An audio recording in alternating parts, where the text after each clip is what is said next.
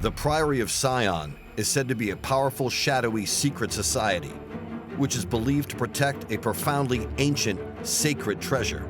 A treasure which, they claim, would bring the Vatican and all Christianity to its knees if it was revealed. The society came to the attention of the world in Dan Brown's bestseller, The Da Vinci Code, and many believe it does exist. Priory of Scion are definitely real, and they definitely still exist. I'm aware of at least 9 current members of the order. I believe there are many more. It's possibly a handful of people, but it is a front for other organizations. They are a society with secrets. Some secret ritual. Some with an esoteric base that goes back 15th, 16th century, some of it. But who are its members? And if it's real, what's its purpose? Its purpose really is to, has always been to oversee the evolution of man. It's been about nothing else. The Priory claim that they can trace their history back over 1,000 years. It's an ancient organization that goes back to the time of the Crusades, led by thought leaders called Grand Masters, people like Da Vinci, Isaac Newton.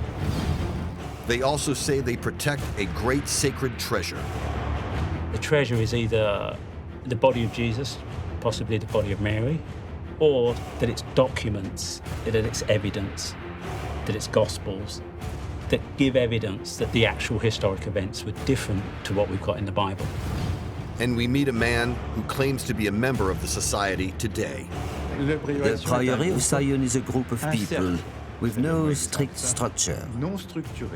They all work towards a specific objective, studying spiritual and occult events.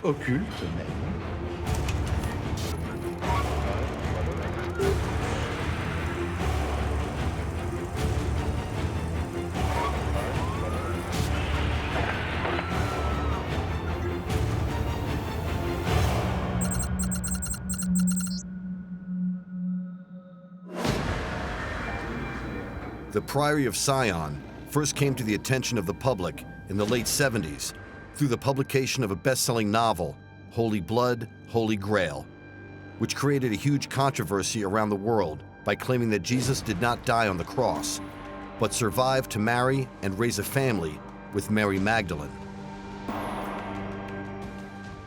The authors went on to claim that their descendants formed a holy bloodline which exists today, and which the Church in Rome still wants to stamp out.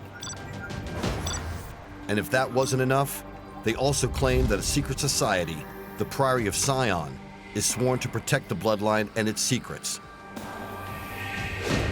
But what's the truth behind these incredible ideas? Is it all just a clever hoax? And if so, who's behind it and why? In 1982, Michael Bagent, Richard Lee, and Henry Lincoln wrote a book called Holy Blood, Holy Grail. And they based their research on an earlier French book that had been published that talked about an organization called the Priory of Scion.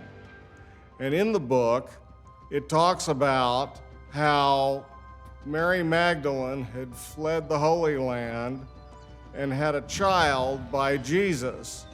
And from that child descended the Merovingian line of French kings. One of the purposes of the Priory of Scion, one of the reasons it exists, is to protect secrets. There's information, religious, spiritual information, that can only be let out at certain times in history because society has to be ready for it. So it would be deemed heretical or explosive or shocking. According to the book Holy Blood, Holy Grail, one of the secrets that the Priory of Scion keep is hard and definitive evidence of the marriage of Jesus to Mary Magdalene, evidence that would threaten accepted religious dogma and undermine over 1,000 years of Christian belief. It's possible there's truth to the story that Mary Magdalene was pregnant with Christ's child. There's some question about Christ being married, and it was not mentioned in the Bible because it was unusual for a Jewish man in his 30s in those days to not be married.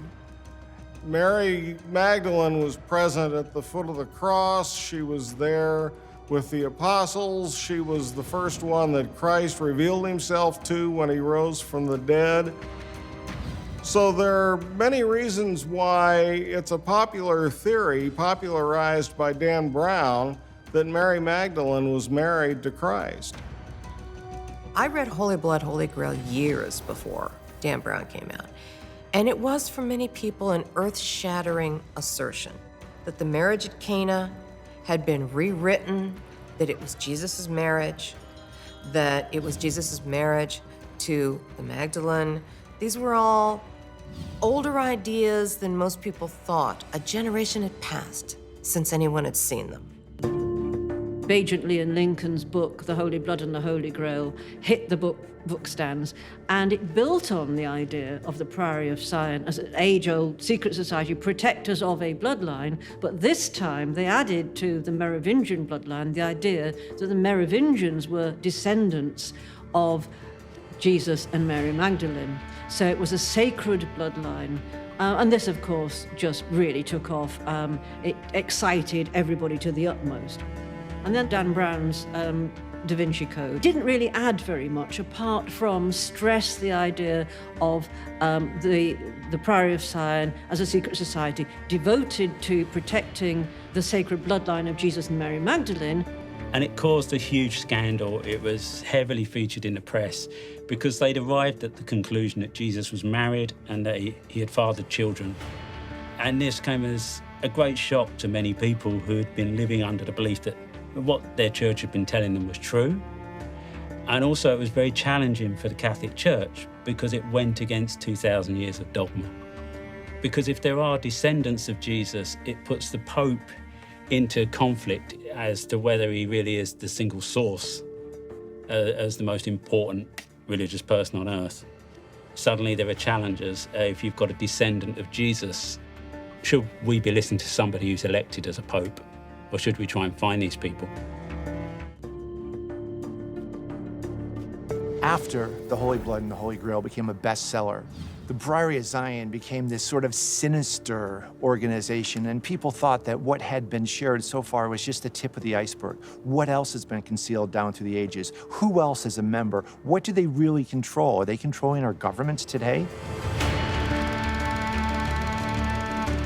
In the early 1970s, a Frenchman claimed to be the then Grand Master of the Priory of Scion. His name was Pierre Plantard, and he agreed to be interviewed for the BBC in Paris. Can you tell us whether the Priory of Scion still exists today? À l'heure actuelle, Sion existe toujours. Monsieur Plantard, over the centuries you have, how shall I put it, you have supported the Priory of Scion. Nous avons soutenu Sion. Et Sion nous a soutenus. We. Who are we? Nous, je parle de la lignée mérovingienne, car notre lignée est issue de Dagobert II. Les Mérovingiens, ce sont eux qui ont fait la France. Plantard claimed to be descended from the Merovingian line of kings in France, but he had absolutely no background with those line of kings. So Pierre Plantard really was nobody. He was an editor of a magazine, small circulation, not on any sort of world stage, but guess what? That was his aspiration, to be on the world stage and to associate himself with a lineage, an ancient lineage, that would give him the political prowess to potentially be the King of France, if not Europe.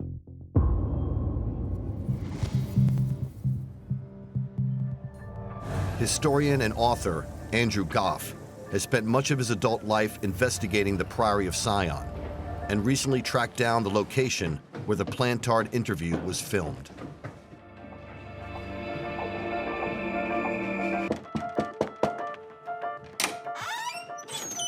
Bonjour. Bonjour. So nice to meet you. Oh, Thank you for allowing access. This is fantastic. So this is it. This is where the interview took place.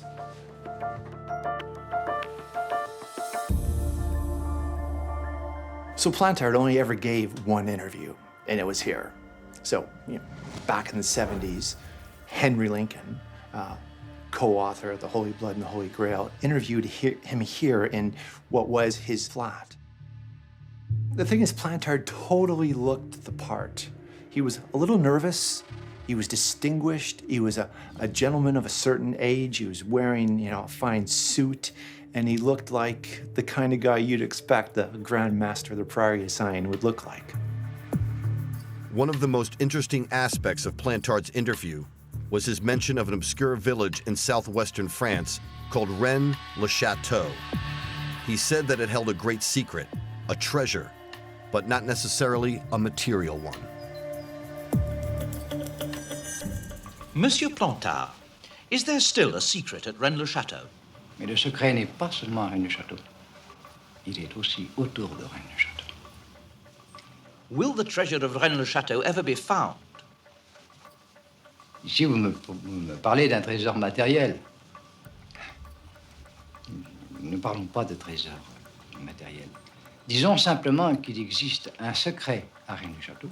Il est possible qu'il existe autre chose autour de Rennes-le-Château. Fascinating interview. I'll never forget the look on Plantard's face.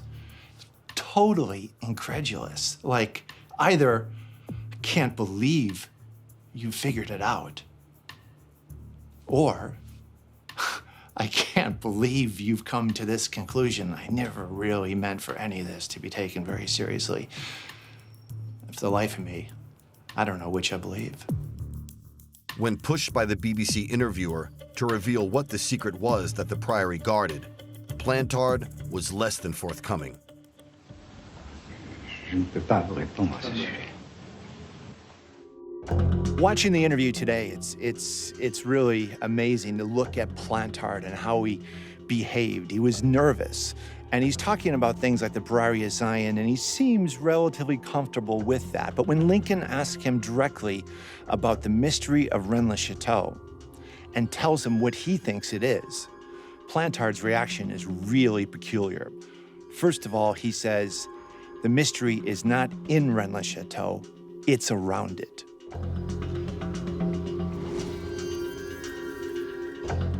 The small southern French village of Rennes-le-Château has been at the heart of the Priory of Scion mystery for over 40 years.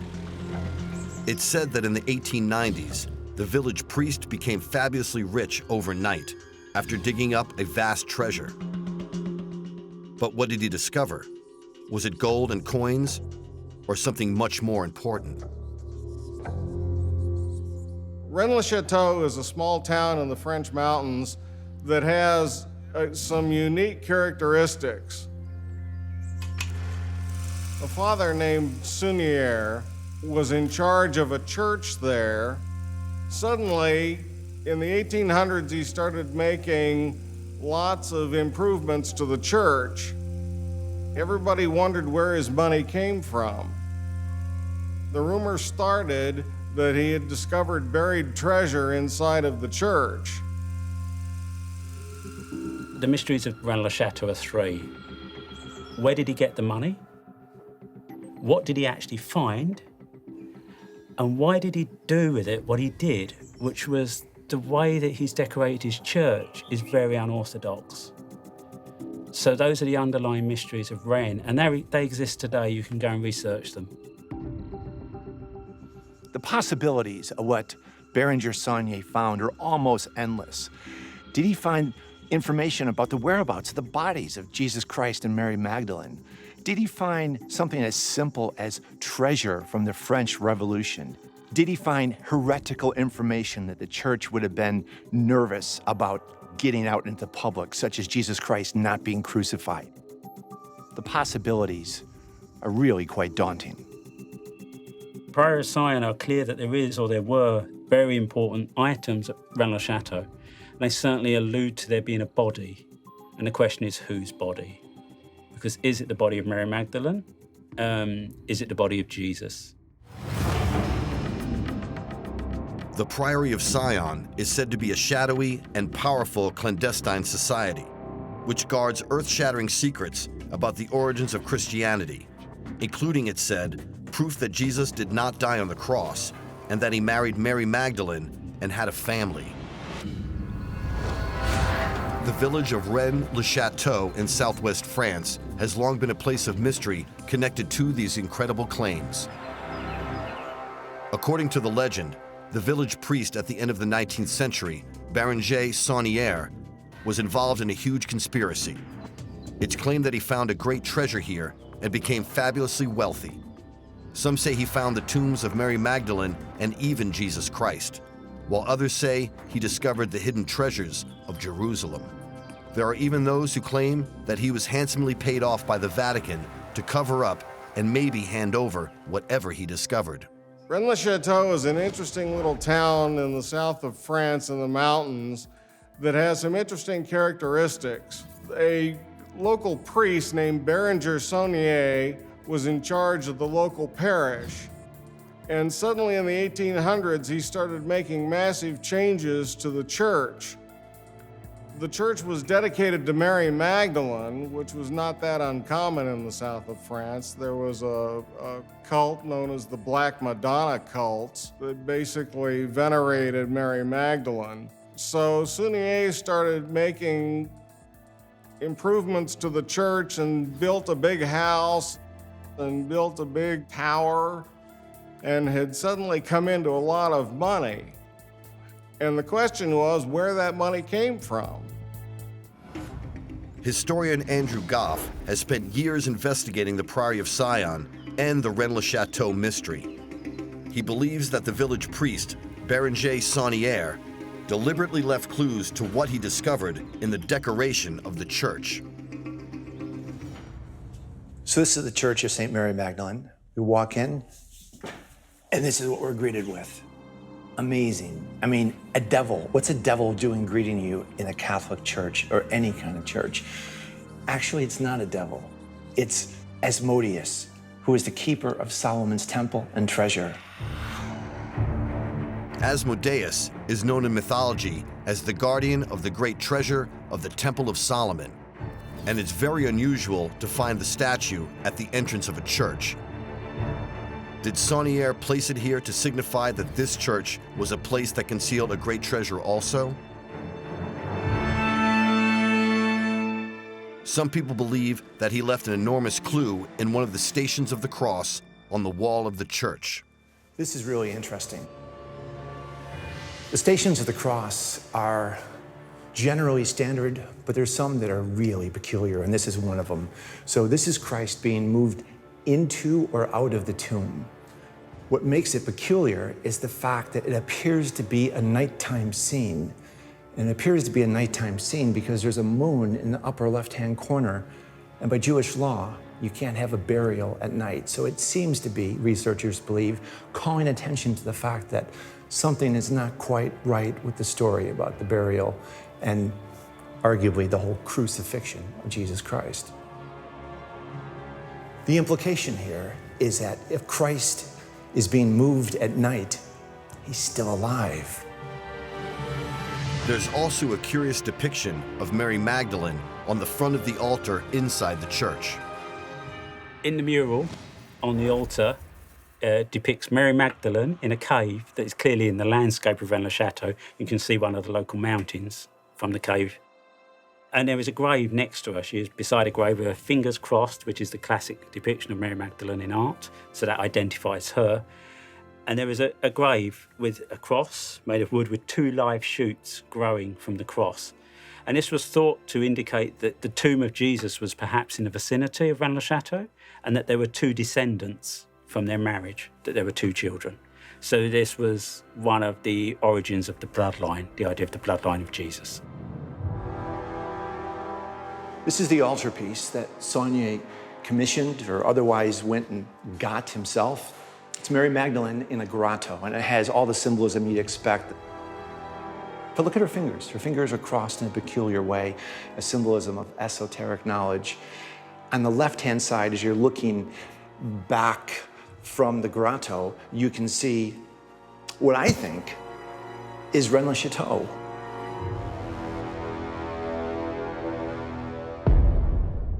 Curiously, Saunier built a tower in his garden dedicated to Mary Magdalene.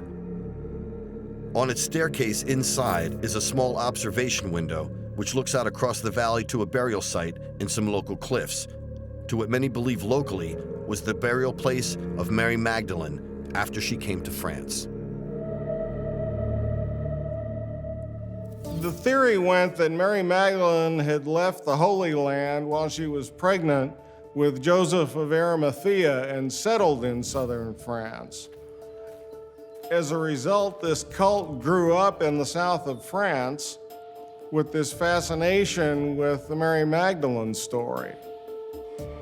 The fantastic thing about the mystery of Rennes-le-Château is there are so many theories. Did Saunier find gold from the Visigoths, who had sacked Rome after they sacked Jerusalem, and all the Temple of Solomon treasure is purportedly in this area and was looked after by the Cathars, who were also resident all around Rennes-le-Château? Or had he found or been told where he could find the body of Jesus Christ and Mary Magdalene? Did he find proof that Jesus Christ was not crucified, that he was swapped with religious zealots? There's a number of possible treasures at Rennes-le-Château, or that were put there for a time and then moved. The treasure is either the body of Jesus, possibly the body of Mary, or their children, so some kind of family tomb relating to Jesus.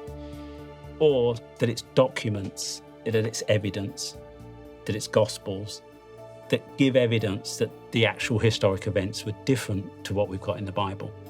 To me, that's more interesting and more important. I'd be more, bodies are bodies, but actual documentation from the time is a far more interesting idea. The Priory of Scion has become one of the most infamous secret societies in the world, thanks in no small part to their critical role in Dan Brown's Da Vinci Code. They claim to protect solid evidence that can prove that Jesus did not die on the cross, and in fact went on to marry Mary Magdalene, have children, and maybe even escape to southern France. But how real is this proof, and the society itself?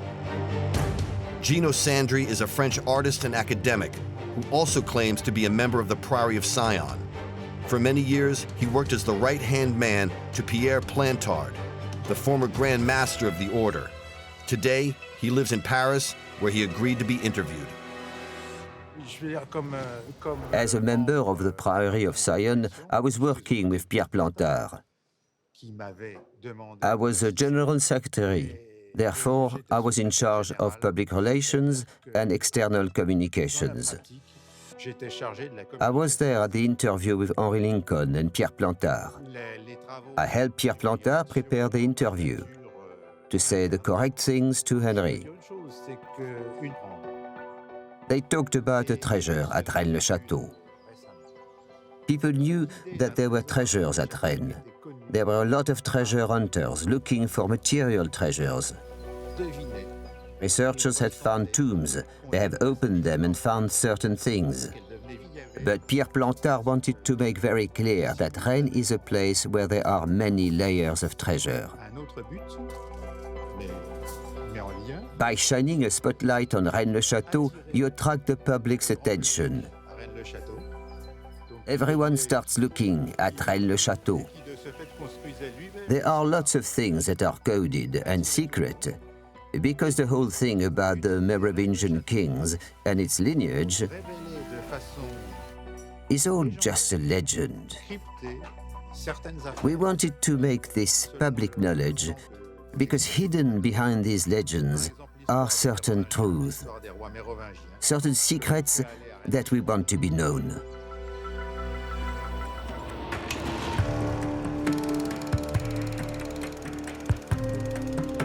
One of the great mysteries of the Priory of Scion are the so-called secret dossiers that appeared at the National Library in Paris in 1964. They purport to show not only the history of the organization, but most importantly, a list of its Grand Masters.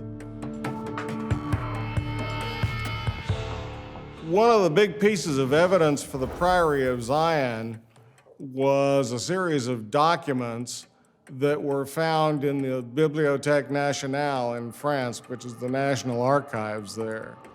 And there was a list of Grand Masters dating back from the time of the Knights Templar that included all sorts of famous people like Leonardo da Vinci and Isaac Newton, Jean Le Cocteau. It's a who's who list of history. It's got Da Vinci on it. It's got all these important figures, artisans, painters, right the way through history, back to the old families. The early heads of the Priory of Scion were listed as members of the Knights Templar, the old nobility, like what would have been considered the bloodlines. There's something quite intriguing about it, because although they couldn't possibly have been Grand Masters of the Priory of Scion, for various reasons, including the fact the Priory of Scion didn't exist until 1956, they're not random names. Yes, they're famous names, but they all had something in common. They're all interested in esoteric subjects. And it wasn't usually well known by the general public or even historians that Isaac Newton was an alchemist, or for that matter that Leonardo da Vinci was into esoteric stuff. I mean, that's fairly recent information. Whoever compiled the list had inside information about esoteric matters and who had been interested in it over the centuries. If we believe the dossiers, then what it tells us is that the Priory of Scion is an ancient organization that goes back to the time of the Crusades, led by thought leaders called Grand Masters. And what they're doing is they're preserving an ancient order that is looking after a sacred bloodline going back to Jesus Christ and Mary Magdalene, and even before to the time of David. Although there's no record of who deposited the so-called secret dossier into the National Library in 1964, it's thought that Pierre Plantard was behind it, in an attempt to legitimize the history of the society. What it was in reality was a set of documents planted by Plantard in the Bibliothèque Nationale.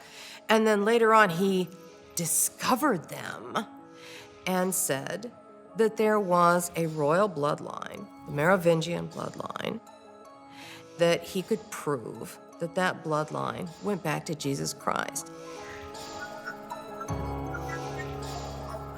If you were to prove that Jesus didn't die on the cross, for example, that would have a detrimental impact if it was released at the wrong time to the wrong people. So the way Scion works is at various periods of time, what they call circuits, they release information. So they almost go dormant over long periods of time, sometimes hundreds of years, passing this information on through family bloodlines, aristocracy, and through secret societies, and sometimes through ritual. They will encode this information and pass it on to a time when society is prepared to understand it and to absorb it and to take it on. One of those who claims to be passing this information on is an Englishman, Nicholas Haywood, who says that he is a spokesman for the Priory of Scion today, albeit in an unofficial capacity. He says they are a real organization, which is still very active today. Representing the underground stream of vital knowledge, vital to man, man's evolution, man's past, for there have been many civilizations of man, far more than people think. I mean, and its purpose really is to, has always been, to oversee the evolution of man. It's been about nothing else, although, of course, it is esoteric, yes, in its nature. It is also mystical. It has to be, because man's origins are mystical. Normally, members are not permitted to divulge their membership. In fact, it's normal for them to deny it, even to the point of being, even though it may cause them legal problems, it may cause them political problems, it may cause them bankruptcy, it may cause them all kinds of unpleasantries, but that is part and parcel of the deal. Unless, of course, you agree to act as a spokesman, then obviously. I only know of 2 spokesmen for the Priory of Scion. Who are they? I'd rather not say. I mean, I'm acting as one. But in terms of numbers, what would you say? I'm not permitted to tell you what the numbers are. That was one thing that was made plain to me. They are a society with secrets. Some secret ritual, some with an esoteric base that goes back 15th, 16th century, some of it. The point is often made that this goes back a long time. This is a question of honor. And if a man can't be trusted to keep the secret of a handshake, or the secret of a ritual, or an entrance password, how can he be trusted with anything else? That's not exactly a secret society. That's a society that has some secrets. Haywood confirmed that while they do protect a great secret at Rennes-le-Château, it is not the body of Jesus Christ. No, Jesus' body was not brought back to Rennes-le-Château at all. I will tell you now, Jesus' body was not brought back to Rennes-le-Château or its environs. The Priory of Scion is one of the great enigmas of modern history. They claim to be an ancient secret society that protects evidence that Jesus did not die on the cross, but instead married Mary Magdalene and fathered a bloodline of descendants that still exists today. It's an incredible story, but is it true? The Priory of Scion, or Zion, is a complete fabrication. The idea that this was some interior group protecting the blood of Christ. An absolute and complete fabrication. I believe that there have been secret societies, and still are, that preserve information that, against current dogma of religion and politics, is kept quiet. Maybe they preserve artifacts. Fine, yeah, that's to be expected. I don't believe the Priory of Scion is one of those. I believe it was founded in 1956 by Pierre Plantard and his mates. When the book Holy Blood, Holy Grail was released, it claimed that the priest of the village of Rennes-le-Château, Bérenger Saunière, discovered some coded parchments at the end of the 19th century during renovations of his church, which alluded to there being a great and sacred treasure buried there.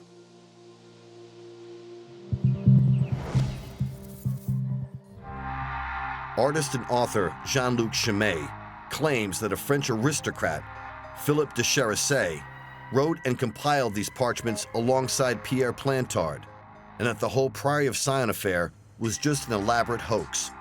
What's more, he claims to still have the original papers to prove it. This is the dictionary of Bible that used Charassé to do the parchments of Rennes-le-Château. He claims that de Charassé and Plantard lifted some text from an old reference book to create the coded parchments that were revealed to the world in Holy Blood, Holy Grail. They then added certain keywords to the text, including Scion, to make it say what they wanted. It is the beginning of the story. If there are no parchments, there are no story. It's clear. According to Chaumet, Pierre Plantard warned him not to go public with what he had seen, and therefore not reveal the huge hoax that they were hoping to pull off. He gives me this, and he say to me, don't publish that, just 20 years after my death. Plantard was claiming to be descended from the Merovingian line of kings, and that he was, in fact, in line to be the next king of France. This is something that he desperately wanted, and he was using the dossiers that were discovered in the Bibliothèque Nationale to back up his claim. Plantard and his colleagues built the Rennes-le-Château mystery into their idea of creating the story of the Merovingian kings of France and their sacred bloodline. It was brilliantly done, imposing one story on the other. The whole idea that you could fake a lineage and become a king as a result of it, that's something I think would have worked maybe 500 years ago in medieval days. It's not going to work in the 20th century. There's no way. It's amazing to me that they weren't laughed out of Paris, laughed out of France when they tried in the first place. On closer inspection, the three main figures behind the modern Priory of Scion had a checkered past. So how much can we really believe them? Philip de Charisset was a disgraced and penniless aristocrat. Gerard de Sede was a struggling author, and Pierre Plantard was a convicted fraudster. There's a white elephant in this story. It's the fact that Plantard, de Charisset, and de Sede, their ambition to create this hoax, it should be applauded. It is amazing. It is a long con, and I don't think they ever dreamed they would be as successful as they were. What were they trying to do? They were trying to write history, to rewrite it, to create an expectancy about who should be the King of France. Plantard was a con man whose reputation went back for decades. He had a history of starting these organizations and claiming hundreds or thousands of members that never had more than 1 or 2 people. And in fact, the Priory of Zion was started in the 1950s as an organization to lobby for better public housing and had nothing to do with the line of Merovingian kings or the body of Christ or anything else. When you make a claim like you are the rightful heir to the throne of your country, or even if you insinuate that, guess what? That's not going to be welcomed very cordially. So the courts got involved and said, excuse me, we have a system here, elections. What are you trying to say? You should be king? Didn't go down well. And they took him to court. And as you might expect, he had to admit, and did admit, that he made it all up. It was a fraud.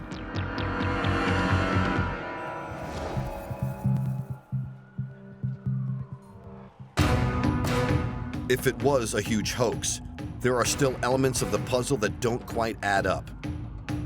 In 1963, French artist and former Grand Master of the Priory of Scion, Jean Cocteau, painted a mysterious mural in a church in London's West End. In it seems to be real clues, which support the Priory's claims that Jesus didn't die on the cross. Author and historian Lynn Pinknett agrees. This is not the straightforward biblical story, quite clearly. For a start, you assume that it's Jesus who's being crucified, but actually there's no proof because all you see is the man who is being crucified basically from the knees down.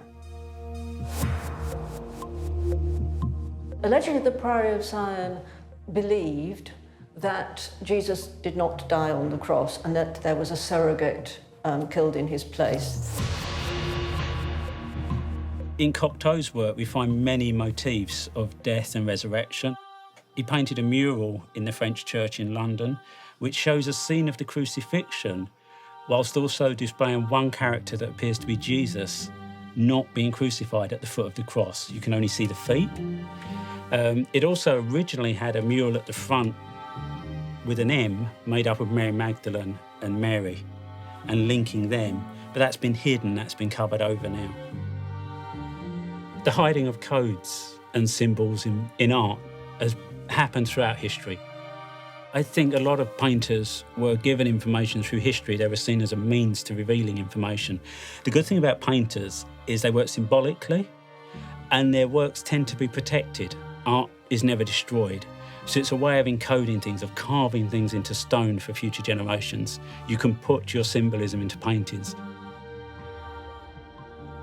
So it's common for art to be used to hide information and to keep and to protect information.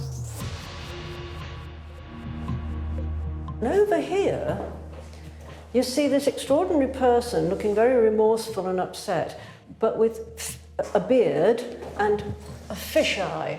Now, there are other people in this painting with fish eyes, but this is the most marked one. And fish was the earliest symbol of Christianity.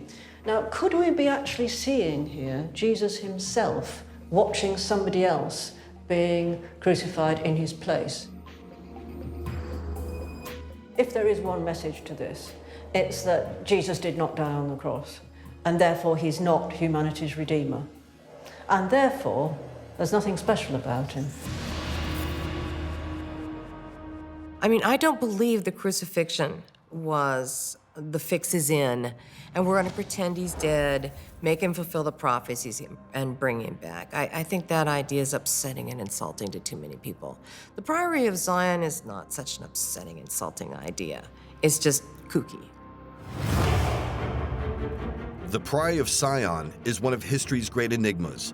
But how real is it? Are they an ancient group as they claim, who are sworn to protect a great secret, the survival of Jesus Christ after the crucifixion, and his marriage to Mary Magdalene, or is it a clever modern hoax created by Pierre Plantard and his friends back in the 1960s? The Da Vinci Code novel and subsequent movie brought the awareness of the Priory of Scion and the so-called Bloodline theory to the attention of tens of millions of people around the world. There are even those who claim that the Priory was somehow behind the movie, using the opportunity to attack the false doctrine as they see it of the Vatican. Most historians say that there is simply no credible evidence for the existence of the Priory or their claims, and it lives on in the minds of conspiracy theorists.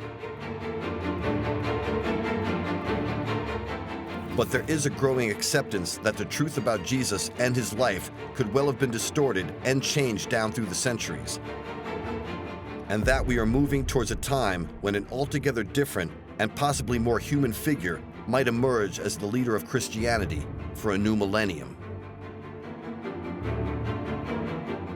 The aim of the Priory of Scion is to further mankind. It is always to further mankind for its betterment. And that may mean breaking a lot of religious dogma, a lot of societal mindsets, a lot of nationalism, a lot of things like that that restrict people and hold them back. So there'll be various opportunities in history where if the right information is released, enough people will recognize it and will feel internally that it's closer to the truth than what they're being told.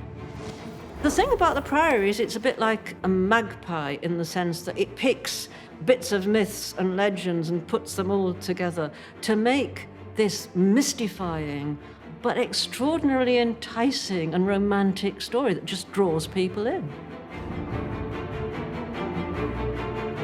I don't think there's very much that you could find that would change the essential beliefs of Christianity. I really don't. I don't think the discovery that Jesus might have been married upset people as much as you might have expected. I don't think it would have changed too many people's faith. Christianity is too deeply ingrained in what we believe. I don't believe the Priory of Zion is real. There may be people who claim to be members today, but I don't think there's an organization around anymore. There's too much evidence that Plantard was planting all this stuff and making up these wild stories that I just don't believe that there's anything to them. We don't know for sure if there's a Priory of Zion or not. They come out in public a little bit, they lift the veil for a week or two, give us a quote, and they run away and hide. So I'd like a little bit of coming forth. I'd like a little bit of validation that they exist. Everything to do with the Priory is like a kaleidoscope. You know, you shift it and you shift it and you see little bits that might seem to go together, and then you shift it again and you think, oh, it's all come together, and then it starts moving again, you know, into fragments. Because no one explanation ever works on any part of the Priory of Scion mystery. Priory of Scion have existed for a long time, but they've used different names, and that's why they're so hard to trace and easy for people to say they don't exist. And it's a way of protecting information through history. You create an underground stream of information that you pass through different groups, and then at various points in history, it's brought back together and it's released, a piece at a time. It's possible that what's claimed to be the core secret of the Priory of Scion is in fact true, that Jesus married Mary Magdalene and then fled with her to France to avoid further trouble with the authorities in Jerusalem. It's also possible that they remained buried there, maybe in Rennes-le-Château, and that the evidence to prove these facts has been kept and concealed down through the centuries. And that was probably the Priory's greatest trick, to fuse history and conspiracy theory so seamlessly that there would be kernels of truth in their story, allowing people to make a leap of faith towards believing their version of events. Add in the incredible success of Holy Blood, Holy Grail and the Da Vinci Code, and the Priory of Scion story was catapulted into millions of homes across the planet, and a modern urban legend was born.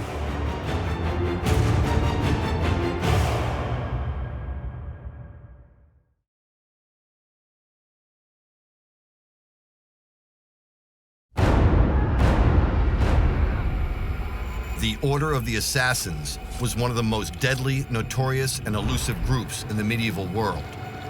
Legend has it they were a highly trained group of ruthless killers who used ninja-like skills and stealth to silently kill political leaders across the globe. Their assassination of Persian leader Nizam al-Mulk in the 11th century shocked the Muslim world. The Ismaili assassins are without doubt the most formidable secret society that's ever existed. With one political killing, they tore down an entire empire. These young men were skillfully trained, and they were the elite of the elite. They were the Navy SEALs and Marines of their day, an organization of stealth political assassins who take out the head of an organization that creates a schism and causes the whole thing to crumble from the top. In this episode, we investigate these brutally efficient killers, analyze their methods and tactics, and reveal how and why they were so feared across the Middle East. The whole approach of the assassins, I mean, it was replicated grandmaster by grandmaster for a few hundred years. They had tremendous success. In fact, their reputation and successes just continued to grow. This was the elevation of political murder to the level of strategy. To eliminate an individual who in fact was an important foe was intended to inspire fear among all others. These Ismaili assassins were a formidable force. They were feared by the Crusaders, they destroyed a Persian empire, and it required the superpower of the medieval age, the Mongols, to finally extinguish their threat. And we look at how their skills and tactics have been passed down and copied by today's Islamic terrorists. The acts may be very, very different. We're talking about targeted political assassination on one point, we're talking about indiscriminate bombing in many cases on the other side. The end is terror. One could say that today's assassins are equally as effective as the Order of Assassins. They're taking out more people, but because of the media, they're having the same impact. They're distilling fear in a nation instantly, but they're having the same effect. Psychological fear is the worst kind of warfare.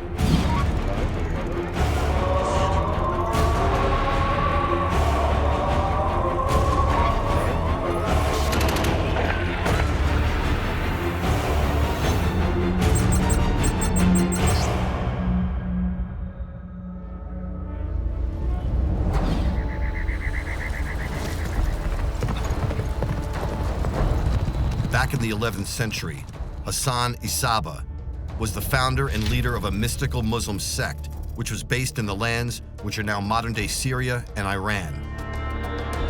They were called the Nizari Ismailis, but also known as the Hashashin by their enemies. Today we know them as the Assassins, a highly trained group of expert killers. They were deployed to remove the leaders of rival religious sects, and their ruthless and stealthy assassinations have become idolized by many of today's Muslim fanatics. The Ismaili assassins really came to be due to the inspiration of one man, Hassan Isaba. And And this is a guy who has traveled all over Persia. He's come from Cairo, and now he's trying to find a place to really create an order. His motivation is going to be revenge for his Shia devout faith.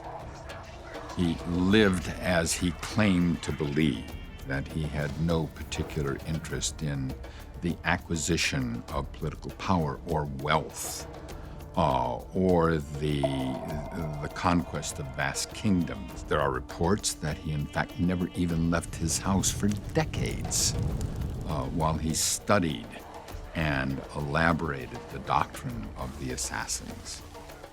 Hassan al-Sabah had a diamond hardness about him. This is a man who's used to living hard, to trusting very few people, used to the concept of safe houses and knowing those people who he could trust, and also therefore knowing that those would be the people who were highly indoctrinated in the same religious faith as him. An internal toughness, bought of being a fugitive for much of his young life, but also has a hard intellectual edge. And I think what comes through in the writings again and again is that he has a strategy and a vision that looks beyond so many of the people who are in the political sphere at the same time. He isn't a military commander. He isn't the ruler of a great empire. He essentially starts out as a preacher. He's a teacher. But he is charismatic, and he has this ability to attract people to him and to inspire their loyalty. He uses religion, in a sense, to bring them on board to his group.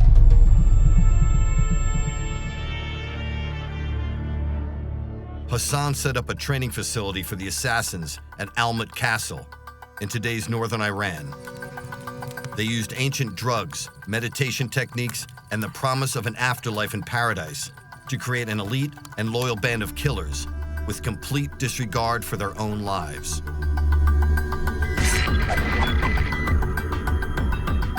Hassan's a really sharp man. He realizes he doesn't have a huge army. It's not his intention anyway.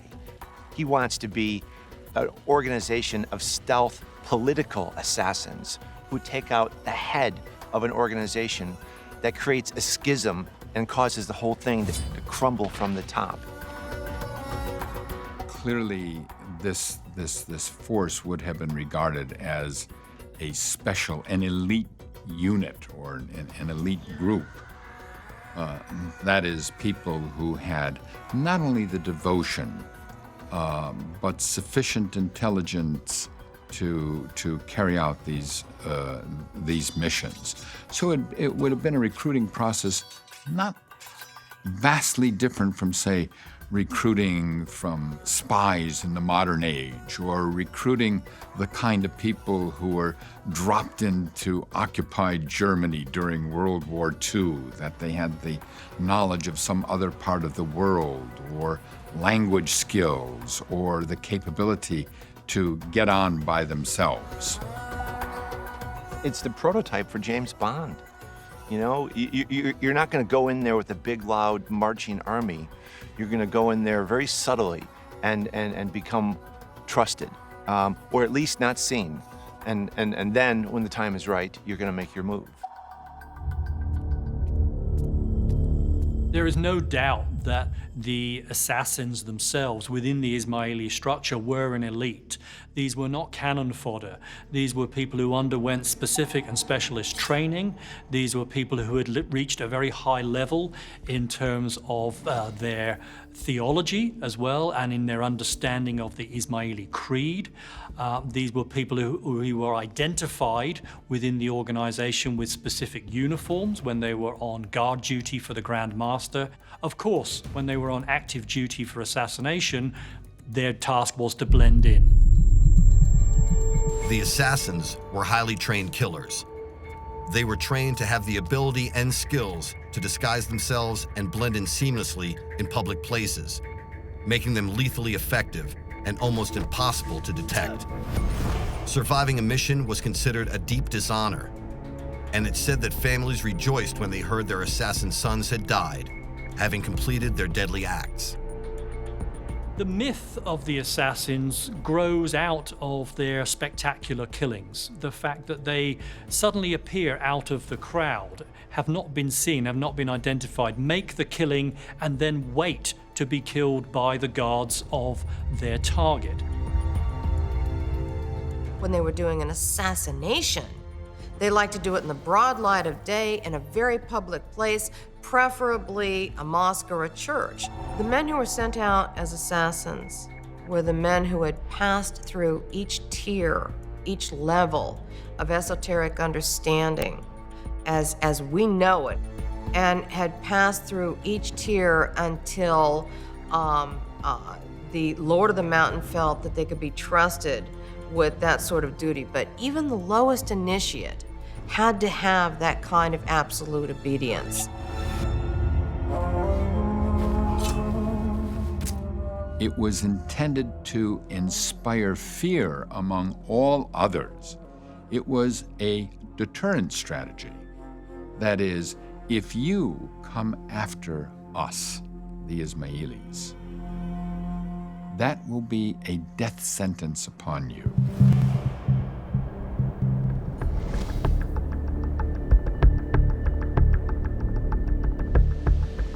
The assassins didn't have a country of their own, so they took over castles and fortresses in strategic positions across what is today's Syria, Iran, Iraq, and Jordan, creating a formidable defensive arc in the region.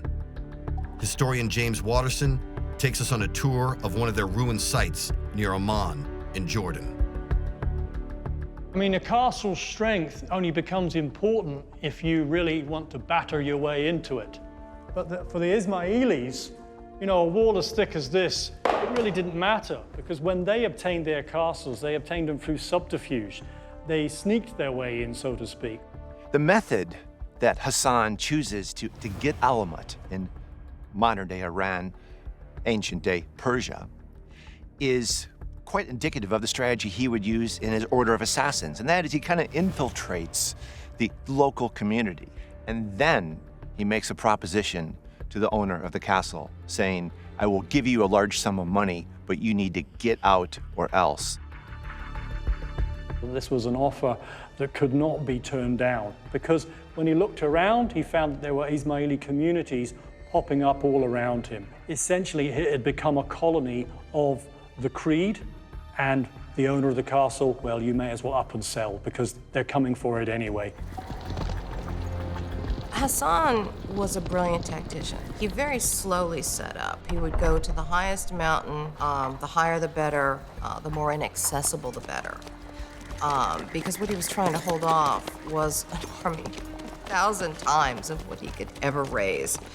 And so he was using every tactic in the book to try to hang on. And what he ended up building was a series, maybe a dozen of what we know, in that same arc, that same Shia arc that exists today, from the northwest of Iran, across Iraq, and into northern Syria. The Nizari Ismaili assassins would always have looked for a castle that was on a high natural peak, because you've got every advantage of being so much higher than your enemy. That's what it's all about. It's not just the build of the castle, it's also the fact that this natural environment puts you up high. It's on solid rock, so they can't dig underneath the walls to make them collapse. It's really difficult for them to launch missiles up at you, arrows, etc., but also you're looking down upon them. You can see your enemy, you can see exactly what he's doing.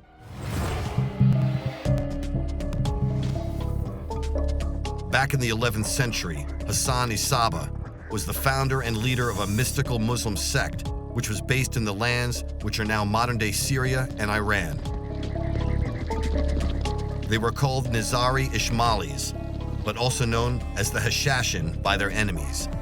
Today we know them as the Order of the Assassins, a highly trained group of expert killers who carried out dozens of high-profile assassinations across the Middle East. Primarily, they targeted leaders of rival Muslim sects who they saw as not as devout as themselves, or who had transgressed from the strict observance of their faith. Dr. Farhad Daftari is head of research at the Institute for Ismaili Studies in London and is one of the world's leading experts on the group. The Ismaili did go on assassinations, on targeted assassinations, to remove the key military enemies of the community because they could not raise and mobilize large armies, as was the case with their opponents. And it was the name Hashishi, which gave rise to the legend, which has it that they used hashish as part of their indoctrination and training. So Hassan is really quite brilliant in his strategy. He recruits young men in their early teens, and they come into the castle and they see, wealth and just the coolness of the order that exceeds anything they've ever known. But then he plays on their psychological desire to have a comfortable life with Allah in the afterlife. And what he does is he drugs them with the drink. They pass out, and he physically takes their bodies to a garden that is literally paradise on earth. And it was a beautiful place. It was literally a land of milk and honey. It was heaven as described by Muhammad. It was filled with beautiful women who gave you whatever you asked for. Wine was given them. They spent the night in that pleasure garden. And they awoke the next morning lying in front of the sheik of the mountain, the old man of the mountain. And this is when he tells them, if you would like to return to that state of ecstasy for eternity, then this is what you have to do. Can you imagine the impact that this would have had on a young man? They probably have just had their first experience with women. They've just experienced something beyond their wildest dreams, and now they know they can have that again. And they've been shown this by a man who they respect anyways. He's pious, he's devout, he has the same faith that they do. So these guys will now do literally anything. They will gladly give up their life for the order. To go into enemy territory and to plan an assassination and to infiltrate the staff or household of the intended victim, to plan the operation, to carry out the operation, this is not the kind of thing you would do on drugs. I mean, what people do on drugs is hold up convenience stores and usually screw it up. I mean, we do have whacked out people who are violent criminal predators in our society, but planning something as elaborate as an assassination would be far beyond them. So it is doubtful. Certainly there's no evidence. It appears to be stories spread by individuals who are trying to explain the apparently bizarre behavior of these individuals, or stories who were spread by the enemies of this sect in a way to discredit them, to say, well, they're all a bunch of crazy druggies or something like that. But doesn't appear to have any basis in fact, and operationally would be contrary to the operation and also contrary to the belief system.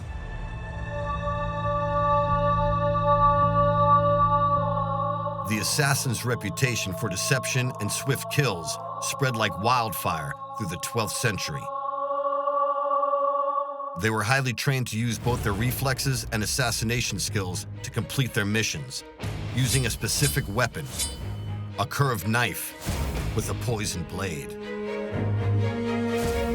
Professor James Watterson has spent much of his academic life investigating and researching the lives of the assassins. He confirms they were expert knife handlers who were trained to strike fast with extreme stealth. The Ismaili assassins' choice of weapon obviously was the dagger, and the dagger holds a number of advantages for them. They're going to get close to their victim anyway because they don't care about surviving the attack. Also, with a dagger, you can confirm the kill. Sure, it's going to be safer using a sword to be at arm's length, but with a dagger, this is the way that you finish people off and kill them on the battlefield as well. And of course, a dagger is going to be easy to conceal. Our assassins are disguised. They're disguised as holy men. They're disguised as ambassadors. They're disguised as bodyguards of the sultans that they're actually going to dispatch and murder.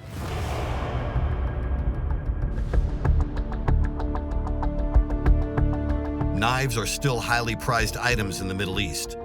Abdel Razak Abu Muhayzin is a third-generation knife maker based in Amman, Jordan. My family makes the knife since 5 generations, since my great-grandfather learned how to make a knife. Well, yes, to make a good knife, you should choose the good steel.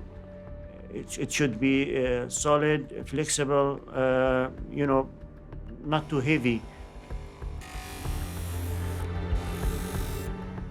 Well, the best knife for Hashashin to kill is the double-edged sharp knife, or dagger.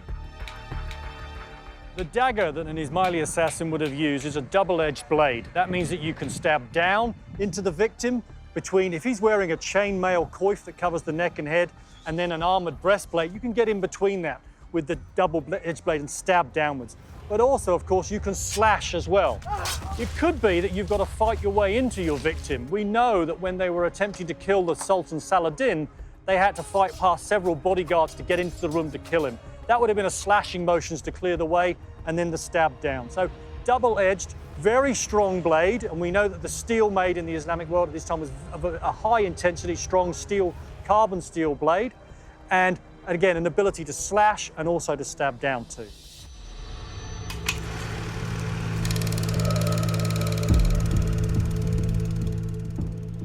According to early written sources, the first of many political murders by the sect took place in 1092. An assassin, disguised as a holy man, approached Nizam al-Mulk, a local leader, as he was being carried in a carriage by his guards. Without fear of the repercussions, and before the guards could act in defense, the assassin fatally stabbed Nizam in the chest. At this point, the assassin just stands absolutely stock still. He doesn't care about the fact that the guards are closing in on him and they're going to kill him. He's completed his mission, and in fact, his sacrifice being killed by the guards is part of that blood rite that's so important to the assassin modus operandi. For somebody sent out from the assassins to do a killing, should he survive it, that was shameful. If he survived it, it was often because he had failed. It was probably because he was caught. With the assassins, we have all those elements of a secret society. They are clear-minded about the mission. They spent months, long periods of time, getting close to their victims, and then at that point, seizing the moment to carry out the murder. If we have assassin sleeper cells that are waiting for the order from the Grand Master to actually undertake a political killing at the right time and at an appropriate juncture, then how do you get those messages to those sleeper cells, and how do you keep sleeper cells safe? This is through the lay followers of the faith. Merchants, we know, were very commonly Ismailis, and of course merchants enjoy free passage throughout the Islamic Empire. Also, the movement of money in the Islamic Empire was relatively simple and straightforward. Our word check is an invention of the Islamic word sak. It means I could draw money in a bank in Alexandria, even if the bank is somewhere in Western Persia. So these are the underpinning structures through which the assassin can move relatively freely to get safety, then to get close to his target, and then for the Grand Masters to send that message so that not only is the killing going to take place, but it's going to take place at the right strategic moment for the Grand Master. The message they were trying to leave was, you're not safe. You think you're safe. Because in those days, they had the same philosophy that infested the Middle Ages all the way through, that they were higher, they were surrounded by their own personal bodyguard and their personal troops, and the message they were getting was, it doesn't matter if we want to kill you, you're dead. The Order of the Assassins were a highly feared Muslim medieval killing force who carried out targeted assassinations of Middle Eastern leaders in the 11th and 12th centuries. Their leader was a semi-mythical figure, Hassan who used a wide range of training techniques, including the use of meditation and the drug hashish. Primarily, their targets were leaders of rival Muslim sects, who they saw as not as devout as themselves, or who had transgressed from the strict observance of their faith. The assassins operated as small one- or two-man teams, who struck without warning and often without detection. One of their most infamous encounters was a deadly threat that was sent to the Turkish Sultan Saladin, the ruler of Egypt at the end of the 12th century. But rather than killing him, they relied on psychological intimidation. These guys are now the world's elite political assassins. And a great example of that is when they chose not to kill, but to incite fear. The Ismaili assassins, this time in Syria, they had a Grand Master called Sinar. He knew that even if he killed Saladin, there would be a replacement. One of his brothers would replace him, Saifuddin, for example, or one of his sons, or even one of his nephews, and that they would still face a formidable foe. So what he attempted to do, the Grand Master in Syria, was to bring Saladin to a point of negotiation. And he did this through psychological terror. This incredibly powerful man, Saladin, while he was laying siege to a Syrian city, very close to where the assassins were in the west, he awoke one morning, rolled over, and found, to his horror, an assassin dagger in the sand next to him. Waking up beside a dagger implanted in the earth beside his bed with a short note saying that we already hold you, we can take you at any time. Imagine the fear. How could they possibly have penetrated our security? How did that happen? They must be everywhere. The psychological fear totally changed the Sultan's behavior and policy. Result achieved. Nobody had to die. But he got exactly what he wanted, the Grand Master did. As news spread across the Muslim world of their killings, and more importantly, their tactics of intimidation, the legend of the assassins was slowly born. Within the space of just a few years, they became the most feared military group in the world. Even at the height of its powers, the Ismaili sect would have had very few Fidayeen assassin operatives in the field. But what is important is the psychological impact of these spectacular killings. The fact that they suddenly appear out of the crowd, have not been seen, have not been identified, make the killing and then wait to be killed by the guards of their target. There is also an important part of this. Few of the killings in Syria take place in the courtyard of the grand mosques. These are the most public places. The crowd will spread these tales throughout Syria. It's obvious in that respect. But what also happens is there becomes a myth of the Ismaili assassin. They start to acquire in these stories supernatural powers. There's a story of the Grand Master of Syria who was known as cultivating these stories as well, that he could turn into a gigantic glowworm, that he could levitate or if he could float around the castle, etc., that he could metamorphose into a snake, that he could have conversations with horses, that he understood the secret language of animals. And they lived on a potent reputation of being sorcerers, terrifying men with terrifying secrets and terrifying powers that inspired detestation amongst the Sunnis especially, and fear amongst the Franks. Everyone was afraid of them. They were oppressed a lot, so a lot of the motivation of the order appeared to be taking out political leaders who opposed their view of the world. Paranoia is a perfect word to describe the disorder and the chaos that occurred inside an Islamic royal court once an assassination had taken place. There was deep distrust of people that you worked with. People were looking over their shoulders at all times. There are stories of individuals wearing armor at all times of the day and night to avoid assassination. Such was the fear of the blade of the Ismailis. There were not thousands of assassinations. There were not hundreds of assassinations. By the best count that we have, during the decades that the original leader commanded the assassins, there were 50 assassinations, a small number. And yet with those 50 targeted killings, this group was able to create this legend, this fear.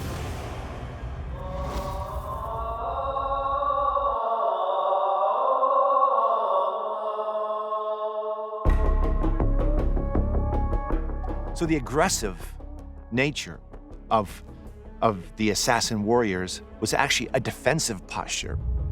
By taking out political leaders, they were preserving their religious turf, as it were. The Ismailis and the leader of the Ismailis, his primary objective was not to go out and kill people. His primary objective was to awaken people, to call them to this belief system. The use of the assassins was a necessity to defend the followers. It wasn't the objective. To add to their mythological status and legend, the assassin's founder and Grand Master, Hassan Saba, also had a favorite, if rather gruesome, party trick, which he would play on his followers. They would call together the faithful, and he would bury a man in a hole very near where he sat, and all you would see is the man's head and a plate closed on either side of his head. And he would have the man talk, and he would say, you see, this man is dead, it's only his head. He's talking to you, the dead is talking to you. And he would tell all the faithful, get out and go away. And once they did, he'd pull the poor guy out and cut his head off and carry his head out. Nobody questioned at that point that the man had been dead the whole time, but he could make the dead talk. The Assassins were a legendary group of highly trained killers that operated across the Middle East in the 12th century. Their mysterious leader was Hassan Saba, who ran a mystical sect which was based in the lands which are now modern-day Syria and Iran. They were a highly trained group of expert assassins whose reputation spread across most of the world and down through the centuries, influencing many of the Islamic extremists today. Although the assassins had essentially died out by the end of the 13th century, experts can see lots of similarities between them and modern-day terrorist groups. Brian Michael Jenkins is an expert on terrorism and has briefed both the Pentagon and the White House on the subject. There are a number of parallels between the assassins and contemporary terrorism. For one thing, those who commonly resort to terrorist tactics lack power in the conventional sense, and therefore they have to adopt tactics and strategies that do not try to match the military superiority of their foes, but instead take advantage of their own capabilities. Instead of full frontal assaults, open battle, they're going to operate by means of treachery. I think it comes down to that key word of terror. The acts may be very, very different. We're talking about targeted political assassination on one point, we're talking about indiscriminate bombing in many cases on the other side. But the end is terror. The Ismailis managed to produce that terror by the skill of their operations, but also the fact that there was a psychological component by the paranoia that this sowed amongst the royal courts, the feeling that there could be an Ismaili assassin amongst one's bodyguard, amongst one's family, amongst one's close confidants. Modern day terror, I suggest, does that by the mass effect. It does that by the sheer size of its body count. and the fact that we feel vulnerable as a society rather than as the individuals at the top of the society. The Ismailis worked at the top of the pyramid of power, and that's where they sowed the seeds of paranoia, that's where they sowed the seeds of doubt, and that's how they brought states to the negotiating table, and that's how they managed to survive. The terrorists of today, or the assassins of their time, manipulated perceptions. They created fear and alarm, which caused people to exaggerate their strength. The way an assassin approached his target was very much different to a modern terrorist, but unfortunately a lot of people don't see that. And I'm not saying only Westerners have been taken in by this myth. It is entirely possible that an ISIS lone wolf assassin might be inspired by the assassins. That doesn't make it any more true. The assassins covered the same territory, that same axis of land from the north of Iran to the north of Syria with the same faith. They didn't operate like a modern terrorist. The assassins were brilliant. A modern terrorist doesn't seem to care who they kill, and we're not just talking about 9/11, talking about the Sunnis attacking the Shias on their holiest day of Ashura with car bombs. They don't care women and children, innocent people. They don't care how many they kill. They don't care. Whereas the assassins operated with surgical precision to go after the one enemy, with the realization and the understanding that the men who followed him were only followers. But if you can terrify or kill or take out that one man, that is the greatest weapon you can put in the hands of a force that is overwhelmed numerically and overwhelmed in weapons and in money. It's a very clever tactic and almost a humane one in some ways. One vital differentiation, I believe, between the Ismaili assassins and the modern-day terrorism that we see throughout the Middle East and beyond in our own age is that despite the fact that this was a period where there were many children on thrones, there is not a single instance of the Ismaili assassins killing a woman or a child. These are discrete killings. These are not killings that affect even the general public. There's no collateral damage with these killings whatsoever. They are highly skilled and they are highly targeted. And in a very strange way, I actually feel that's quite commendable. Assassination is part of the tactical repertoire of today's terrorists. They blew up the Prime Minister of Spain. They killed Lord Mountbatten in England. They attempted to kill the Prime Minister. There were plots against the royal family in the United Kingdom. If you look at the history of the United States, admittedly a country with a violent history, 12 of our 13 most recent presidents over the last 80 years, one was killed by an assassin. Several were shot at by assassins, and all but one, 12 of the 13, have been the targets of assassination plots.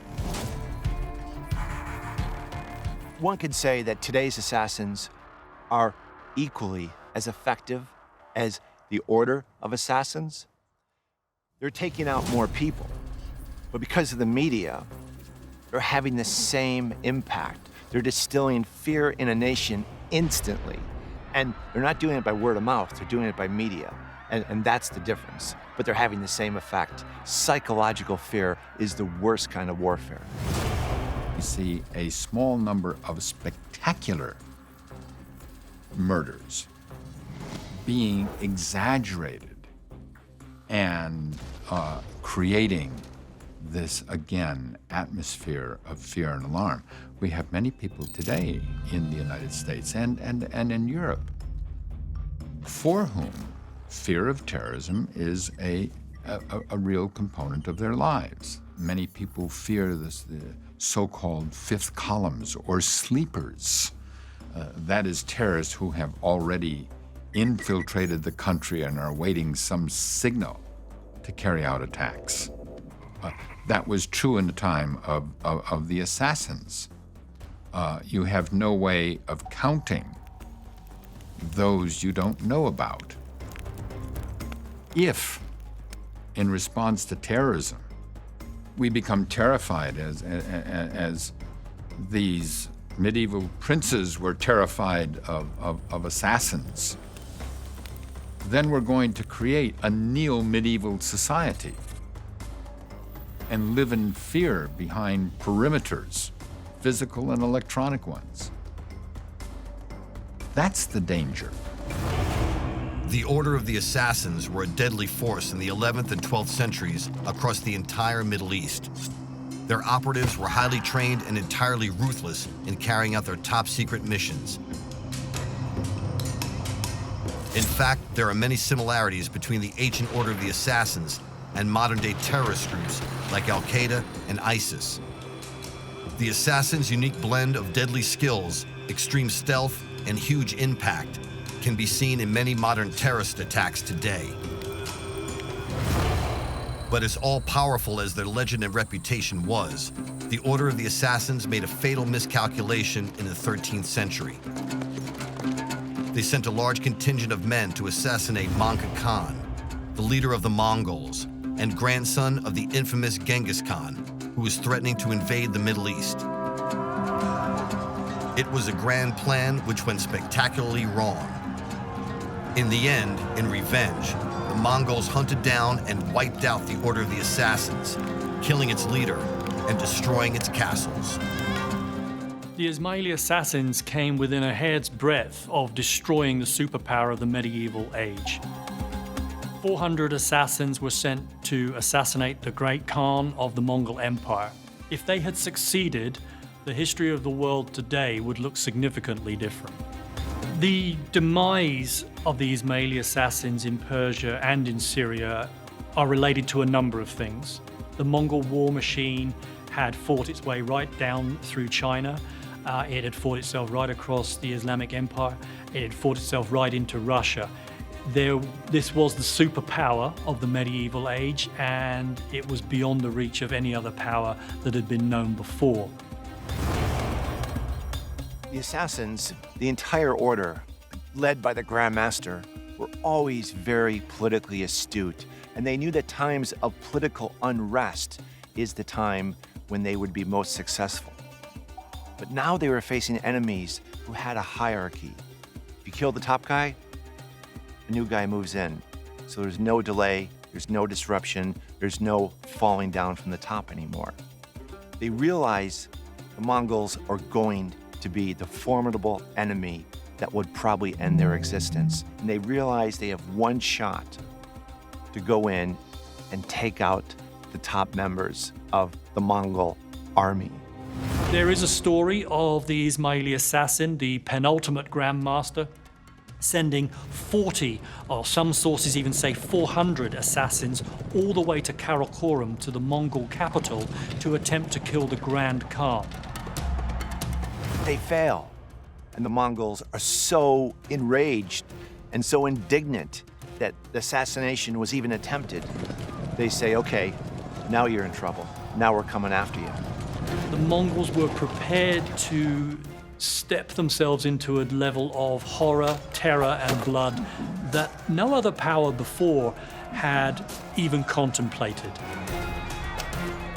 And it was an annihilation. It turned into a genocide, and it very quickly marked the end of the Order of Assassins. They led a reign of terror and fear across much of the Middle East for well over 2 centuries. But their plan to kill the Mongol leader would turn out to be their last significant act. In the end, the order was all but wiped out by Manga Khan in the mid-13th century. The Ismaili assassins are without doubt the most formidable secret society that's ever existed. With one political killing, they tore down an entire empire. The whole approach of the assassins, I mean, it was replicated grandmaster by grandmaster for a few hundred years. They had tremendous success. In fact, their reputation and successes just continued to grow. These Ismaili assassins were a formidable force for nearly 2 centuries. They were feared by the Crusaders, they destroyed a Persian empire, and it required the superpower of the medieval age, the Mongols, to finally extinguish their threat. What the assassins succeeded in doing was branding political murder. They gave their name to a tactic which has survived the organization itself. When we talk about assassination today, what we're talking about is a strategy devised by an old man in a remote fortress in Persia 1,000 years ago. The Order of the Assassins was a group of highly trained, highly stealthy, expert killers that carried out a series of high-profile killings across the Middle East in the 11th, 12th, and 13th centuries. Their legend spread fast, and they were feared across the entire region. Their training, tactics, and absolute dedication to their deadly missions was legendary. And although they were eventually wiped out by the Mongols, their legacy and contribution to history is an important one, with many of their skills still being used by Islamic terrorists today.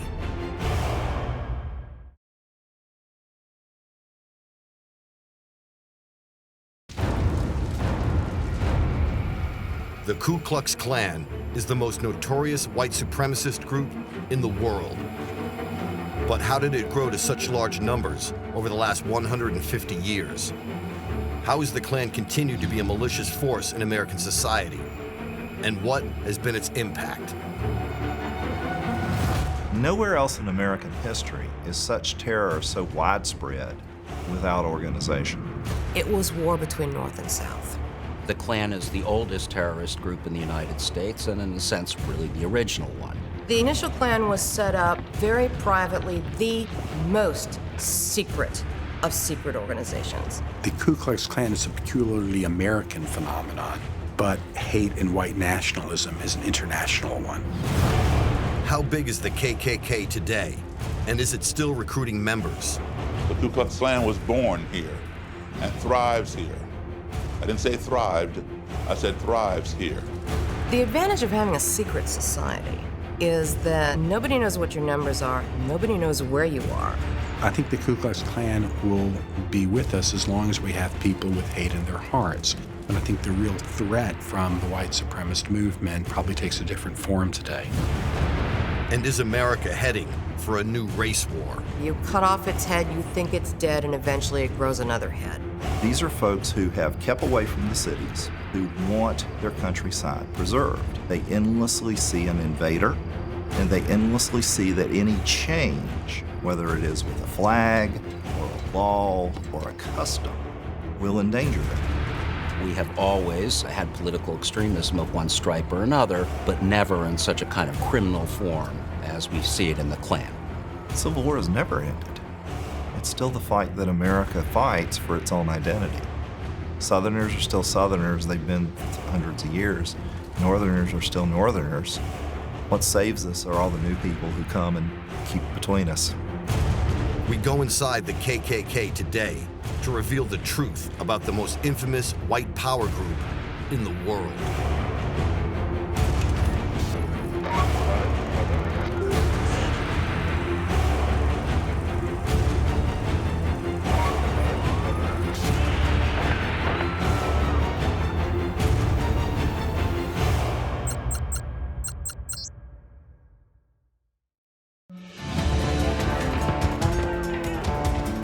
In the aftermath of the American Civil War, many ex-Confederate soldiers paraded the streets in white sheets and hoods in an attempt to attract young men to join their new social group, the Ku Klux Klan. They saw the abolishment of slavery as a threat to their country and God-given rights. As a result, Klan membership quickly grew to millions across the whole southern United States. The secrecy was tantamount as their crimes escalated, often committed by senior society figures. Well, the Klan initially arose in pretty much a direct response to what happened at the end of the Civil War. the freeing of the slaves, and ultimately the making of citizens of the slaves. It began in a small town in Pulaski, Tennessee, near the Alabama border. And really, what it was initially was a kind of prankster society. There were 6 ex-Confederate officers who got together, who were bored in this small town, and decided to form a little club. They used the Greek name for circle, Klux, and that is where the name Ku Klux Klan comes from. They dressed up in all kinds of wild outfits. This pretty quickly turned into more or less harassing black residents in the area, making fun of them. They would do certain kinds of things like dress up in such a way that was supposed to suggest that they were the ghosts of Confederate officers from the Civil War. The story that 6 young men met to form a kind of social club with a kind of mystical circle in it probably has a kernel of truth. But I have always believed that the Klan started in places like Pulaski, Tennessee, because it was in the edge of what was a cotton-growing area. Almost everywhere you find the Klan in 1866 and 1867, it is young men trying to resurrect their lives in places where cotton had once been king, and they wanted to restore that. The initial Klan was set up very privately, the most secret of secret organizations. No one really knew for certain who was in the Klan, but the only name connected with it was the ex-Confederate General Nathan Bedford Forrest. It developed into a movement, essentially, of small, like-minded groups that popped up in various places around the South. It wasn't until about 2 years later, 1867, where a meeting was held in Nashville where Nathan Bedford Forrest, a former Confederate general and slave master, was made the Grand Wizard, which was the title for the leader of the Ku Klux Klan for the very first time. Forrest really led the Klan through its very most violent period and, in effect, terrorized, in particular the Republican Party, into staying away from the polls, into backing away from any kind of political work, and so on. The first Civil Rights Act with any teeth was passed in 1871, along with something called the Enforcement Acts, and they were passed because of the violence being perpetrated by the Klan. They were passed by President Grant, who had had enough. And he also declared the Klan a terrorist organization, which meant that if you were discovered to be a Klansman, you could be hanged. And so the membership was very secret, and we really don't know how many. Historians play games, make estimates, maybe 15% of the white males, but we don't know. In fact, at the beginning of the 20th century, it's estimated that the first incarnation of the Ku Klux Klan membership had grown to an incredible 5 million people, some 25% of the South.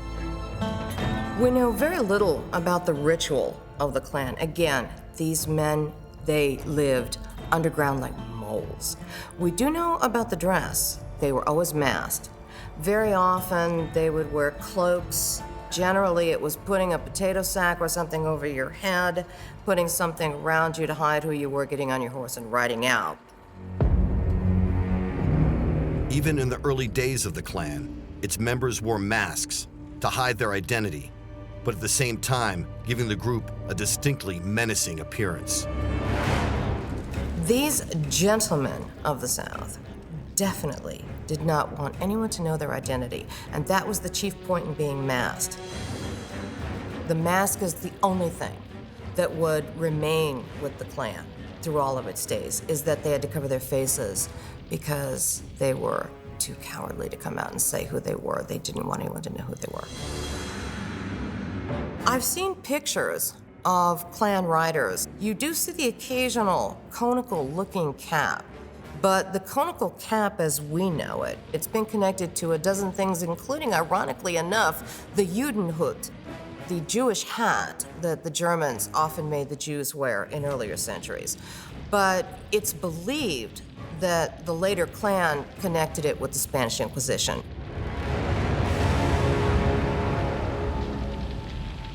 Today, the mask and conical hoods have become the most powerful symbols of white supremacy and the Klan that exist.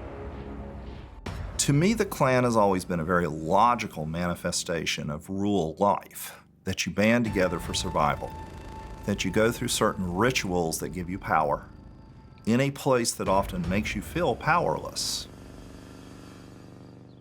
By banding together, that power can manifest itself far more effectively than through individual protest or, shall we say, individual acting out.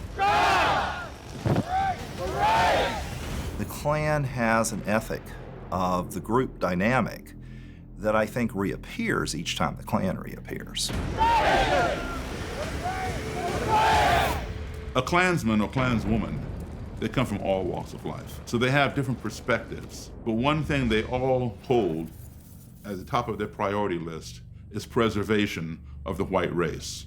Behold the fiery cross, still brilliant. It shall burn bright as morning for all decades. I mean, look, despite the fact that the Klan today is incredibly weak, the reality is that individual Klansmen still pose a very real and significant danger, at least to people immediately around them. Let me say that the cross is an inspiration, a sign of the Christian religion, a symbol of faith, hope, and love. Amen. Amen. The Ku Klux Klan is the most notorious white supremacist group in America. But how did this group grow to such large numbers over the last century? What impact has it had on politics? And what influence does it still have today? In 2015, there are estimated to be about 5,000 Ku Klux Klan members in the US, nearly all in the southern states. They regularly get together for rallies, barbecues, and even cross burnings. Members include teachers, accountants, hospital staff, and even local politicians. A lot of Klan members are also in the military and carry concealed weapons. They allowed our cameras to film a gathering in Roxborough, North Carolina. This is a social gathering that we're having. It's part of the Klan, the Ku Klux and the Loyal White Knights of the Ku Klux Klan. And our goal here today is to have a meeting to gather our white race together and wake up white America and let them know what's going on in the world.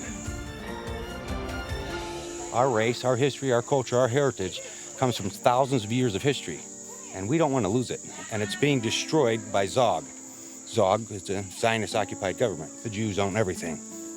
And through all the retail stores and advertising flyers that you receive in the mail, all they show is this racial mixing, and we're tired of it.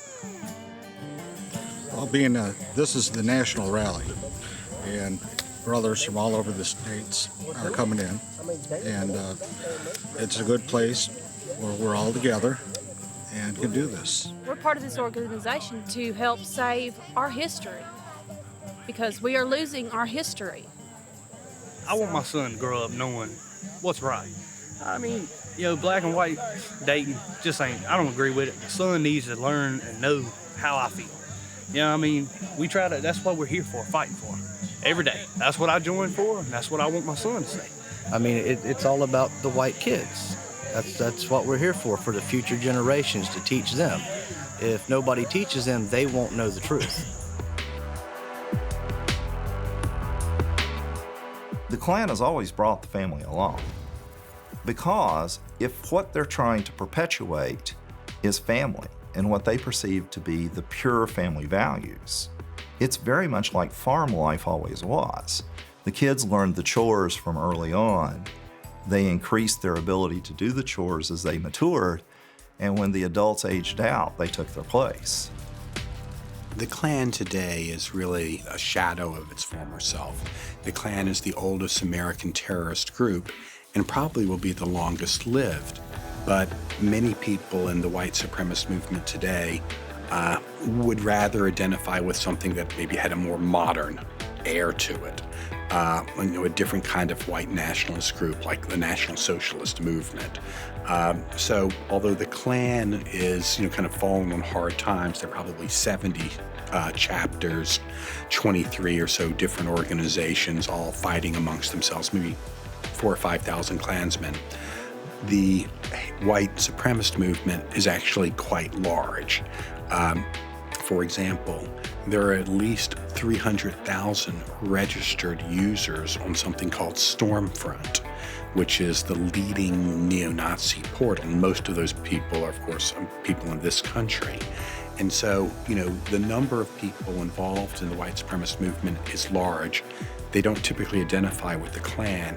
And in many ways, there's a kind of a floating away from organized groups because, the internet is so powerful. I don't have to go to a Klan rally. I don't have to go to a cross burning to get my fill of hate. I don't need to go into a meeting to get my racist views validated any longer. I can get them validated, just sitting in my pajamas at my house, Dylan Roof was someone like that, the Charleston shooter. He's kind of radicalized online. No evidence that I ever went to a meeting of any sort, but he clearly had, drunk the Kool-Aid of white supremacy. 2 members of the Ku Klux Klan were arrested today in connection with the death of a young black man who was beaten and hanged from a tree in Mobile, Alabama. The FBI says Michael Donald was killed in a random act of Klan revenge for the murder of a white policeman. On March 21st, 1981, a 19-year-old African-American man, Michael Donald, was stopped by Klansmen in Mobile, Alabama. He was then viciously beaten, hung from a tree, and then dragged down the road behind a vehicle on a rope. It remains one of the most brutal, racist attacks in American history. The local police chief today is Lawrence Batiste. We are headed to an area of town where Michael Donald was hanged by a number of individuals in his community, which claimed association or ties with the Klan. The death of Michael Donald created a feeling of fear and apprehension. Didn't really know where you could and you could not go as a result of Michael Donald's death. We first became involved in the Michael Donald case by really reading about in the newspaper. There was this talk that it was a drug deal gone bad. We were suspicious of that always. The FBI and the Justice Department broke the case. We saw the 2 people who were convicted. One person had pled guilty, another person was convicted at a trial, and the rest of us thought, it wasn't just these 2 fellows. There must have been something more behind it. The Klan had a long, long history of violence, and we began to investigate the case quite extensively. We're currently on Michael Donald Avenue. This sign here is a landmark for Michael Donald. It says on March 21st, 1981, 19-year-old Michael Donald was abducted, beaten, killed, and hung from a tree by members of the Ku Klux Klan. To have a black man hanging from a tree sent a message that racism still exists. It may exist in secrecy, but it still exists, and that there are people in this community that have a stake in saying, we don't want you guys here. And so it did send a loud message, sent the message that you need to be careful about where you go, when you go, and who you go with. Stop the Klan now! Stop the Klan now! In the end, the accused, Klan member Henry Hayes, was tried and sentenced to death for the lynching and murder of Michael Donald. A dramatic decision today in a courtroom in Mobile, Alabama. A judge has sentenced a member of the Ku Klux Klan to death for the murder of a young black man. What happened to Michael Donald was a terrible thing. These men who lynched him, one of them's been sentenced to death, one of them's in jail for the rest of his life, and that's where they should be. But you can't hold the organization responsible. That's why we proved that the Klan had a policy or a custom and practice of carrying out its goals through violence. We had a very graphic thing from the Klan's newspaper. The Klan's newspaper was called the Fiery Cross, right? The idea was we're purifying Christianity, and this is what black people deserve. You turn the page and there's a black man lynched. And that was a message, that violence was okay, that black people deserved to be lynched. The lynching and death of Michael Donald at the hands of the Ku Klux Klan shows all too dramatically just how brutal they were in the 20th century. And this tragic incident proves what many still fear, that the Klan still has an extreme element who are willing to torture, maim, and kill to get their dangerous ideology across. The Ku Klux Klan are a white supremacist organization with its roots in the deep south of America. At its peak towards the end of the 19th century, it could boast millions of members. But today, those numbers have shrunk to a few thousand hardcore followers, who are all the more radical and dangerous. The US government and the FBI are well aware of the KKK's brutality.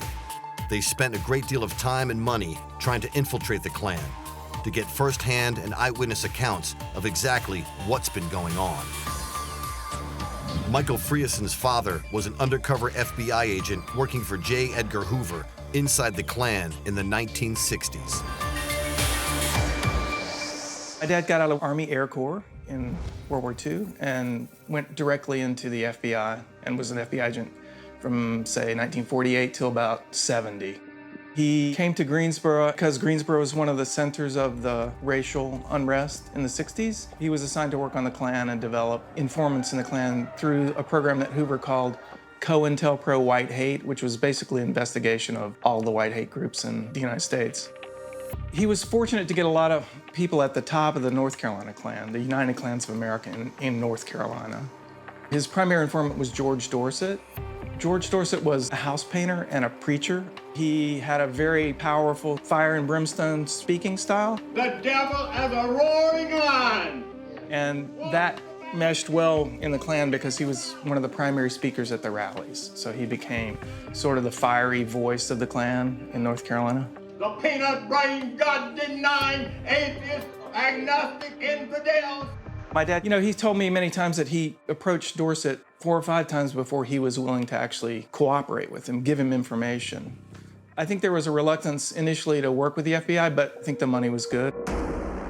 Frieson was one of the FBI's best agents, gaining valuable information about the KKK from informants for many years, including details of members, rallies, and potential targets. His work was recognized by J. Edgar Hoover, the Bureau's chief. Over the years, Mr. Hoover sent my dad many letters of commendation. Many of them were for work he had done in the racial field. He was one of the top FBI agents recruiting Klan informants in North Carolina. He says, "I'm pleased to commend you and advise you that I've approved an incentive award for recognition of outstanding services in a matter of considerable interest to the Bureau in the racial field.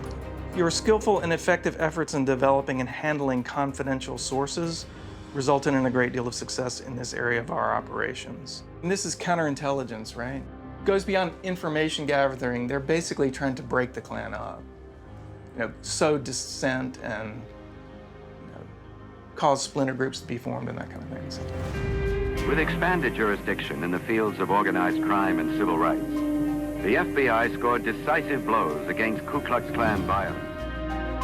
When details of George Dorset spying for the FBI emerged in 1965, it caused a huge upset within the Klan. He was forced into police protection for his own safety and banned from attending Klan meetings. As is well known now, George Dorset was also the informer. He was, in a sense, the snitch, even at the time he was rallying the troops. Frankly, I don't think anyone's ever come to grips with that, even he, before his guilt or whatever it was he ended up with.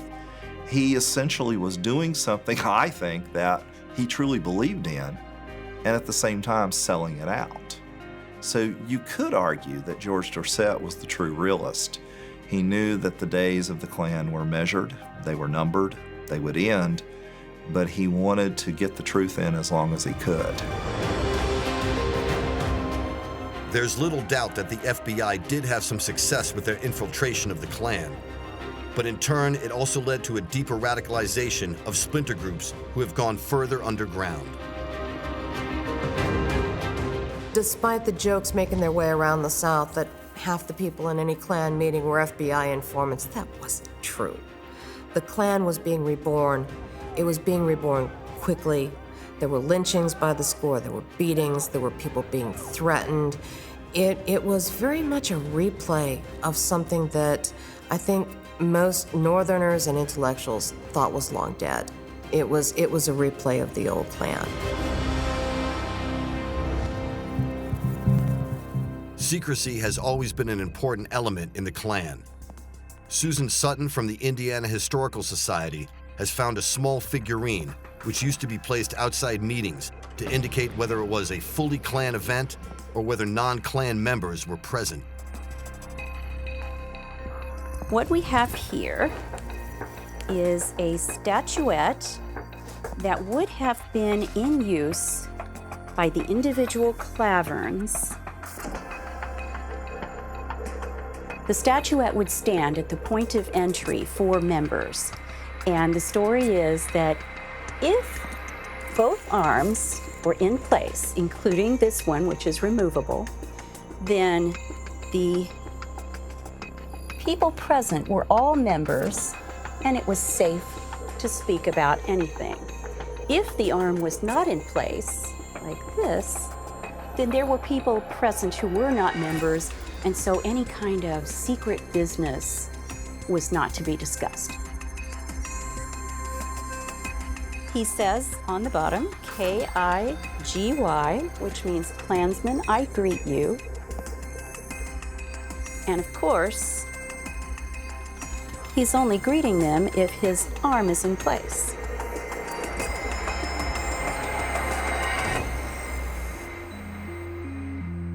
The advantage of having a secret society is that nobody knows what your numbers are, nobody knows where you are. And as far as the way the Klan viewed itself in terms of their secrecy, they had no shame about being secret. They knew that being so secret inflated their numbers in people's mind. The so-called mystery and sexiness of the Klan is such that we actually have tiny little Klan groups popping up in places like Australia and Germany and so on. There's a kind of weird romance associated with it.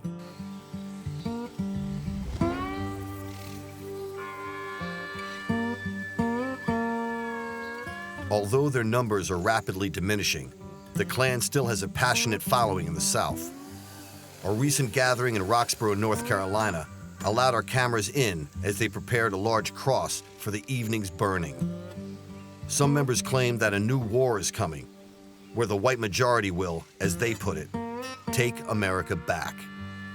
The lighting of this cross represents Jesus Christ is the light of the world. He is our existence. He is the reason that we are on this earth. And so we light this cross in honor of what he has given to us. We're not the first to do this. You know, this has been done for hundreds and hundreds of years. This is our Confederate battle flag. What it represents is our Confederate soldiers in the South. And in 1958, the Confederacy, or the Confederate veterans, soldiers, were brought in as U.S. veterans, and their gravestones are being desecrated, the flags are being torn off them, and nobody's doing anything about it. They're destroying us. They're trying to kill us. They're wiping us off the face of this planet, and we want to wake up America and put a stop to it. And now then they're trying to take the Klan out of history, out of our history, out of our Southern heritage. And y'all got that looking good. Then once they get rid of our Southern heritage, they will not be satisfied until they destroy the heritage of this United States. The cross lighting represents the light of Jesus and how he shines down over all of us. It is important because our biggest thing is our Christian base. Our kids definitely need to know about their heritage and where they came from. They need to be proud in their race and know that it's okay to be white now. Despite the Klan's high media profile today, the initiation ceremony and sacred oaths undertaken by those joining the Klan remain a closely guarded secret. When you are inducted or initiated into the Ku Klux Klan, you go through a secret ritual, a secret initiation ceremony in which you give an oath and you give a pledge to preserve the white race, to preserve white womanhood. You give your life. You also make a promise never to reveal any Klan business to aliens. An alien is anyone who is a non-Klan member, and to always uphold the values and policies of the Knights of the Ku Klux Klan. Young white people, they see the movement for Black Lives Matter, and they say, gosh, we're losing the country. What about us? You know, and so they try to figure out a way to kind of express what in their mind is ethnic pride in kind of a warped way. We've seen plenty of cases of young people in the North with Confederate flags. Well, what can that mean? That's not the historic Confederacy. It's just an expression of whiteness in their minds because they feel embattled. There are no real boundaries in this. It's just part of a social movement that takes your money, organizes your energies, and engages your families. You get everything in one package. You get the costumes, you get the ideology, you get the family concerns. It has elements of the church, it builds community, and most of all, it keeps out the alien. It promises you that your children will have a future that you control, not them. The Ku Klux Klan are the most famous white supremacist organization in the United States. Its origins start back at the end of the 19th century, when it attracted a huge following in the southern states, and is still active today, though with just a fraction of the membership. After what was known as the first wave of the Ku Klux Klan back in the end of the 19th century, a second wave flourished in the early 20th century. On the most part, it attracted all sorts of regular law-abiding citizens who helped with good social causes. But of course, there was also the constant undercurrent of racially motivated hatred. The Ku Klux Klan returns to the South, complete with traditional white hoods. One of its leaders was a politician called D.C. Stevenson, who was appointed state leader, or Grand Dragon of the Klan in Indiana. In 1925, he was tried and convicted in a notorious abduction, rape, and murder of a young white woman, Madge Oberholzer, a state education official. His trial, conviction, and imprisonment ended America's belief of Klan leaders as law-abiding citizens. It was a huge scandal at the time.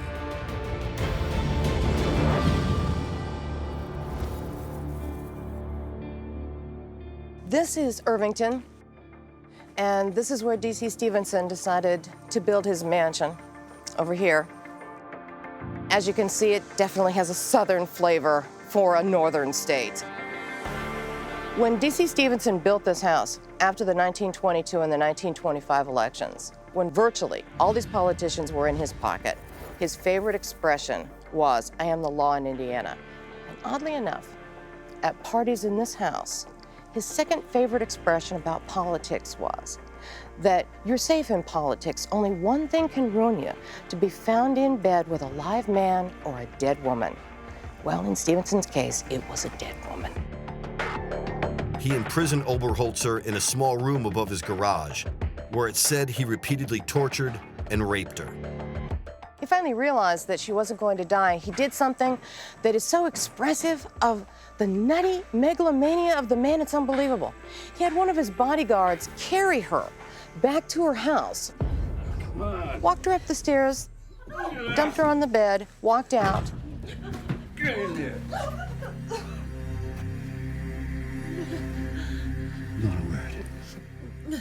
When the boarder said, "Who are you?" he kept his face down. He said, "My name is Taylor. She's been in an auto accident, but it was a mild one. She'll be fine," and walked out the door. Then, when the boarder, who was in the kitchen at the time, the rest of the family was gone, again, looking for Madge, she climbed the stairs and found Madge on the bed. The entire front of the dress she had worn to dinner 3 days before was open. Her breasts covered, black and blue, and oozing blood. She could barely speak. All she could say was to ask for her mother. The woman asked, "What happened to you?" And she said, "D.C. Stevenson did this to me. He raped me. He beat me. He bit me."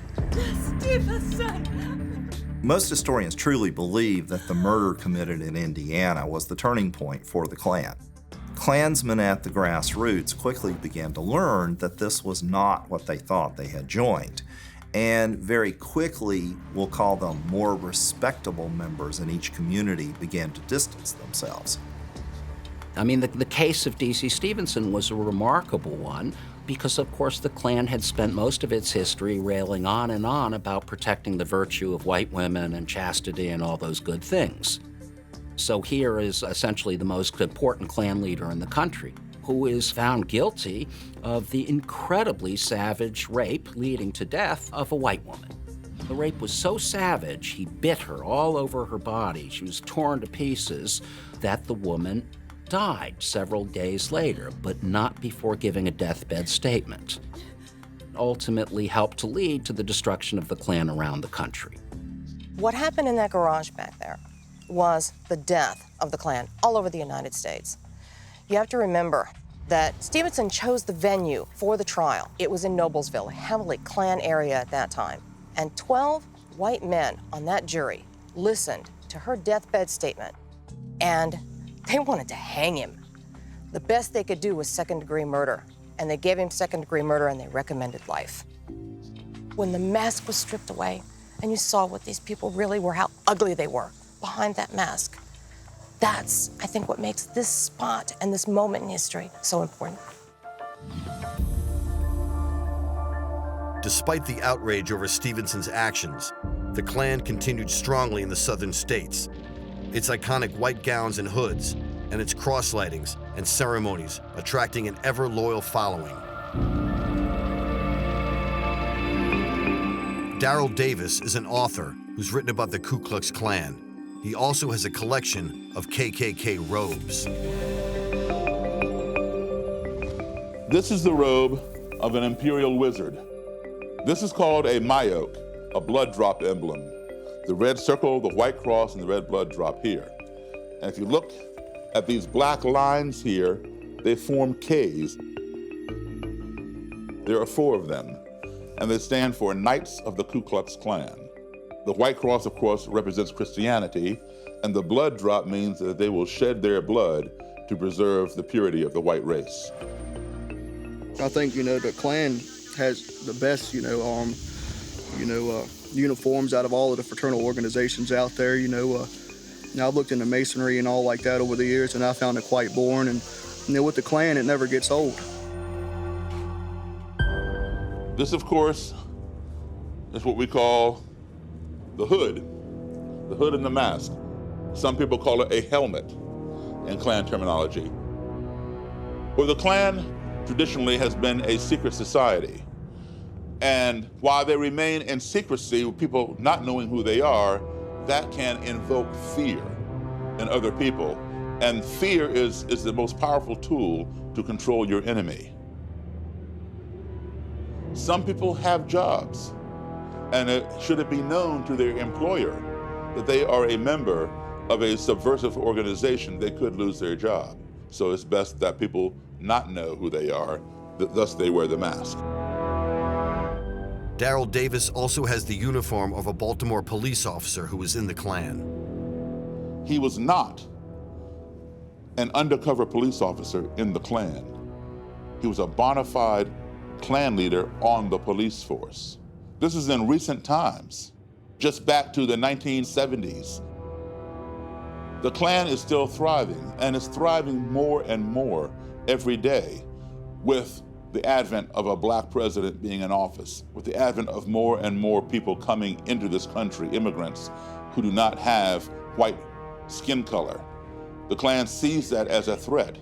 So that's why we're seeing the rise in recruitment efforts. We're seeing the rise in lone wolf attacks, because their thinking is, hey, if the Klan can't do it and the neo-Nazis can't do it, and if you want to get it done right, do it yourself. 10,000 white women were raped by a black man. Guess how many black women were raped by a white man? None! Because the Klan of the 60s was so much a terrorist organization, membership was extremely secret. There was certainly infiltration at certain points by law enforcement, but by and large, in the South, the Klan had very good connections to police departments. So there were police departments like Birmingham, Alabama, that were essentially allies of the Klan, and that was true all around the South. You know, you found very often that police officers would be secretly members of the Klan. It was very much a secret society because, of course, it was engaged in terrorism of the most extreme kind.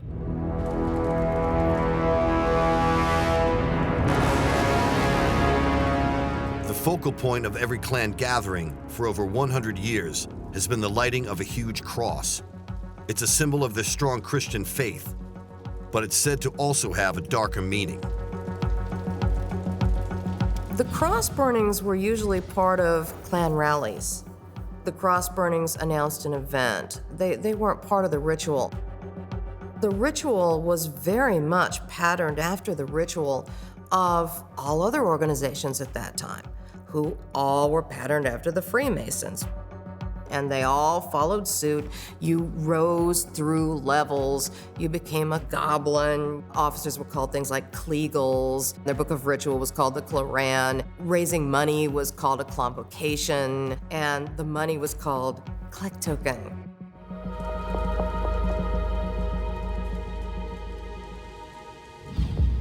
The burning of a huge cross is still very much part of KKK ceremonies today.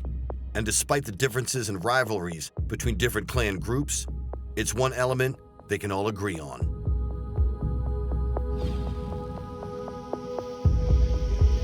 You accept the light of Christ? Yes, sir. Klan groups sometimes get together during the year for different occasions. These are rival groups, but they might have a barbecue, a pig roast, some kind of gathering, and they will have a cross lighting ceremony.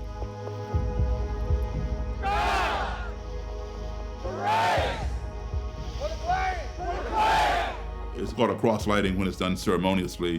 When it's done as a threat or intimidation, it's called a cross burning. It's kind of a unity and brotherhood, but it's all fake. Behold the fiery cross, still brilliant. All the troubled history, built to quench its hollow flame. There's no foundation for it. It's all quicksand, because as soon as they leave, they're still rivals with one another. They don't join forces. It shall burn bright as morning for all decades. And then every now and then they'll form a federation of Klan groups. But it's like having 3 chefs in the kitchen. You can't have 3 imperial wizards in the same Klan group. You know, it's just too much ego, too much power, and they quickly disband. God give us men. Amen. Amen. The Ku Klux Klan are the most notorious white supremacist movement in the United States. Once able to boast a membership in the millions, today it has about 5,000 diehard members across the southern states. They meet regularly to don their infamous white robes and hoods and to set fire to enormous crosses. But what does the future hold for the KKK? The Klan really has been a generational phenomenon. If you think about it in the broadest context, the people who first met in Pulaski had children and grandchildren who would then join the Klan about a generation later. And those people had sons and grandsons who joined the Klan about a generation later. There have been 3 waves and 3, broadly speaking, generations that have attempted to keep the South in its traditional mode. That may be going away today, but there are remnants of it still around. The Ku Klux Klan finds itself today at a crossroads. Its aims and its racist beliefs appear more out of touch than ever before. In July 2015, the Confederate flag was lowered for the last time outside the state capitol building in Columbia, South Carolina. They pull the Confederate flag down, but then you got the new Black Panther Party with their monument that they have, and they can openly preach that they want all white people dead. The Ku Klux Klan is not hate. We love our race. We love and believe in the perpetuation and the preservation of the white race. That's what we want. I'm not sure the Klan will ever die. And that's a sad thing to say. At this point, the membership of the Klan is pretty sad, 5,000 to 8,000 probable. That doesn't count all the organizations that have been spawned by the Klan. The Oklahoma City bombing was carried off by, 3 guys? And essentially one guy caused that kind of grief and death and destruction. So it doesn't take a lot of people to cause social chaos. We have to face up to the ugly fact that the American South has taken a very long time to recognize the humanity of all black people, and that when the Klan manifests itself in any wave, the reservoir that is underneath white Southerners is often that brutalization of African Americans. The enduring impact of the Ku Klux Klan is that it delayed the true promise of being America, that it kept the American South from truly joining the rest of the nation in a manner and a fashion that would have given it true equality. And in that way, it harmed not just the region, but it harmed the rest of the nation as well. I think there is just too much history wrapped around the Klan. The Invisible Empire, Knight Riders are sexy and appealing to certain kinds of people. So I think that probably for the foreseeable future, we will have little Klan groups around the United States and elsewhere. Stop the Klan now! Stop the Klan now! I've traveled over the world. I've never been to a country that didn't have a race problem. I don't think the Klan will ever die. I just think at this point it's a joke. All these groups are morphing and diminishing. Are they necessarily going to disappear totally? No, I always believe in the 95%. But what we don't have anymore is the South the Klan really wanted to defend. It's going away. The KKK has a colorful and violent history, but its actual membership is a small fraction of what it was a century or more ago. The current members rail against what they see as a marginalization of their way of life, and against the huge influx of migrants and a lack of resources for who they see as true white Americans. They threaten that a war is coming where white Americans will take their country back. But increasingly, in this fast-moving, technology-driven, and multicultural world, their old-fashioned and racist views seem woefully outdated and out of touch. And yet the FBI and other law enforcement do recognize the threat that one lone wolf member could still cause. Fueled by hateful ideology and radicalized on the internet, an individual could still perpetrate an act of extreme terror that would grab the entire world's attention and put the KKK back in the headlines.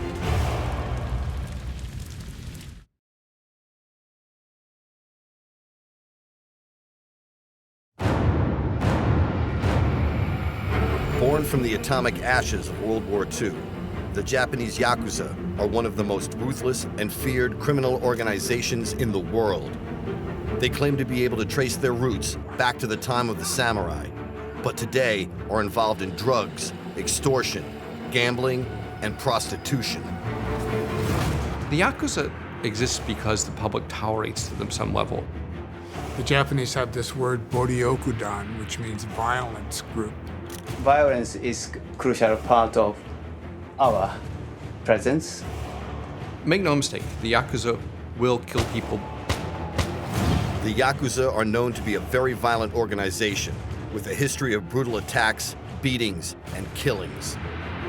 Their image is of these noble outlaws that uphold a code of ethics that don't bother the ordinary Japanese person, but if you're in their way or you're not paying the protection money, then you do get killed. A large number of the murders in Japan every year are created by the Yakuza because they're violent groups. Although the Yakuza are a strictly men-only criminal fraternity, women still play a significant role. I don't understand why I exist in this world. People tell me you're filthy, disgusting, you should die. People are going to want drugs, they're going to want access to brothels, all the things that underworld gangs provide that, so-called straight society can't. There are still incidents now of traditional Yakuza grabbing someone from the street, kidnapping them, taking them somewhere, beating the crap out of them. That things happen all the time. The Yakuza places over the victim's head, oxygen deprivation, he passes out, he's revived, and then the fun starts again until the Yakuza get what they want. You're never going to stop crime. It's just a fantasy. The Yakuza will always be there.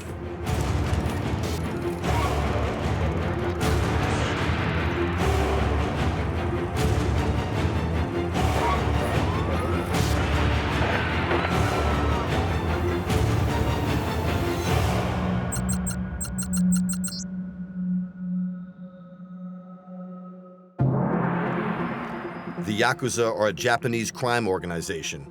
It's mysterious, secretive, and utterly ruthless, with a fearsome reputation around the world.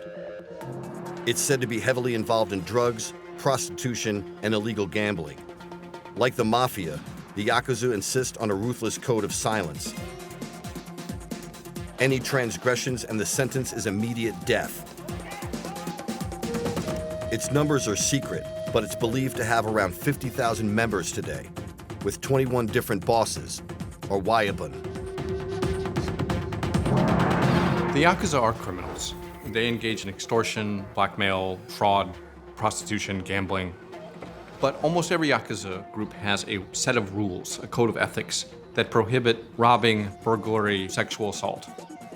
And that means that they don't contribute to street crime. And because they don't contribute to street crime, that means if you're walking around this area, you don't feel unsafe, you don't feel like you're gonna get mugged by the Yakuza. The stereotype is these people who are gaudily dressed and with sunglasses and running around and looking like people you see in movies or TV shows. That's generally not the case. A lot of these guys are dressed just as regular businessmen. Decent suit, a white shirt. They will use violence against you unless you comply with their demands. The Yakuza, they just had this look, they had this edge about them. Maybe they'd be a little scar over the eyebrow or this kind of swagger or glare. You knew who they were.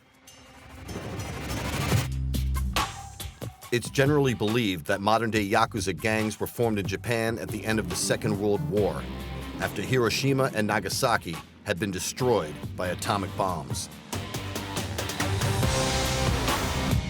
After the war, when Japan lost, Tokyo was, for example, was devastated. Half the city was just leveled. You had all these people coming back from the war, and there was no work for them. People were starving to death, and the only thing that kept them in business was the black market. So people naturally gravitated towards crime. What used to be common was a protection racket, where the Yakuza will come in, they'll say, hey, nice place you have here. We'd hate to see somebody mess it up. So why don't you pay the Yakuza a certain amount? They get their money, you get some kind of tangible reward, and you get the added benefits of having a sort of on-call security service. In the old days, that wasn't a bad deal. But who actually runs the Yakuza today? Its 50,000 members are said to be run by a small star chamber of ruling bosses, known as the Wayabun. And there are 21 different Yakuza organizations, and each one has a sort of different structure, but basically they're all pyramid. And they're structured as a kind of all-male family. There are no females in the Yakuza, not many females with any power. So you have at the top of each part of the pyramid, the Oyabun, that is the father figure. Under him are the oldest brother and all the other children. Depending upon where you are in the Yakuza group, you pledge allegiance to the Oyabun, or you pledge allegiance to the older brother. There are also brother-brother ties within the organization. It's very fraternal, it's very patriarchal, and it is meant to be a family kind of structure. Everybody starts on the bottom, they work their way up. They can start as early as teenagers. First, they're loose associates, and they earn their positions, and they give them positions of more responsibility as they perform better. And now, as far as performance, that means money. See, a Yakuza must pay dues to his organization to belong. Those who cannot produce a profit are usually shown the door. Authority is absolute from the top down. You're never supposed to speak back to your elders or dispute your boss. There's this famous Yakuza saying, which is, if the Oyabun says the passing crow is white, it's white. The Yakuza would often say, we're not like the mafia. We have a certain code of honor. We have loyalty to the bosses. We don't bother the average person in the street. We provide services for society. We keep the crazies and psychos off the street. There's a certain truth to this, but at the same time, these guys are also criminals, and there's some really nasty people, and they do some horrible things. Their image is of these noble outlaws that uphold a code of ethics that don't bother the ordinary Japanese person, but if you're in their way, or you're not paying the protection money, then you do get killed. A large number of the murders in Japan every year are created by the Yakuza because they're violent groups. But how powerful is the Yakuza in Japanese society today? American journalist Jake Adelstein is one of the world's leading authorities on their activities and history. He has spent years investigating the Yakuza and has received several death threats. His book on his exploits, Tokyo Vice, has become a bestseller. From 1999 to 2000, this was my area. I was on the police beat. This area was wonderfully sleazy when I first started. In the 90s, you would have touts on the street, scantily clad women, incredibly brazen advertisements for the various sexual services out here. It was insane. This will take us past what used to be the meeting place for all the local thugs. The Furin Kaikan is famous. There was a time, like in the 90s, when you would go into the Furin Kaikan and see an incredible assemblage of thugs and people with tattoos and missing fingers and things. Are Yakuza very visible here? Or? I wouldn't use the Y word here because it makes people nervous. Some Yakuza are very smart and charming, very sophisticated. I mean, there are all sorts of levels. I mean, there are guys you'll see who wear, Brioni suits, speak English. But on the other end, there are guys that can't get a good job anywhere, just troublemakers, but they have muscle, and so they join gangs. And the gangs use that muscle when necessary, like collecting loans. This on your right, coming up, is the Shinjuku police box. This is the most busy police box in any place in Japan. You can see the police car over there. The police have a strange relationship with the Yakuza in many cases. Many times these guys grew up together as kids. Some end up as police officers, some end up as Yakuza. But they know each other. They're in constant contact with the Yakuza. They're often exchanging information as well to better society, as they both believe.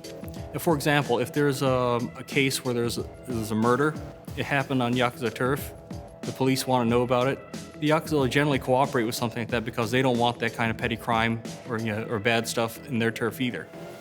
At the same time, unfortunately, every police force out there has some dirty cops. In the past, some police officers have been arrested for passing information that they should not have to Yakuza friends. And sometimes the police were in debt to Yakuza due to their patronage of illegal Yakuza gambling establishments, for example. And then they're extorted to provide information about the rival gang members or on police operations. When someone gets killed in Japan and it's a homicide, it's a big deal and it's national news. The police have to set up a special investigative division to take care of a murder because it's a serious crime. To catch a killer before he kills again. A huge operation to track down the person responsible for at least one death, and perhaps more. It's sort of a mutual agreement that there are certain areas that the cops will enforce, and there are certain areas that they'd rather have the Yakuza enforce. They will defend their own turf. They will not tolerate petty crimes in their area that gives their businesses or the businesses that are under the protection any kind of negative effects. See these guys all over here on your right? That's the aura of mob. I mean, you're seeing a lot of black cars and black Mercedes here and guys sort of hovering around. There's definitely something going on. You can probably safely assume that they are local yucks. This is a nerve-wracking place. This isn't a place you go to relax. The competition is fierce here. Every gang has its own little fiefdom here, and you don't want to step on somebody's shoes. They have this really ugly, violent side. People who wind up in Yakuza organizations are people who can't function. They have violent tempers and they can't control them, so they have to join an organization where the boss is so powerful that he can, control them.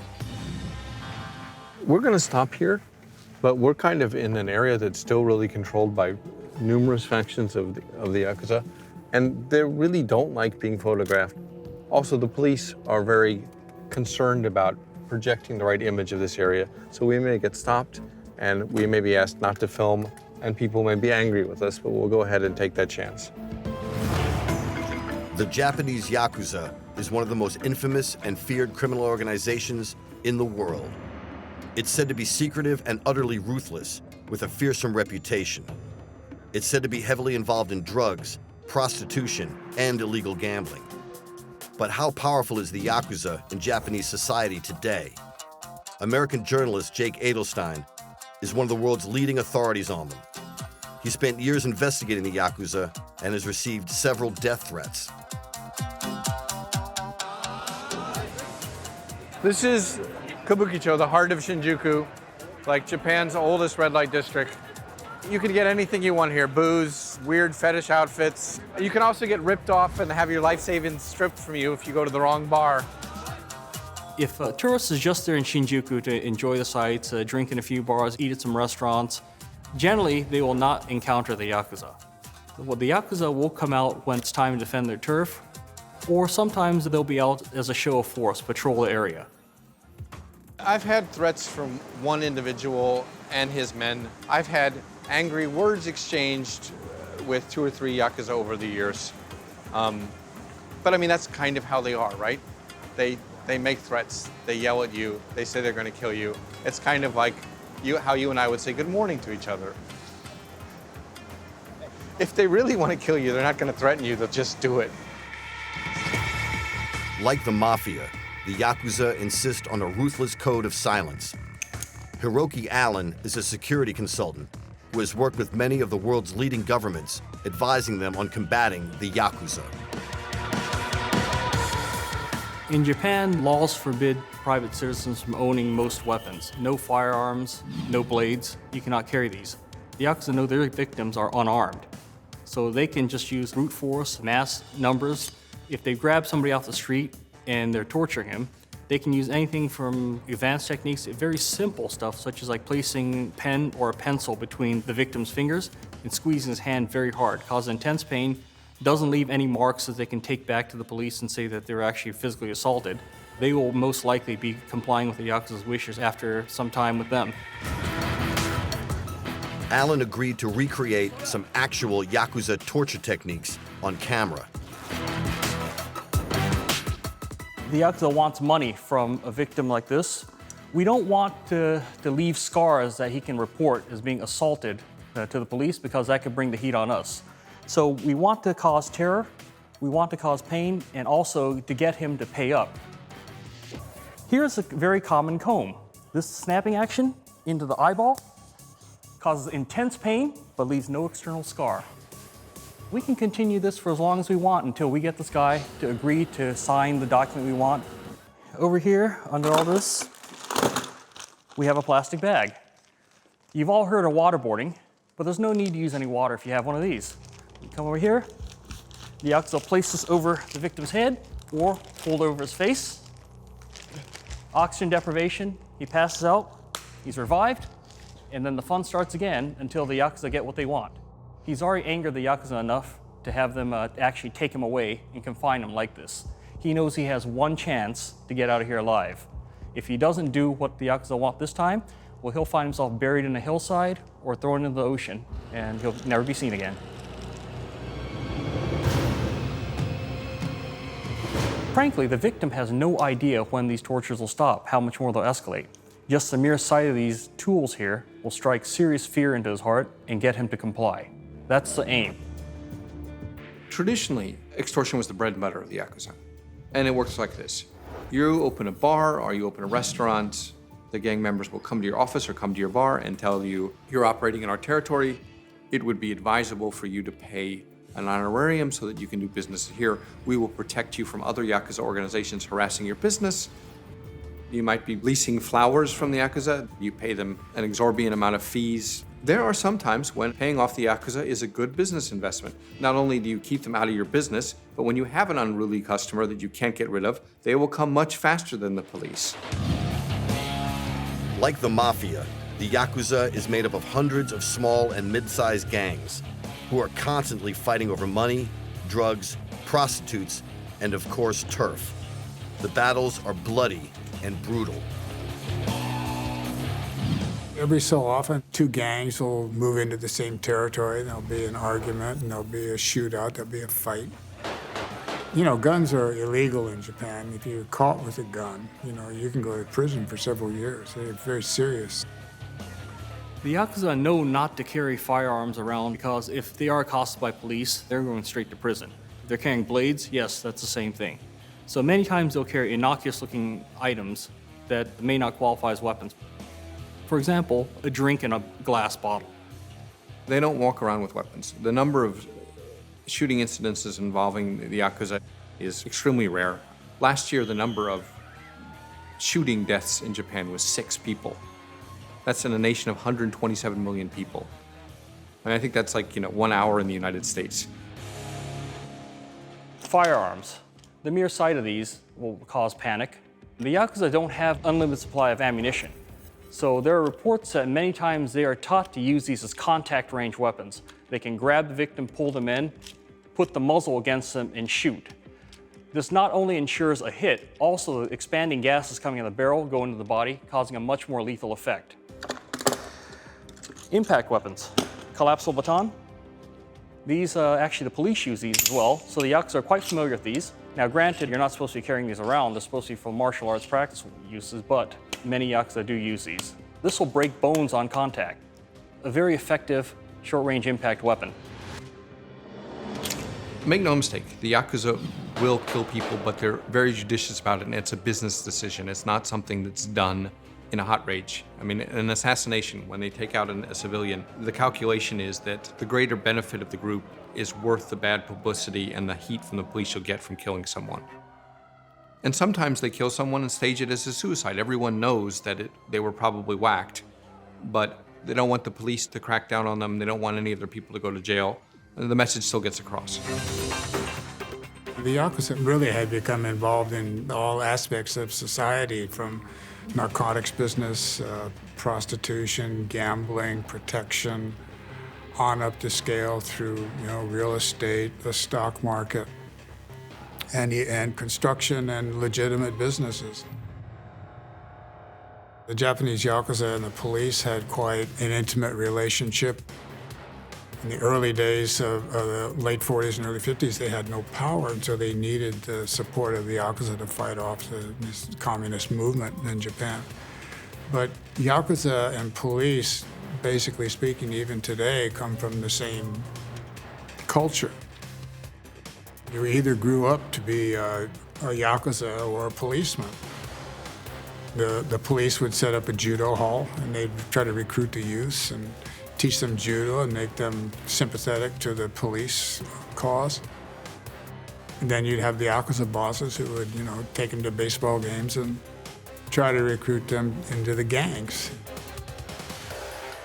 Or you had your choice of going one way or the other, but a lot of these people are boyhood friends, And still, even today, you see them. They'll get together behind the scenes, and they need to keep the channels of communication open in order to control crime. One of the sure signs of someone being a member of the Yakuza is a missing little finger. Many members cut off portions of or the entire finger as a mark of yubitsumi, or apology.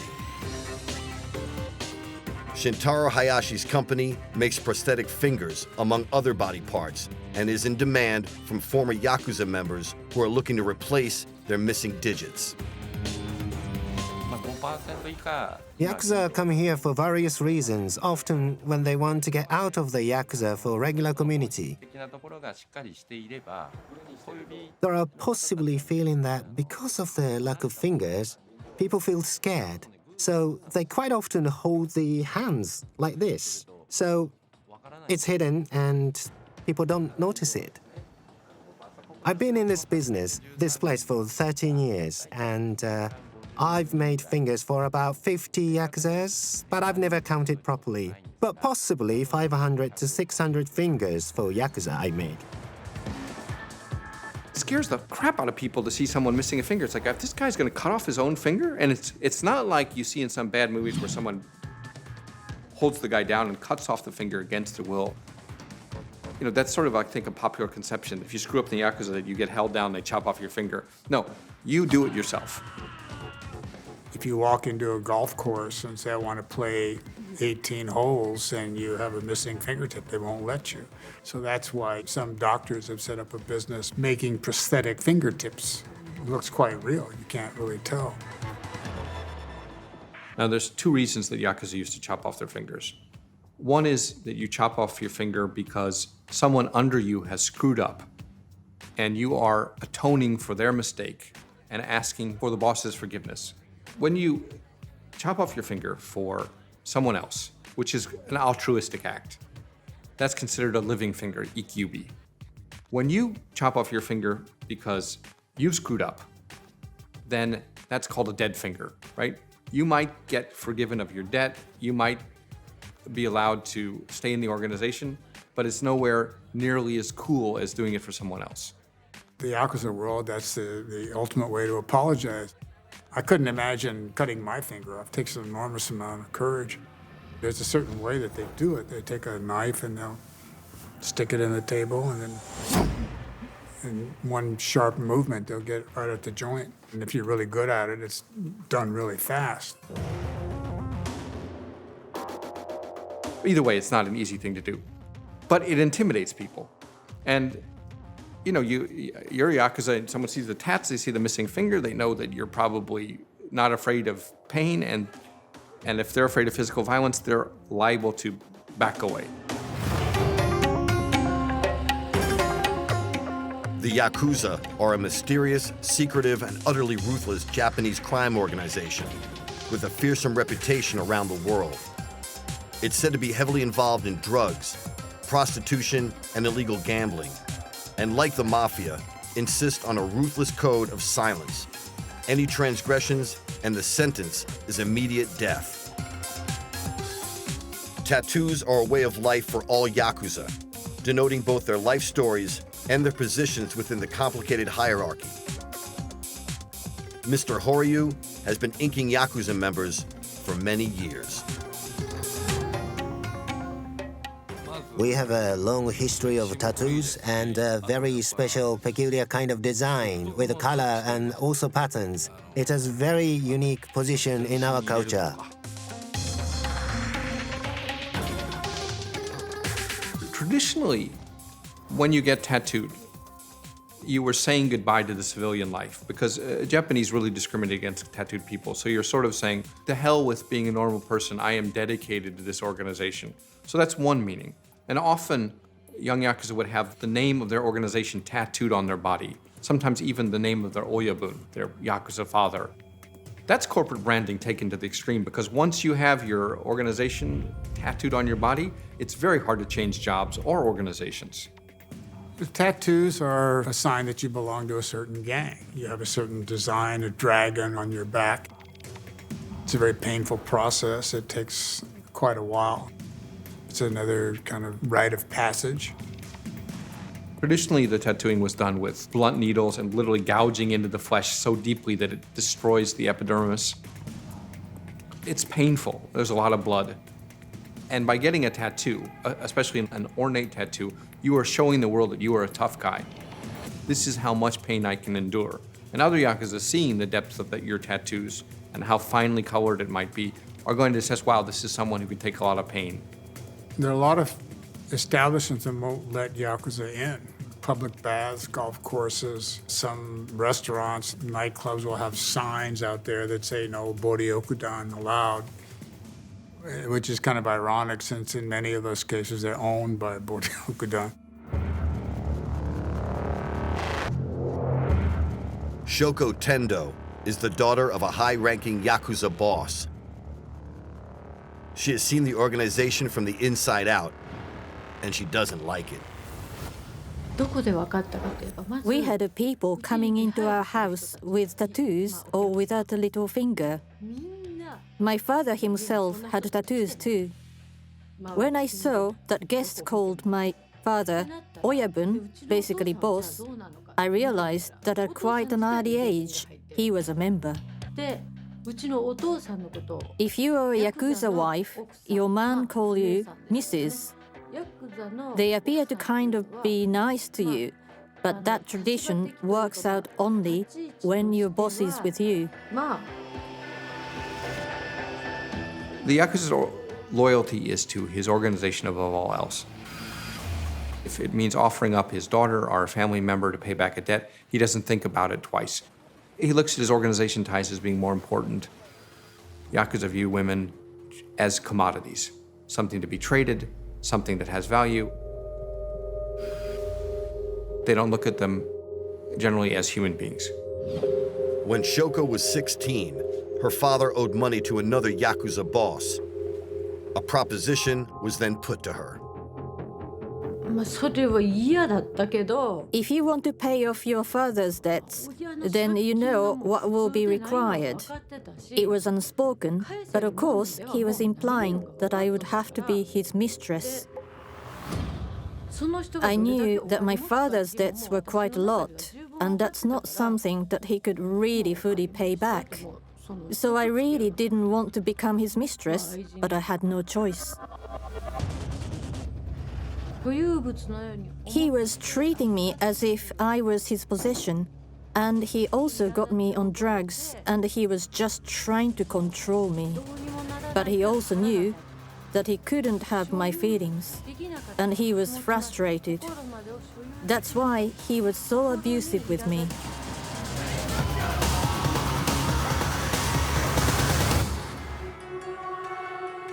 I would never recommend becoming a mistress to the Yakuza. It's a terrible life. Now, you might have some Yakuza boyfriends that are decent human beings, but generally speaking, Yakuza use the women in their lives to make money. They're means to an end. Like many people connected to the Yakuza, Shoko felt the desire to have extensive tattoo work. I always wanted to have tattoos when I was little, because the people around me who treated me very viciously, like my father or his men, and they all had tattoos.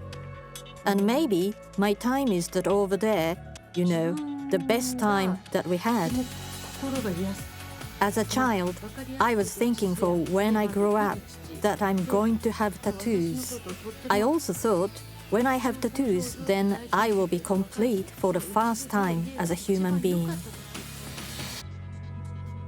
In many ways, good and bad, the Yakuza society is a reflection of traditional Japanese values. First of all, it's incredibly misogynist and sexist. There are no female Yakuza. Japan has this word danson johi, respect the male and disrespect the female. And you certainly see that in Yakuza society, where women are only seen as commodities, are at best somebody that helps support the big boss. The Yakuza are the infamous and all-powerful Japanese crime organization with a fearsome reputation around the world. It's said to be heavily involved in drugs, prostitution, and illegal gambling, and maintains a ruthless code of silence. Any transgressions, and the sentence is immediate death. It's believed to have around 50,000 members today and about 21 different bosses, or Wayabun. Yakuza members are notoriously media shy. They rarely give interviews and hate being filmed or photographed. However, we got one member to agree to talk to us, provided we don't reveal his identity in any way.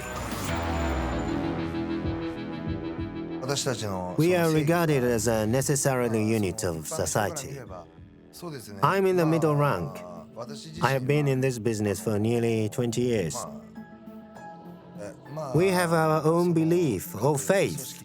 If the seniors give us order, we do as much as possible and follow this order.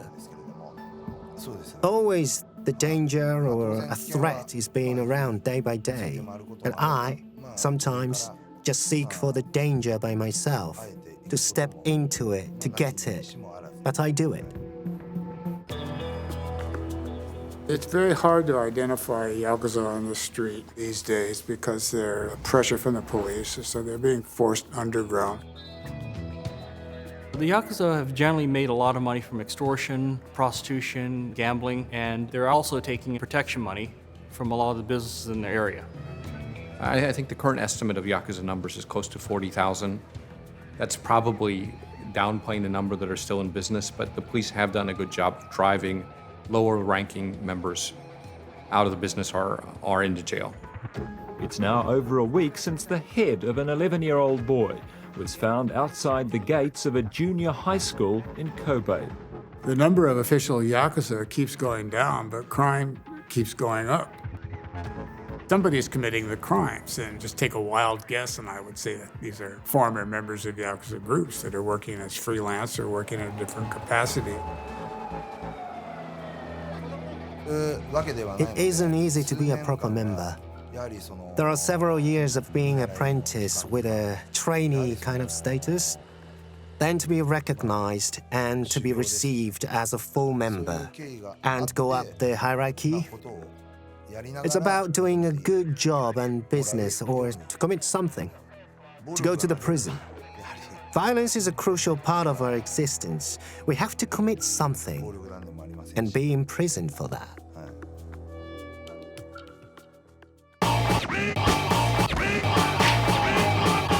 Despite being secretive and camera shy, the Yakuza feature heavily in their own comic books, which are on sale to the public.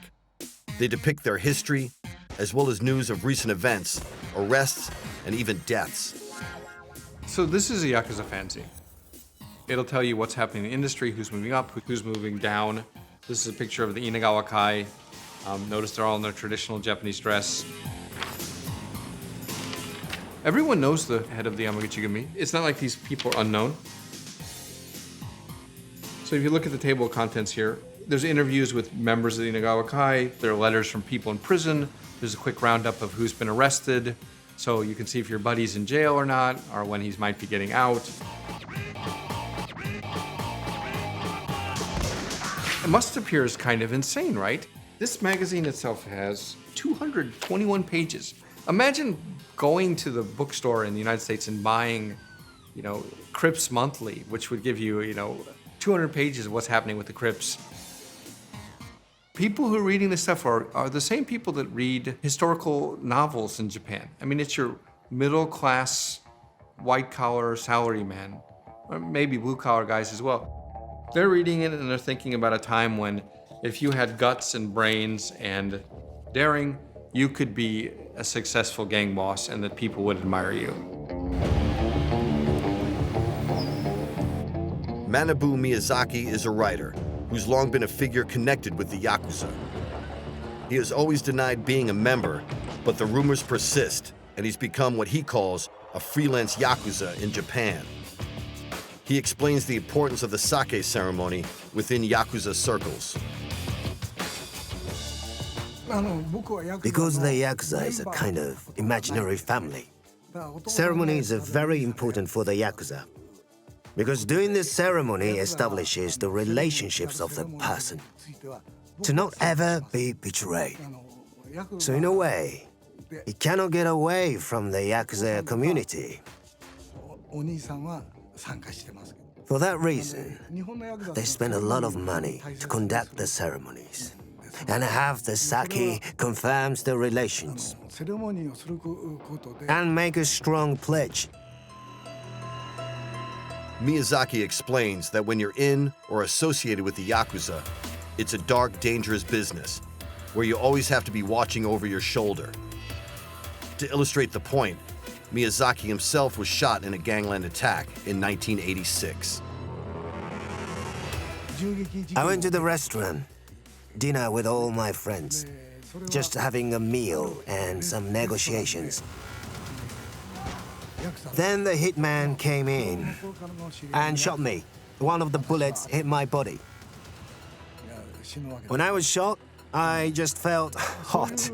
Not much pain, actually. Then it gradually came. These last 30 years have always been tense. I cannot be relaxed at any moment. You have to stay alert to stay alive. So when gang war escalates, it can really escalate into a bloody mess. But the Yakuza exists because the public tolerates to them some level. So when you start having shootouts in the streets and innocent people get killed, that results in stronger laws, police crackdowns, lots of arrests. So it's bad business to have a gang war.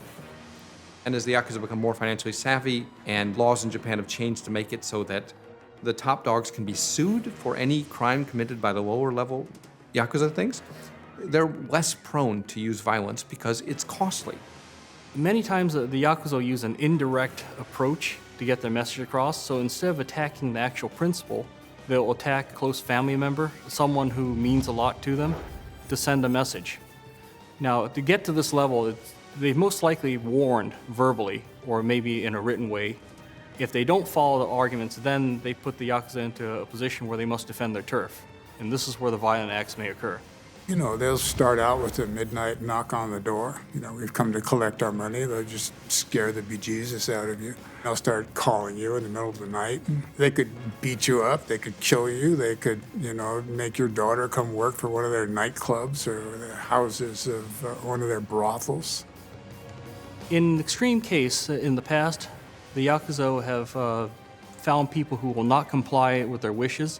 So in order to make an example of them, they will send guys out to grab them, put them in a car, take them to a remote location, and torture and kill them. The Yakuza are the biggest and most powerful Japanese crime organization.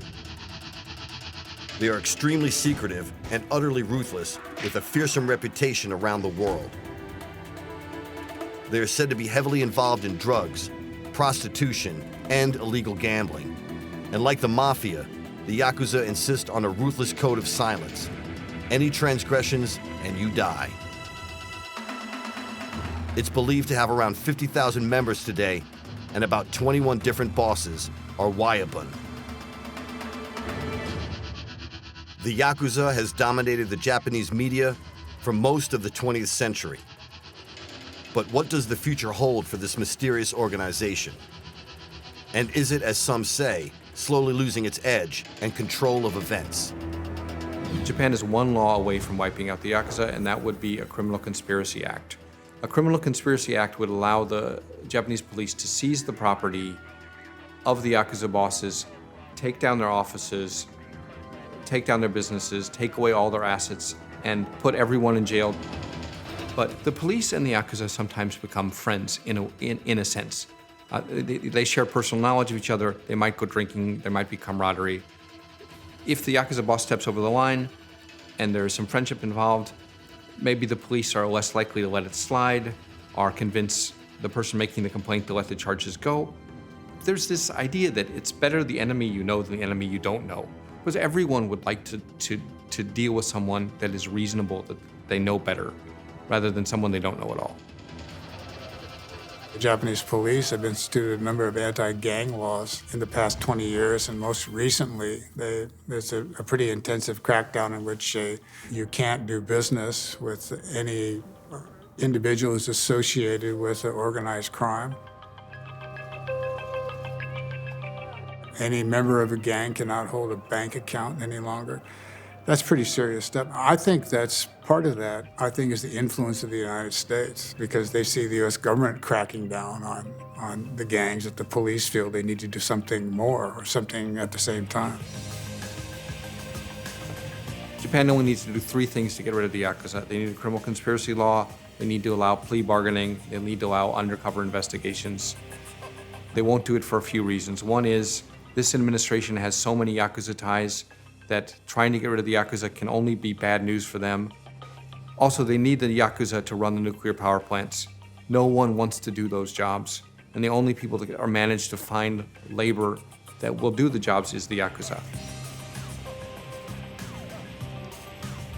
The shame of Yakuza we have nowadays is lost.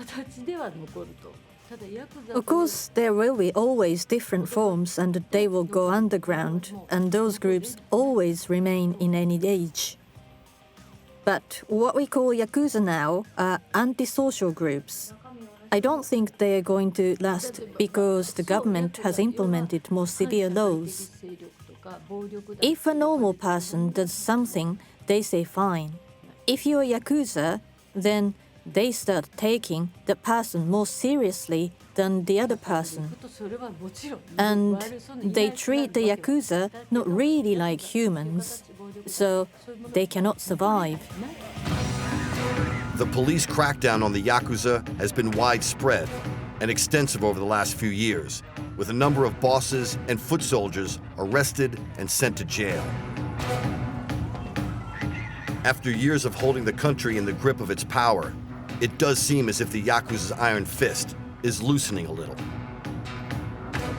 In many ways, Japanese society is now embarrassed by the images of the old crime bosses and their obedient thugs with tattoos and missing fingers, just as the influence of the mafia has sharply declined in the United States.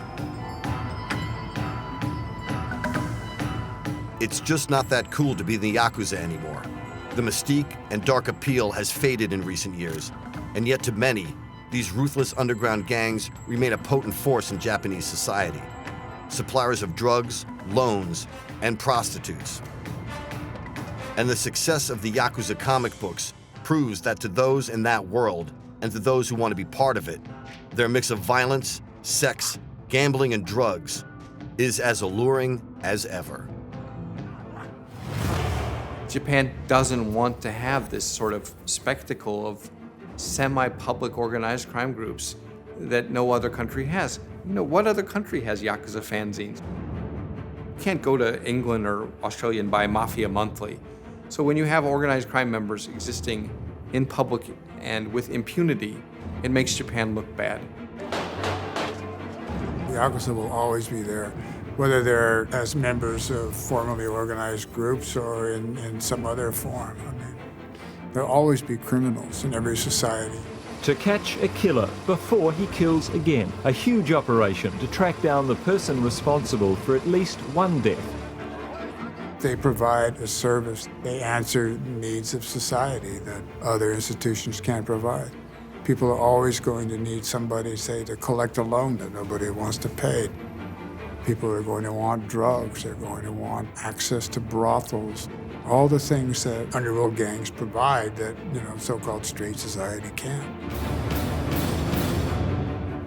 The Yakuza would like to survive because they don't know any better. I mean, you take a guy who's in his 30s or 40s, who's tattooed, he's missing a finger, what the hell is he going to do in Japan? The number of Yakuza that are successfully integrated into society after leaving the Yakuza are less than 10%. The number of successful cases that the police can claim of reforming Yakuza is abysmally low. And that's going to be a real problem for Japan. Technically, they've reduced the numbers by half of what they were 4 or 5 years ago. But where are these Yakuza going? What will they do? When they get out of prison, what jobs will they find?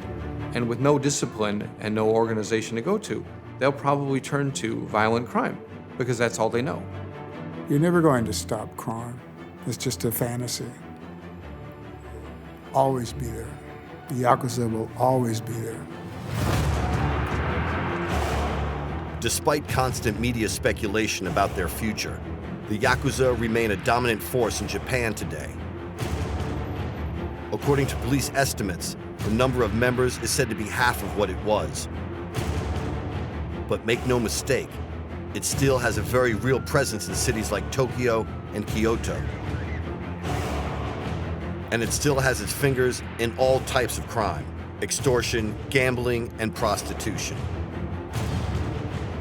But as the Japanese government cracks down on them, many former Yakuza members released from jail find it hard to live a straight life, often returning to crime. The Yakuza have a long, dark, and violent history, and like the mafia in the United States, are ingrained in the very fabric of society. Their numbers and popularity might be declining, but they're not done yet.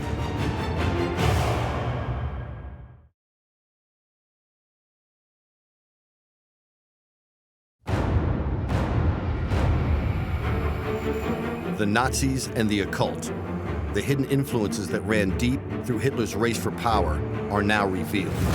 The Nazis had built for themselves an entire universe of beliefs, some of it factual, some of it semi-factual, some of it from planet Mars. And the more you study the Nazis, the more it's like science fiction. What were the mysterious occult Nazi societies at the heart of the Third Reich? Key members of the Nazi Party, in particular Himmler and Hitler, were not just a little into the occult, they were absolutely obsessed by it.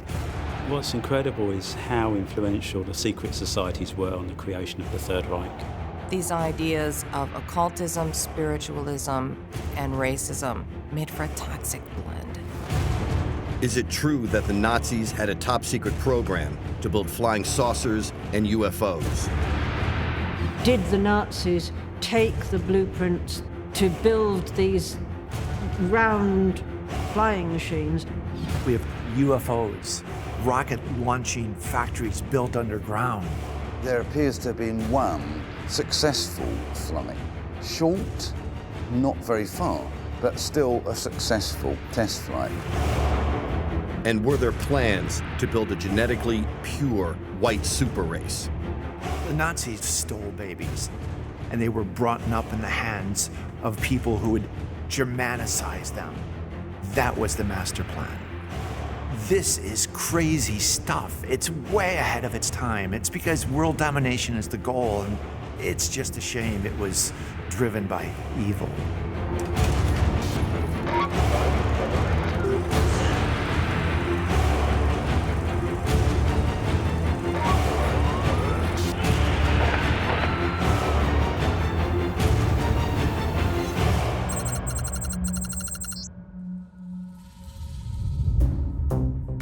The Nazis were a powerful, dominant force across Europe and North Africa in the mid-20th century. Led by the charismatic Adolf Hitler, they rampaged through country after country, leading to the greatest conflict this world has ever known, the Second World War. But behind the huge parades and overwhelming military power, the Nazis had a strong belief in ancient mysticism, magic, and the occult. There were two secret societies at the core of these esoteric beliefs, whose members were at the very top of the German high command, including the second in command to the Führer, Heinrich Himmler. So Himmler had a vision of having a center where men could come and become true Germans, really the sort of Aryan race that he had envisioned. It was melded to the idea that this was their destiny, tied up with the old Germanic gods demanding that they do this. This was a monument to the Völkisch beliefs that founded the SS. This just wasn't textbook stuff. They were meditating. They were having seances. This is where they learned how to be the Germans of the past and the Germans of the future.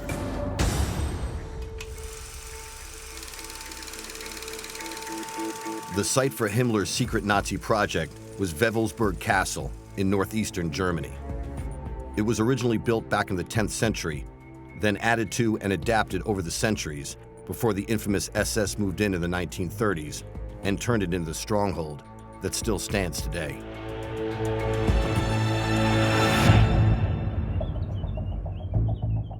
The plans for Wewelsburg Castle was for it to be the center of the Germanic ideology for hundreds of years into the future. Himmler spent a good couple of years with the help of concentration camp workers building Wewelsburg into his vision, adding ritual crypts beneath the North Tower in the design of a beehive hut that they felt was symbolic for all sorts of reasons.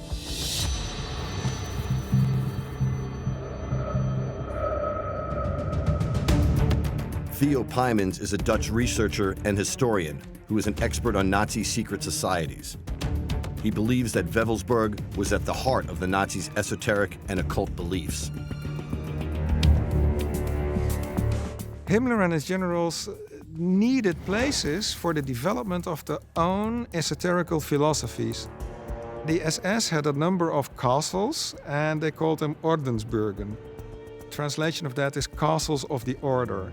And each castle would have a specific function in order to train the generals and the high officers of the SS. But this castle was the premier Ordensburg, the premier castle of the order, and only a select few would come here.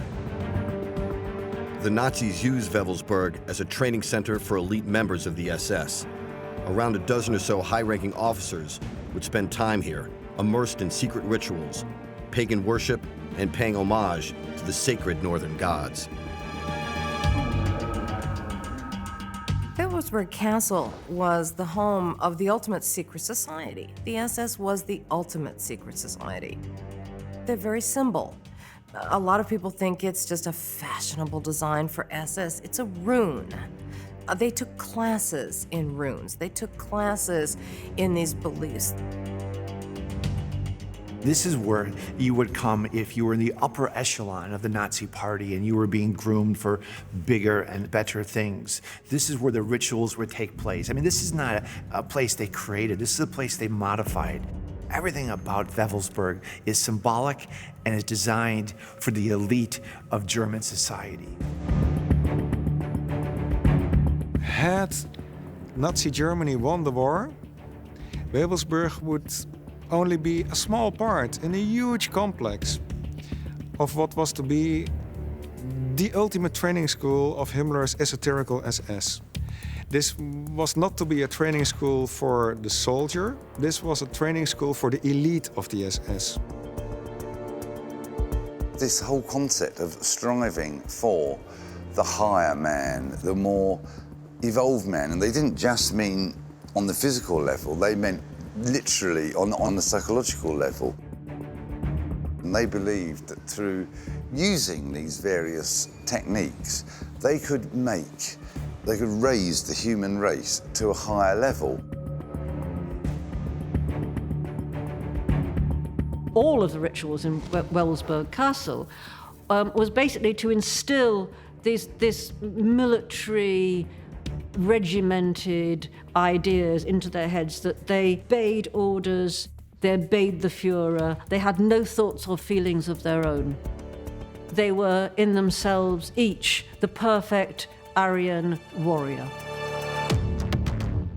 We have one eyewitness account of a person who is inside this castle, who stumbles upon a room, who inadvertently opens the door and sees there 12 of his SS generals sitting there in strict silence and meditation. It's one of those rare glimpses that we see what Himmler really was about. So these people were thought leaders, but they were also really into ritual, and that ritual included things like seances and included different ways of communing, whether that be drugs or just ordinary rituals to try to access information from other realms.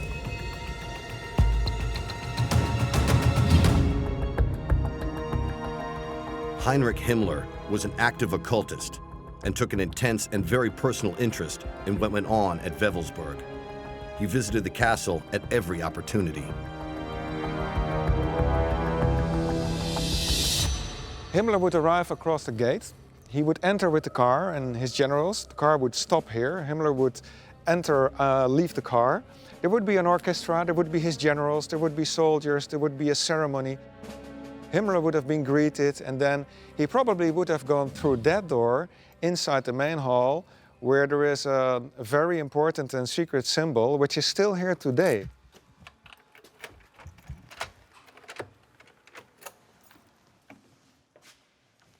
The inner core of the SS was always very secretive about what it did here in this hall in the castle of Wewelsburg. And even today, we don't know for sure what it was that they did here. We have a slight inkling, and that has to do with the symbolism of the number 12. There are 12 pillars, and there are 12 Sieg runes. So we may assume that the group that got it here would be 12, including Himmler, making it 13, the unholy number 13. The most sacred symbol to the SS was the black sun, which they worshipped here at Wewelsburg. The sun is represented by the wheel shape on the floor, which gives off a purple afterglow. The black sun comes from the idea of the hollow earth. Within the hollow earth, there is a power source, because without an external sun, you can't grow crops, you can't survive. Some see the swastika as a symbol of the black sun, of the energy, this black energy. It's the antithesis of the sun. So the mindset of the people in Germany around the start of the 20th century, when these societies were being formed, is really no different than it was anywhere else in Europe. For about 50, 100 years now, there's been a slow buildup of interest in the occult and interest in the people who can talk to other realms, and that information was actually quite credible. Downstairs under the main chamber is a crypt personally designed by Himmler himself to his specifications. It was here, it's thought, that the most intimate and powerful secret society ceremonies took place. This space is the crypt beneath the North Tower in Wewelsburg, and this was to be Himmler's center of the world. Now, had the Nazis won the war, we could only imagine what kind of rituals they might have held here.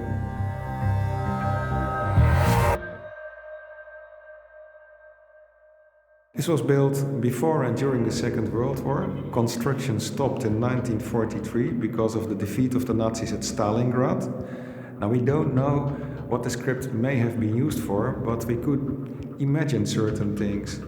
And one of the things that people say is that highly ranked SS generals would be cremated here, and the urns with their ashes would be standing alongside the wall. So this was to be Himmler's, well, center of the world, where he would keep his most trusted and loyal SS generals even after death. At the end of the war, Himmler gave instructions to blow up and destroy Wewelsburg Castle, not wanting the Allies to find out its secrets. But the team tasked to do this had far too little explosives to do the job, and the castle was spared, only to be sacked and pillaged by local people after Germany surrendered.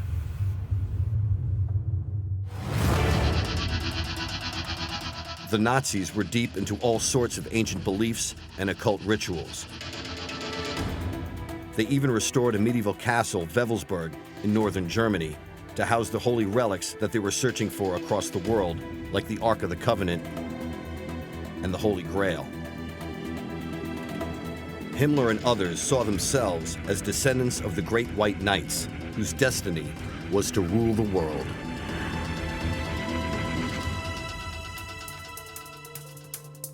Michael Fitzgerald is an author and historian who is an expert on Nazi occult activities and secret societies. He spent decades investigating and researching one of the most powerful groups, the Thule Society, and their activities. The Thule Society was occult overtones, but they were always primarily politically orientated. They wanted to make their racist and nationalist dreams come true through using occult methods, among other things.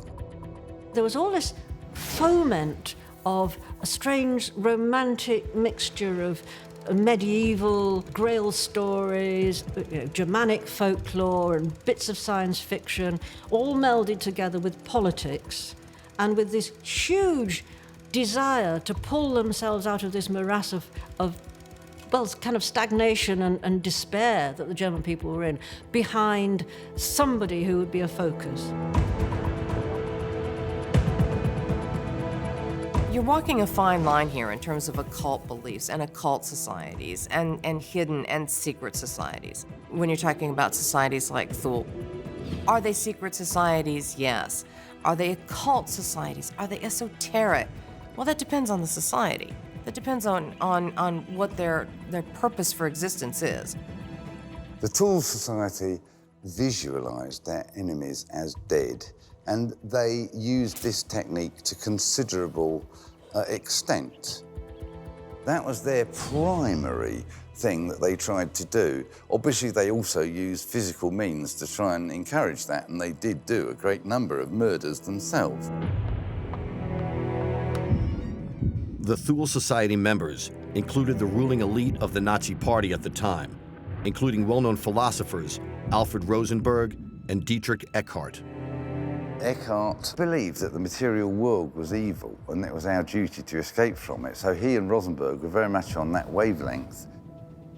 They believed in a higher spiritual realm that it was our duty to aspire towards.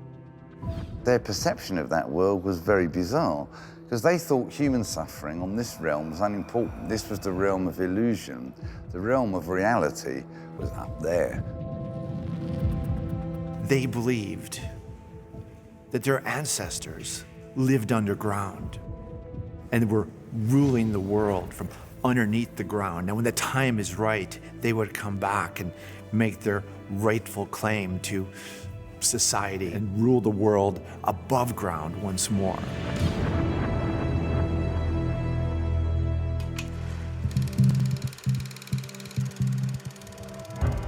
The Four Seasons Hotel in Munich was one of the main meeting places for another important Nazi secret society, known as the Vril.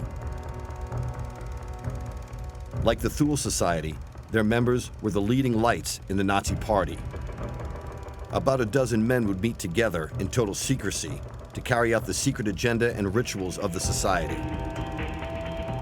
In the late 1930s, this would have included plans to take over and rule the world. The term vril actually came from, a novel written in the 19th century by the novelist Lord Lytton called The Coming Race. He had this concept of underground dwellers who lived beneath the earth, and they had this power called vril. This ancient culture, very advanced technological culture, is displaced by a cataclysm and is forced to flee the surface of the earth and creates a world within the earth powered by a black sun. People believe that there was a doorway into this hidden world in the North and South Pole, that it was possible to get into this great subterranean cities. That attracted these guys who actually literally believed that vril existed and was a real power that could be manifested and used to achieve domination over people and even domination over the material world.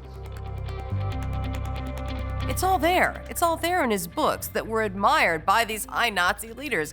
Vril as a power, as a life source. They totally bought into this. The idea of this extraordinary force that was sort of almost occult, it was mysterious, but it was very real in its outcome. It appealed to the German people and certain thinkers in particular.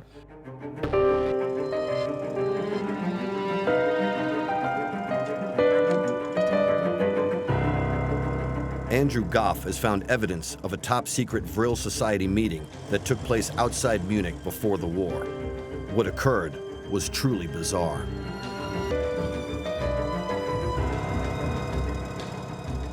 So imagine the scene, deep in the Bavarian forest, in a country house. Here, the event that would serve as the genesis for the formation of the most evil society in modern times would be a seance. In attendance are representatives of the elite from Munich, but more importantly, all the secret societies are there. Thule, Vril, Brothers of the Black Stone, and the Black Sun, which is sort of the elite of the Thule Society. The atmosphere of the night would have been tense. The ambiance would have been full of anticipation. Just who was going to be this mysterious guest? Who is this? Who is this woman in the black veil? She would reveal that she has been in contact with a planet called Aldebaran, which is 64 light years away in the constellation of Taurus. And she's already channeled information in 2 different languages, one of which appears to be a German Templar script, but the other is ancient Sumerian. And what they present to the group is that they have been given a blueprint for an advanced spacecraft that uses free energy. They would call it Vril energy.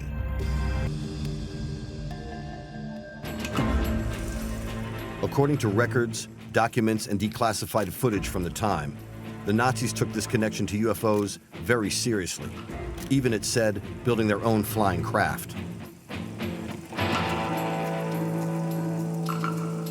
But from 1933 onwards, they gave huge priority to unconventional types of aircraft machine.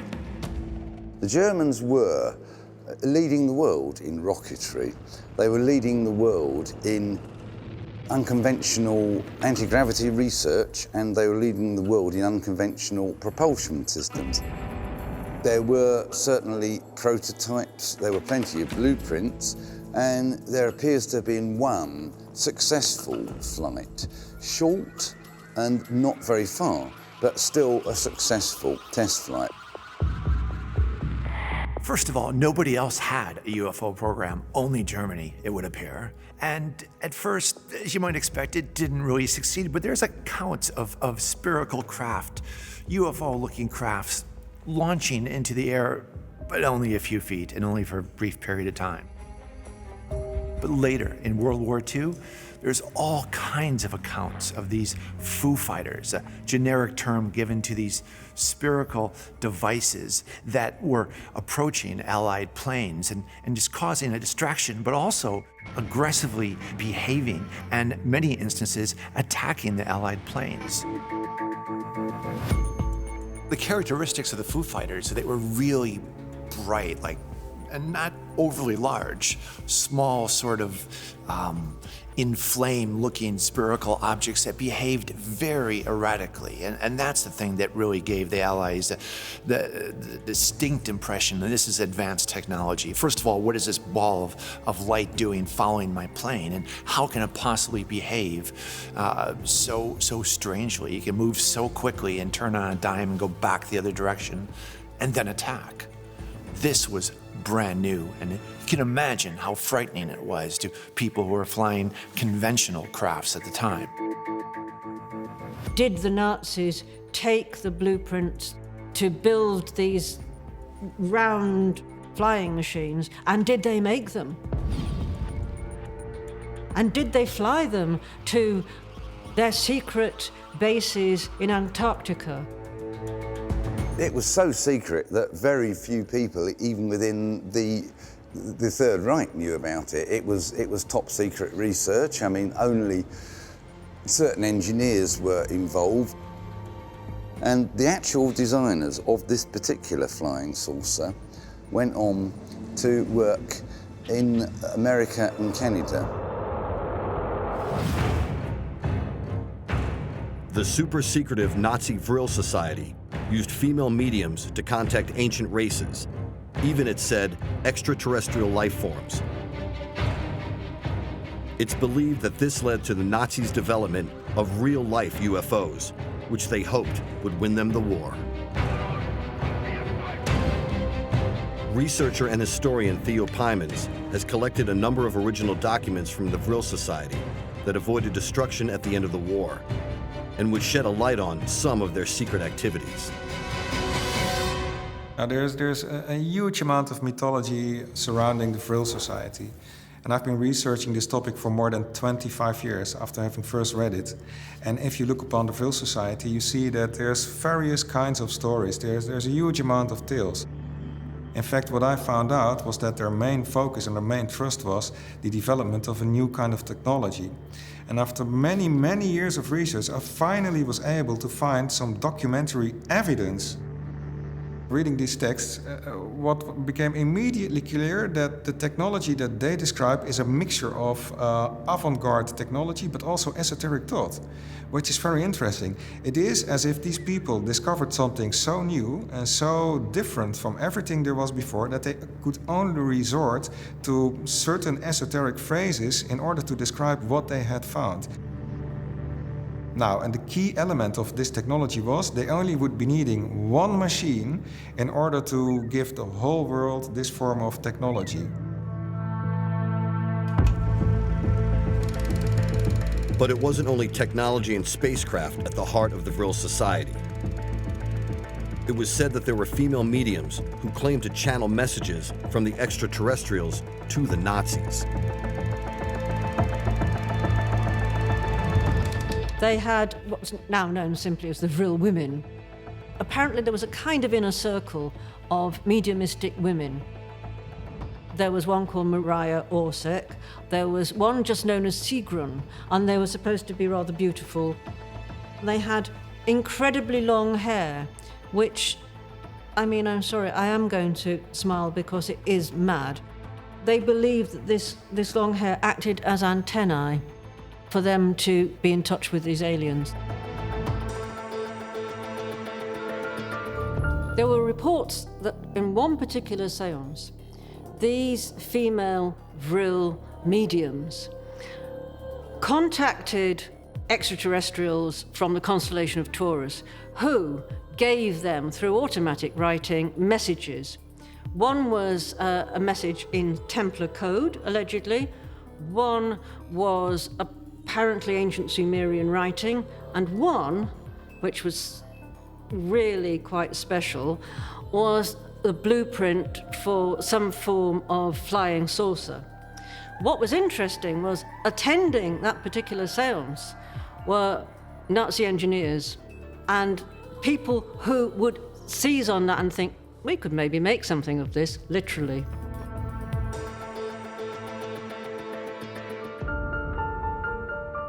When you analyze the few remaining Vril Society documents, it seems clear that its members were intent on developing a real flying saucer of some description. Theo Pymans has unearthed a document from the archives which seems to point to some extraterrestrial force.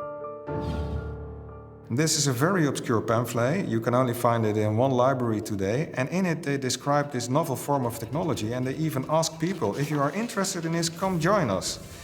Now, people might wonder, okay, why did such an organization or such a secretive group like the Vril Society exist in Germany and not, say, in other parts of the world?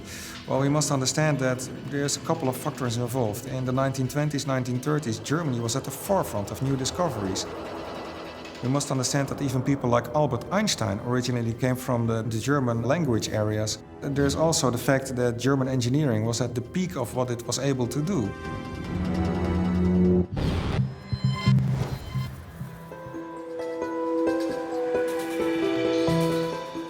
Although most of Nazi Germany was destroyed after the war, there are still some important locations left.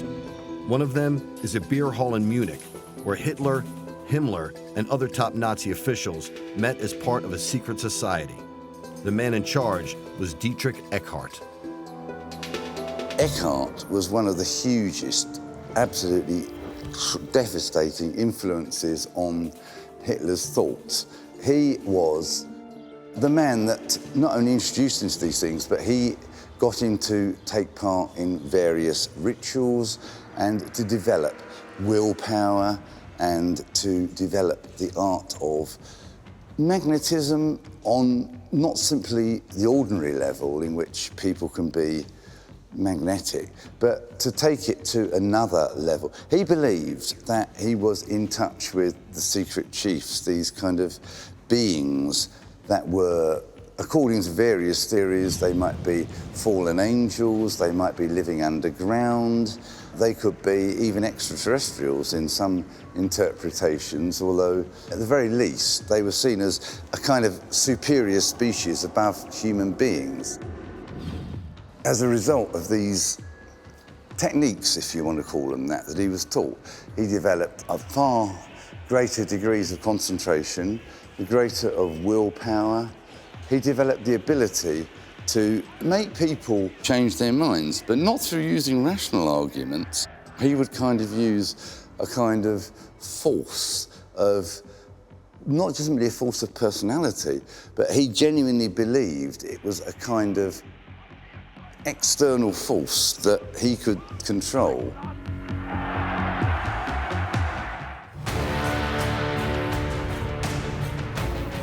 One of the things that came out of the Nazi secret societies was a total and almost manic belief in a white or Aryan super race. Most people today are aware of the Nazi persecution of the Jews and other racial minorities during the war. But very few know that its origins lay in the highly esoteric meetings that took place behind closed doors in Germany. In the eyes of Himmler and Hitler, the pure German was tall, blonde hair, blue eyes, racially pure. And this is the foundation of what became the Holocaust. This was the ancient Aryan archetype that they associate with their society that goes back hundreds of thousands of years and goes back to the lost civilization of Atlantis. That's how they were thinking of themselves.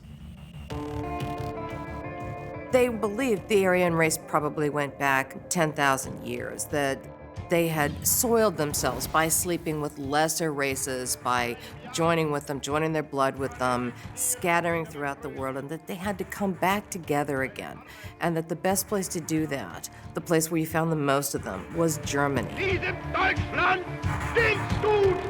They are so ambitious, and they see that fertility rates are going down, the population is declining, but they want to do all this stuff. They want to dominate the world. So they create a program, the Lebensborn program, that's all about rapidly developing a racially pure Germany. The Lebensborn program was founded in 1935 and was one of the most secretive projects of Nazi Germany. The plan was audacious and simple: create a white, blonde-haired, blue-eyed master race that would take over the world.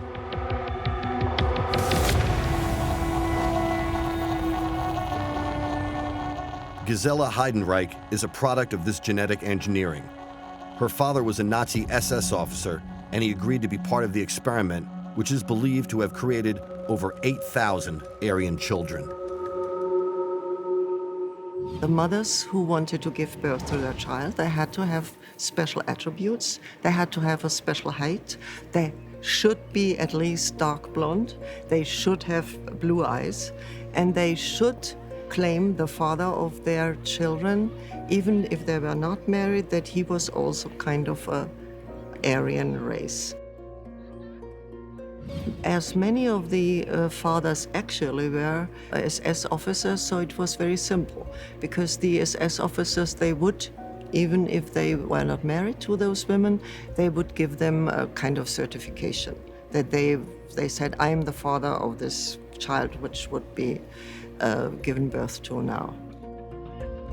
It was some of a special society from the very beginning. So I think even people who had no knowledge about it, they would say, well, something is very sinister about these homes. But it was just like a program for the ideal of the Aryan race. There was certainly an understanding with Lebensborn. They didn't think that it was going to die in 1945. These people thought in terms of a 1,000-year Reich. It didn't stop there. The Lebensborn program also stole babies. They stole thousands of them, mostly from neighboring countries to the north that they viewed were ethnically pure. When they went into Poland and found that many of these children were Aryan-looking, they were taken from their parents, and they were put in internment homes for a while, and they were placed with German families so that they could be Aryanized. It was the same. It was all the same program. It was all called Lebensborn. They still had a stringent selection criteria. The parents, the father, the mother, they couldn't have any non-Caucasian blood tracing back 3 generations. They couldn't have any Jewish blood. These children were taken away, just robbed from their parents and brought into houses that were developed in many different countries that the Germans were controlling, and they were brought up in the hands of people who would Germanicize them. That was the master plan.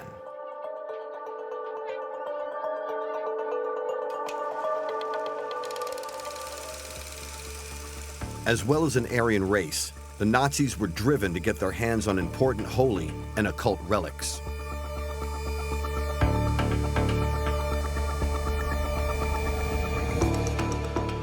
Ross Andrews is an author and historian and an expert on the Nazis' occult plans. He says that Himmler, Hitler, and other leading generals were obsessed with the Knights Templar and their quests for both the Ark of the Covenant and the Holy Grail. He believes that it's possible that the Templars buried those holy treasures in a cave under the village of Royston in Hertfordshire, before moving them to other sites, including Roslin Chapel in Scotland. Himmler was obsessed with the occult, like a lot of the top brass of the Nazi party, but he in particular wanted to appropriate pretty much all religion into his German religion that he was building. He wanted to get hold of as many relics as he possibly could get hold of. They'd already had the Spear of Destiny. They were after anything else that could possibly have been had by the Templars. So if the Templars had had the Ark, if they'd had the Holy Grail, he wanted hold of it. If we look at the castle that he built a chamber very, very similar to this. It was a circular room, it was a recessed floor as well, for initiation purposes. So it's like he possibly wanted this room in his castle as well. Royston Cave was rediscovered in the 17th century and was thought to be a ritualistic space for the Templars, as well as a storage facility and perhaps a strong room for their holy relics that they brought back from Jerusalem. Himmler absolutely loved the Templars. He was great at marketing, to the extent that they would have pictures of the Templars, and on their arms they'd be carrying the swastika and SS symbols. And so they were almost like, for Himmler, they were the pin-up boys for his new religion. We know that the Templars were in charge of money, they invented banking, they were possibly the hoarders of vast treasures. Things they found under the Temple Mount, for example, possibly came to this country, and they needed somewhere to be held. Now, there's a distinct possibility that this room here in Royston was a vault that things were held in before they ended up in Rosslyn Chapel in Scotland or ended up elsewhere. Ross is sure that Himmler sent agents to check out this cave, using local contacts either before or during World War II, but found the empty chamber that we see today. Himmler spent a fortune, and as archaeology goes, no one in the history of ever has spent anywhere near as much as he did. He was obsessed with finding the Ark. He was obsessed with finding as many holy relics as he possibly could. They paid millions in today's money to send a group out to Tibet. They went down into Africa. They traveled the world searching for these things. Now, he also knew a lot of the legends and mysteries that the Templars talked of. So he had a belief that the Templars possibly had found the Holy Grail. He had a belief that they had found the Ark of the Covenant. He wanted to get to a place like this where he may have been able to pick up a few more clues and hopefully have found the things he needed. The Nazis were obsessed with finding the greatest holy relics of antiquity, including both the Ark of the Covenant and the Holy Grail. They saw themselves as crusading Aryan knights who would return the world to a racial purity and a new golden age. Himmler himself was very steeped in the occult and wanted to recreate the Teutonic Knights. The uniforms, the design, the entire look, the runic symbols, the SS of runes, which were classed as a mystical language that could be used for divination and that created words of power. And there was a lot around power, the idea that they were chasing holy relics like the Spear of Longinus and the Holy Grail. These are like any religious relics. They're items that supposedly hold power. So it's this quest for power, this desperate need to find power in any form. Templars were massive relic hunters. They dug things up out of Jerusalem, they went into Africa, into Ethiopia, they possibly got hold of the Ark of the Covenant. They possibly got hold of the Holy Grail. Now, if those things ended up in this country, there's a distinct possibility they would have come from the south coast, heading up north, heading towards Scotland, for example. This would have been the perfect place to have stored it on its journey as it headed north. What's also fascinating about this location is its similarity to the castle in Wewelsburg, where the Nazis also built an initiatory crypt for their ceremonies, but on a much larger scale. What we have here, obviously the fascinating walls around us, but what makes this truly fascinating is the floor, which I know is a bizarre concept, but if you see here, you'll see the actual corners here have been carved out. This is an octagonal floor, which is unlike any kind of religious building you would normally have in this country. You'd normally have a cross-shaped. Now, it meant that if you had an altar in here, it didn't have to be east-west. This may have been some form of copy of the original temples they built at the Temple Mount, which meant they didn't have to face towards Jerusalem. They were the center of the world, which kind of leads us to think that this is some form of initiation or ritual building that Templars would have come in to perform some form of ritual within their religion.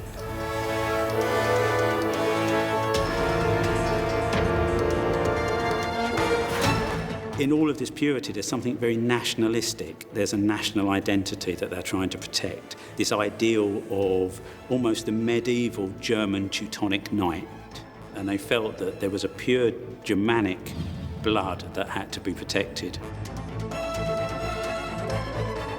Yeah, Himmler had obviously studied all the mysteries, studied the legends, and to him, he had seen this group of knights. They were strong, they were white, which is one of the most important things that the Aryan beliefs could have had. And he'd seen these people throughout history doing the things that he wanted. He wanted these treasures, he wanted these relics, and to him, he almost wanted to be one of the Templars. Now, if the Templars managed to get hold of the Ark of the Covenant, if they got hold of the Holy Grail, or something that they thought was that, some form of holy relic, it's a distinct probability that it would have ended up here. And it would have been placed in this lower area, and they would have been down here worshipping it. Now, we don't have proof of that. We haven't got photographs. We haven't got CCTV from the Middle Ages down here. But just by using logic, that's the kind of thing that they obviously would have done down here. By the time World War II started in 1939, the Nazi Party and its leaders were already firm believers in the powers of the occult. Heinrich Himmler, second in command only to the Führer, was intent on turning Wewelsburg into his own vision of a Grail castle, built to house the greatest holy relics of history, including the Ark of the Covenant, the Spear of Destiny, and the Holy Grail itself. Himmler, and to some extent Hitler, ardently believed that if they could possess these almost mythical relics, then the world would fall at their feet and they could rule the world as a white super race, like modern-day Knights Templars. Their secret societies, like Thule and Vril, were wholly focused on that objective, mixing ancient texts and rituals with the occult. The Nazis were far more than bloodthirsty murderers. All these ideas, as crazy as they sound, and there's no justifying them, mind you, but they're the product of almost 100 years of gradual sort of obsession about the occult, and combine obsession with the occult with growing nationalistic pride, and this is what you get. It's a really twisted result from what was originally just an interesting idea about how the world is structured. I don't think those secret societies would have understood how distorted their view was. Their idea of purity and correctness was in fact evil in a way, pure evil. So many of these societies existed for the sole purpose of proving what was termed Ariosophy, what was termed the ideal of the Aryan race, and proving that what all those other scientists said was nonsense, that we, the German people, we do go back to Atlantis, we do go back 10 or 15,000 years, and we can prove it. So that is how the occultism, the Aryanism, it all began to play together. It was all playing the same long-playing record. Well, the Nazis found a lot of stuff and stole it. So they've got artwork, statues, relics from all over the world. I think if they'd found something as important as the Ark of the Covenant, the Holy Grail, that would have been announced straight away. And it would have been such a morale boost for the German public, but more importantly, it would have, the morale of the people they were fighting would have just suddenly disappeared. Because how can you beat somebody that has the Ark of the Covenant? This is pure science fiction. I mean, just look at what we have. We have UFOs. We have rocket launching factories built underground. We have stormtroopers. I mean, this is crazy stuff. It's way ahead of its time. It's because world domination is the goal, and it's just a shame it was driven by evil. Behind the huge rallies and military might, Nazi Germany and its leadership were firm, if secret, believers in the occult and its powers. They dedicated huge resources to tracking down holy relics and immersed its leaders in rituals and ceremonies to try and unleash supernatural forces to help its aims in taking over the world. It was a plan that came to a spectacular end in 1945.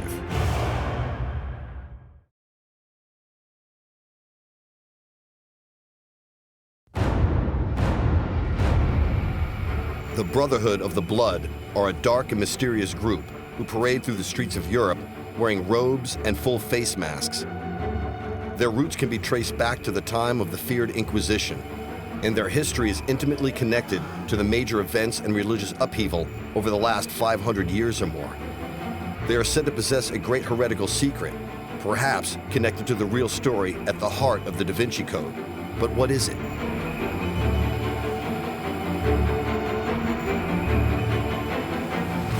I think the Brotherhood have a very strong belief in the Jesus story, which goes back to the origins of Christianity.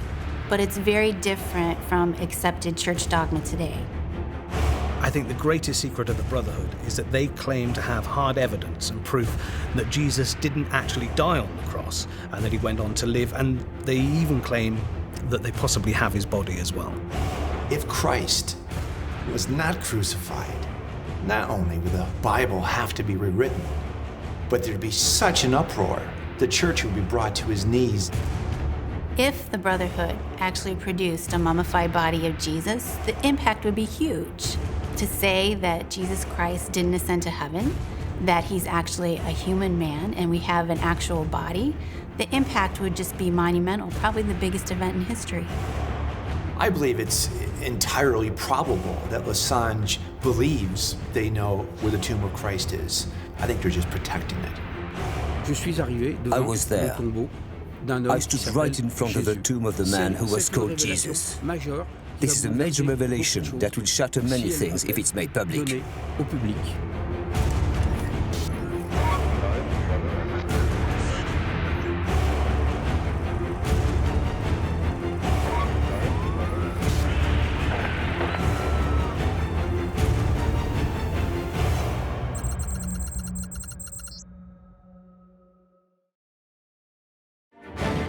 The Brotherhood of the Blood, also known as the Change, was founded back in the 15th century as a Catholic secret society.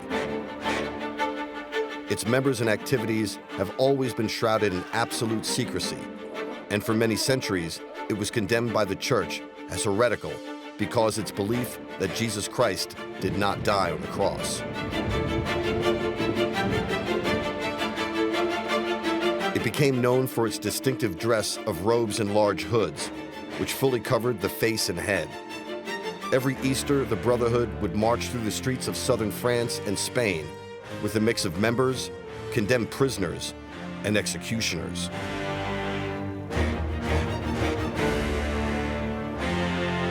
Today, there are dozens of brotherhoods across the region, and that same tradition still exists, with their membership a carefully guarded secret and with accusations of violence and intimidation leveled at them. They are even rumored to possess a great holy relic, possibly the embalmed body of Jesus Christ, but this has been strongly denied by the order. The darkest of the dark of these cults of the dead, these brotherhoods of the blood, are based in the south of France in the 12th, 13th, and 14th centuries. Lessange, meaning the blood, was founded in 1416 in the south of France by Vincent Ferrier, who had a great sickness and almost died, and then Christ appeared to him in an apparition, and he founded Lessange as a result of that. One of the core requirements of being a member of the Brotherhood of the Blood is a belief in self-flagellation, basically whipping their bodies with ropes or chains till they cut their flesh open and they bleed, just as Jesus was whipped viciously on his way to the cross. Today there are various brotherhoods of the blood, basically flagellant orders, sometimes unofficial arms of the Catholic Church. They all really began in the Middle Ages with a sort of craze for flagellation, which in itself started as a reaction to terrible events over which they had no control, such as famine and the Black Death plague. They thought that God was punishing them for their sins. They thought if they showed enough penitence to God, they could prevent worse happening or more happening. And the idea was, we must do something and show that we are suffering. We are taking the guilt upon ourselves. And anybody who doesn't do this is of the devil. These brotherhoods of blood, if you will, they originate in the Catholic Church. These are people who were originally perhaps monks. They worshiped the cross, but at some point in time, well, obviously after the crucifixion, they're worshiping the cross that Christ was crucified on. And the blood that emanated from the cross as he died becomes a very, very sacred and symbolic element of their order. And that is what really dominates the ritual, and they adopt the name, the blood, Le Sang. The Brotherhood are often seen in parades whipping themselves. This is said to be in tribute to Jesus, who was whipped and beaten on his way to the cross. Controversially, it's said that they believe that Jesus did not die on the cross, but somehow survived, perhaps replaced with another. This belief has been seen as extreme heresy by the Church for centuries. If Jesus didn't die on the cross, but was substituted at the last moment, and however, was whipped or made to partake in self-flagellation, then this memory is what's being preserved by Le Sang and other similar orders. It's their secret insight into what really happened, and this is their way of paying homage to it.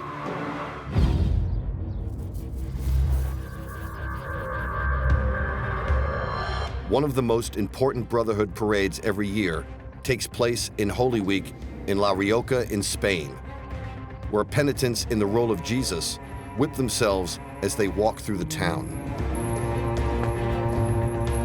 No one in the Brotherhood will go and say, I'm a flagellant, because it's forbidden. This is a necessary and obligatory tradition. We cannot talk about the penitents or about the people who perform it. This is the rule. No penitence is allowed to tell you who they are. It has to be a secret. They have to remain anonymous. This is why the face is covered.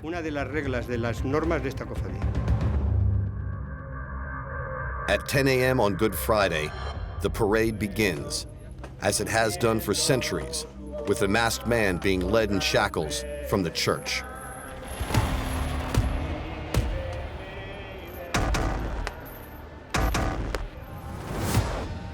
You would think, with a repeated whipping over your shoulder, that you'd be in pain. But no, it's a perverted sort of pleasure due to the fact that you are totally believing that this is absolving you from all of your sins. So you're thrilled, because this means you're not going to hell. This means your soul will be saved.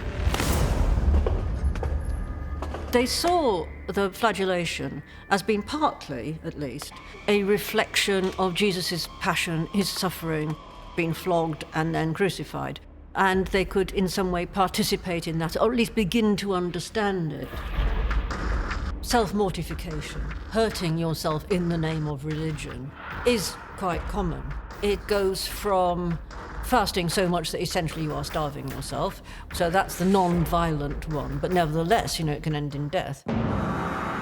Then there's the violent version, which certainly a lot of Catholics do this, where under their clothes they used to wear the modern equivalent of a hair shirt. Mother Teresa used to wear a strap with inward-pointing spikes so she could participate in the suffering of Jesus and remind her of, or enable her to understand the suffering of others.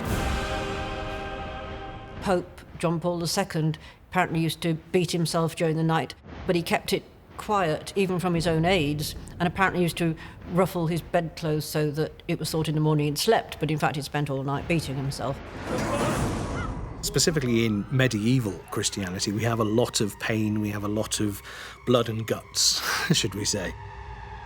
There is a neurological reason. A lot of these people in the medieval times would create a huge amount of pain within themselves to release endorphins and dopamine, the natural painkillers within a body, and these would create a feeling of ecstasy. Now, they could interpret that as the Spirit of God entering them. They could interpret it as what they were doing obviously was proving their belief correct, because suddenly they felt ecstatic even though they were under huge amounts of pain, and that was some form of God forgiving them for their sin. And the whole self-flagellation really stems from that sort of era. It's a lot of people wanting to suffer and share the suffering that Jesus went through in his last days.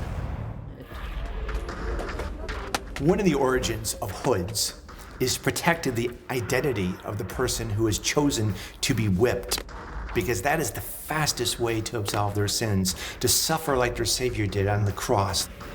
They could be your banker, they could be your estate agent, and there's no reason for everyone to know who that is. It's a very, very personal form of suffering.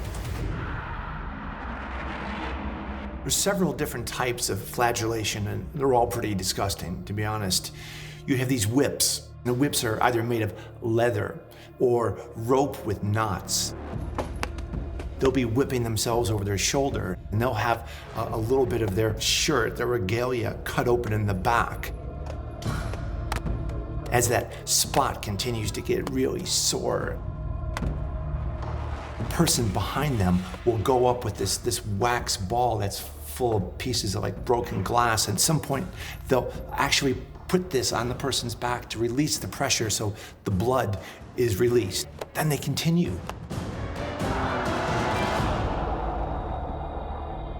The whipping and bloodletting is very interesting because really it's all about a very human Jesus who was whipped, bled, suffered from pain, and it's not really about this divine Son of Man. If Jesus were to come back, the last thing he'd want to be reminded of is himself on the cross. You know, what's with all these crosses and me suffering? Why can't there be nice pictures of me preaching to people and them liking it? I mean, yes, there are some of those, but mostly it's this gory, horrendous torture scene wherever you look. Like the Freemasons, the Brotherhood are full of secret ceremonies. After the parade, the whipped and bleeding men are brought to the Room of Healing within the church, where their wounds are seen to and they are rubbed with rosemary water.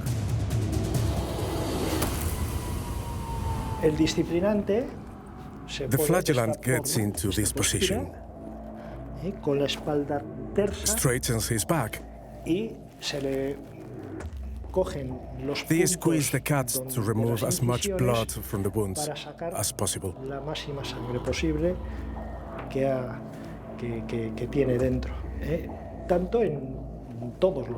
They do this with all the 12 little cuts. Sadly, this whole notion of whipping yourself comes from the concept of original sin, that you were born a sinner and you're going to stay a sinner and you're going to die and go to hell unless you improve yourself by sacrificing, by inflicting pain, just like your Savior, Jesus Christ, did on the cross, because he died for your sins. And now you're going to help wash away your own sins by inflicting as much pain as possible on yourself. The Brotherhood of the Blood, also known as the Sange, is a secret society whose members and activities have always been shrouded in absolute secrecy. They parade through the streets of Spain and France on important holy days, wearing long robes and hoods. They are said to possess proof that Jesus Christ did not die on the cross, and are rumored to know the whereabouts of a holy relic of unimaginable importance, possibly the embalmed body of Jesus Christ. But this has always been strongly denied by the order. André Duzet is a French author and historian who has spent most of his life investigating the history of the Brotherhood and believes that it's possible that they do have a tomb of very great importance in a remote part of southern France. This research is now finished. It's wrapped up, and I have the certitude, the guarantee, that these discoveries that we have made are incredible. I was there. I stood right in front of the tomb of the man who was called Jesus.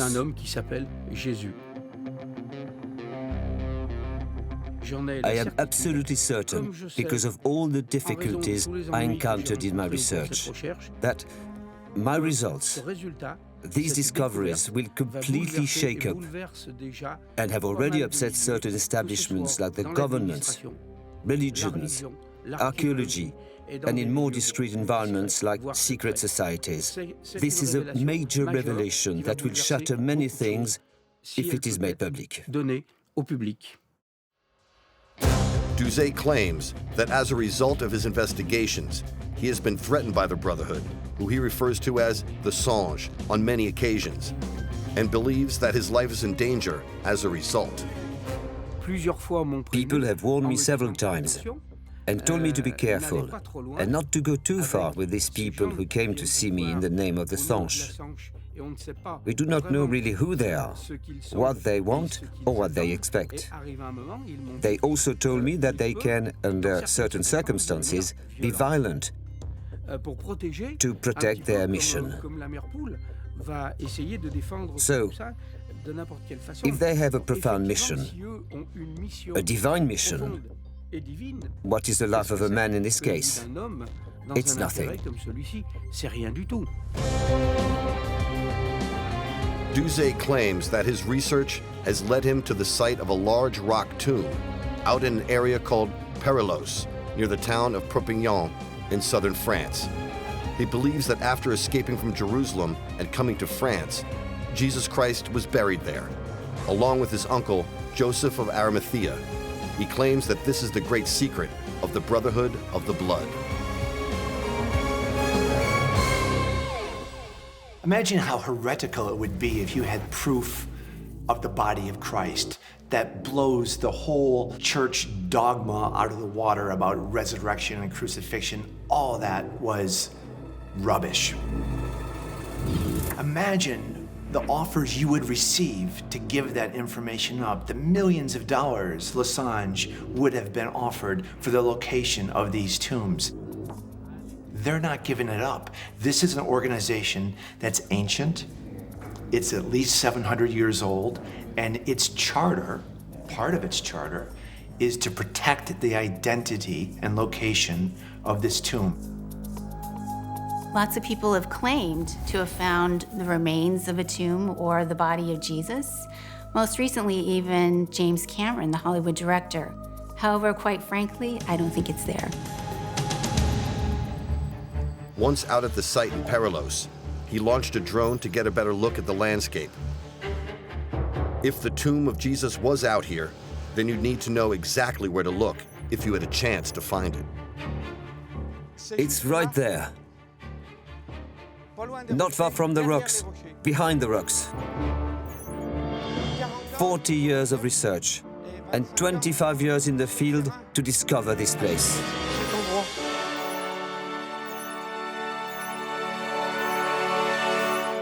It's there. We're right next to it. It's a great accomplishment of my entire life.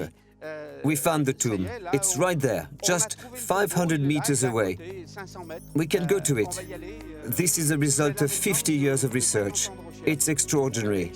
It's a great moment. It's right there. The repercussions of this information coming out, the fact that Christ is buried in France, there's his body, there's his tomb, that blows everything to do with Catholicism. The foundation of it is blown out of the water. Christ did not die on the cross. He wasn't resurrected. All of that was a lie. It would crush the Catholic Church. So imagine the lengths that they would go to make sure that this never comes out. So whatever it is Lessange knows, there's no doubt the Vatican knows as well. So even though the Vatican has distanced themselves from Lessange, you can bet there's probably a vested interest in making sure that they continue to do the job they've been doing for many hundreds of years now.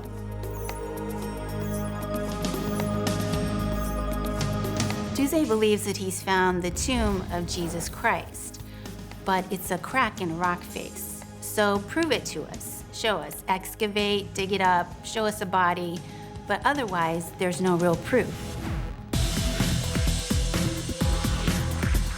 Douzé says that he found the location of the tomb after he acquired a model of the Perilos landscape. He says that this model, on which the words Tomb of Christ can clearly be seen, had been an important and presumably secret artifact within the Brotherhood of the Blood for many decades. It appears that the names of a number of specific locations in and around Jerusalem were then transposed to this area in southern France. This is a unique type of design, a unique type of model, the only one specifically made, and on this model is an inscription describing the hill of Golgotha, the Garden of Gethsemane, and even more interesting, there are two tombs, the tomb of Joseph of Arimathea and the tomb of Jesus Christ. This model is the only model that tells us exactly where the tomb of Jesus Christ is.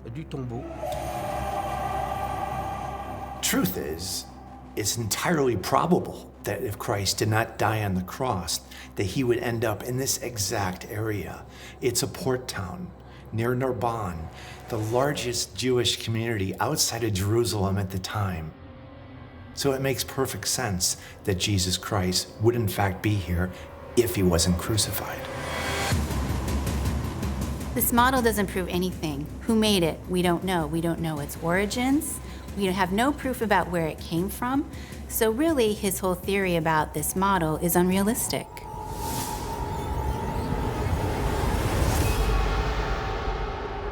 Despite not revealing where exactly the tomb is or its contents, Douzet stands by his research and conclusions.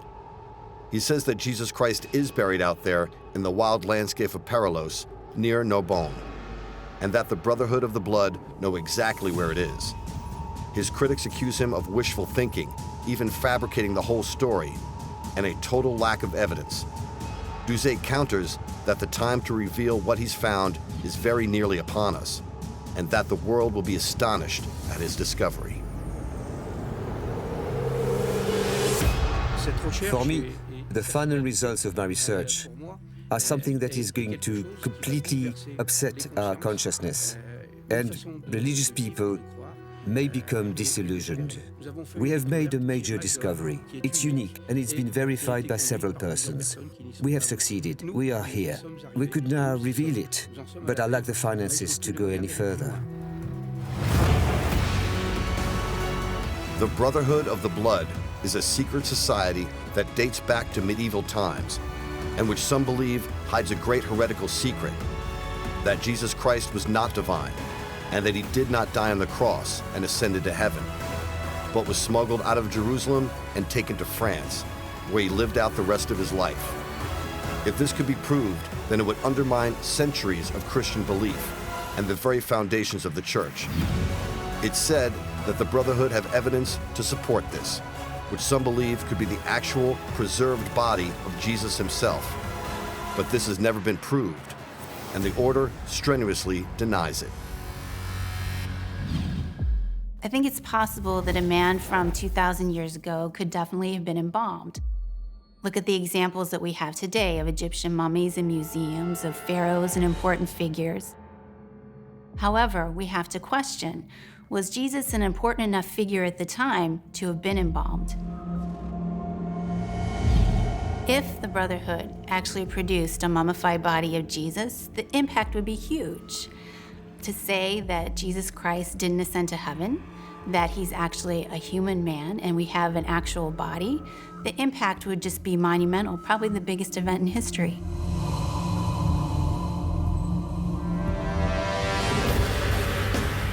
Every year, the Brotherhood meet in Zamora in Spain to celebrate Holy Week at Easter. Unlike most religious parades that take place during the day, during Holy Week, the Brotherhood always continue into the night, using flaming torches. Some people claim this represents the removal of Jesus Christ from the cross once darkness fell, and then his escape from the scene.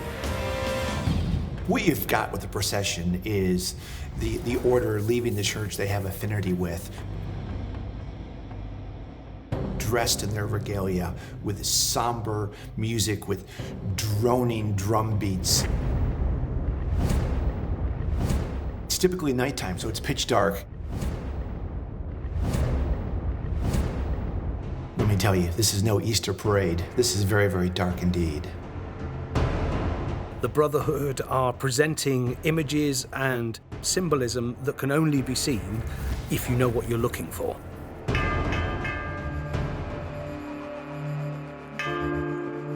Every part of the processions that you see is quite literally a cover-up. The people there, they've literally covered their face, they've covered their body, they've covered their hands. Any part of their body that could give them away has been covered. So the person themselves, they are a secret. And they are representing a secret by displaying this procession, the sculptures, the statues that they're carrying along. Those things are transmitting a secret to people who, if you knew what you were looking for, you would see that secret. If you don't know what you're looking for, all you're going to see is the accepted religious tale that you've been told since you were a young child. Now, they had a very Gnostic form of religion. They believed in a lot of the books that were kept out of the Bible. So you're talking hundreds and hundreds of writings, and they would take their belief system from that. Now, if they were to go out and broadcast that to the world and take those secrets from those books and say, look, this is what we believe has happened, then all of them would be just executed as heretics. So everything had to be kept secret. And that included their identity, it included their secrets, it included who they were and what they believed. It's unclear if these brotherhoods are just benign men's clubs today or there's something more to it. These hooded men processing with somber, monotonous drum beats, with really graphic statues that depict the bloody death of Christ through the city. It's not a pleasant or uplifting affair. It's very dark, spooky, and mysterious with the cloaks and the masks. And if we think back to the early origins of the church, just look at the Inquisition. It was a very dark, brutal time, and this is what we're seeing.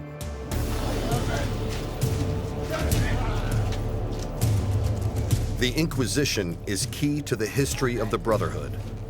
When it was raging through Europe in the 15th and 16th centuries, its members were condemned as heretics for their belief in Jesus surviving the crucifixion. Essentially, the Inquisition believed the Brotherhood were heretics for a whole bunch of reasons, but none greater than the Brotherhood's insistence that Jesus Christ did not die on the cross. So consequently, the Inquisition really had no choice but to resort to extreme torture to get a confession, to get any bit of insight into what these heretics supposedly really believed. Historian Richard Felix is an expert on the torture techniques used by the Inquisition against suspected heretics like members of the Brotherhood. This room here is a place full of torture, death, pain, and anguish. This is actually a wine press. People were pressed to death. The sentence was that you be taken to the deepest dungeon, a room where no light can enter, where you will be laid naked on the floor, with a cloth around your loins and weights of iron, as heavy as you can bear, be placed upon your body, until you either confess or you die. What the Inquisition did to the so-called heretics of the Brotherhood, that would make Quentin Tarantino turn away in horror, dismay, and disgust.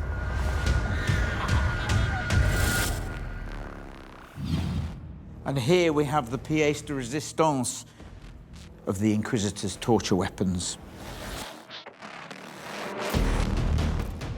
Pincers for pulling out the fingernails and the toenails.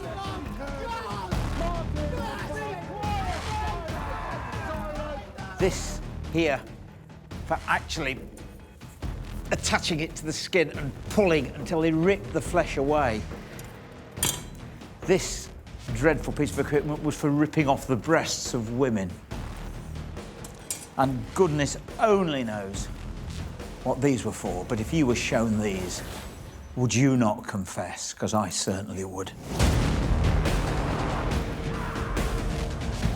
The truly shocking thing is that the Inquisition actually believed that their torture techniques purified sinners, irrespective of whether they lived or died.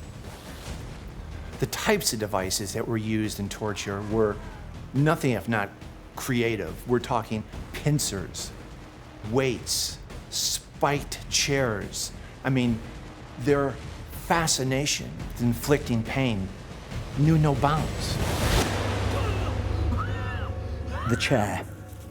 You are actually strapped into this and sat on this chair with these dreadful, huge, rusty nails sticking up. Of all the despicable forms of torture that the Inquisition used on the Brotherhood, none was as painful, none was as nasty as the rack.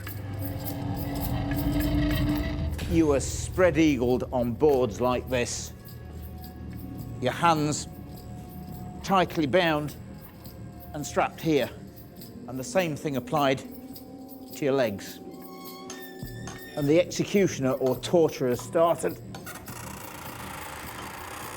to wind the ropes until it started to stretch your body, until you can imagine the sinews starting to stretch, the bones starting to snap as they were shouting to you. Do you recant? Do you confess to your heresy? The first thing that happens, their joints make a huge noise as the arms and legs are popped out of their sockets. Next, the executioner, who's ruthless, doesn't stop. Soon, the arms and legs are ripped from the torso. The victim dies rapidly, but not before undoubtedly confessing whatever it is that they had concealed. Another brutal trick up the sleeves of the Inquisition was a process where you were literally burnt alive. The Inquisition called it auto de fe, or an act of faith. The largest took place in the center of Madrid in 1680, where hundreds of men and women were sent to the flames, and the smoke was said to have covered the city. An actual eyewitness account has survived. At 8 o'clock in the morning, the procession began. Those who had given some token of repentance were to be strangled before they were burned, while the rest, who had persisted obstinately in their errors, were to be burnt alive. The Brotherhood of the Blood is a secret society that some say was formed to protect the greatest religious secret of all time, that Jesus did not die on the cross and did not ascend into heaven. It's claimed that they have hard evidence to prove this, maybe even the embalmed corpse of Jesus himself, though this has never been proven. But in Bruges, a vial of Christ's blood is paraded on holy days. Is this proof that he was a flesh and blood man after all? You look at Bruges today, where you have a basilica of the Holy Blood. Joseph of Arimathea, the uncle of Jesus Christ, collected the blood as it dripped on the cross, allegedly. And then in the Second Crusade, this was brought to Bruges. The head of the Brotherhood group in Bruges agreed to explain more about the relic that they protect. My task in the Brotherhood of the Holy Blood is treasurer. We have 31 members, and within these 31 members there is an elected bureau of 4 people. So we are the owners of this precious relic with drops of the blood of Christ, which, according to tradition, comes from when the body of Christ was washed with water, and a little bit of that blood came here over time. So a relic from that time, from that place, is really powerful. It is a talisman of sorts. You can go there almost any day of the week and pay homage.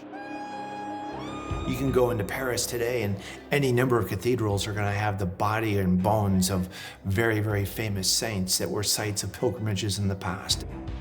It gives people faith that all these stories are real. Look at the bones, look at the cross, look at the blood. It really happened. Is this the blood of Jesus Christ? I don't think so. Scientifically, we know that 2,000-year-old blood would have dried long ago. So, scientifically, it's proven that this is not the blood of Jesus. However, they believe that it is.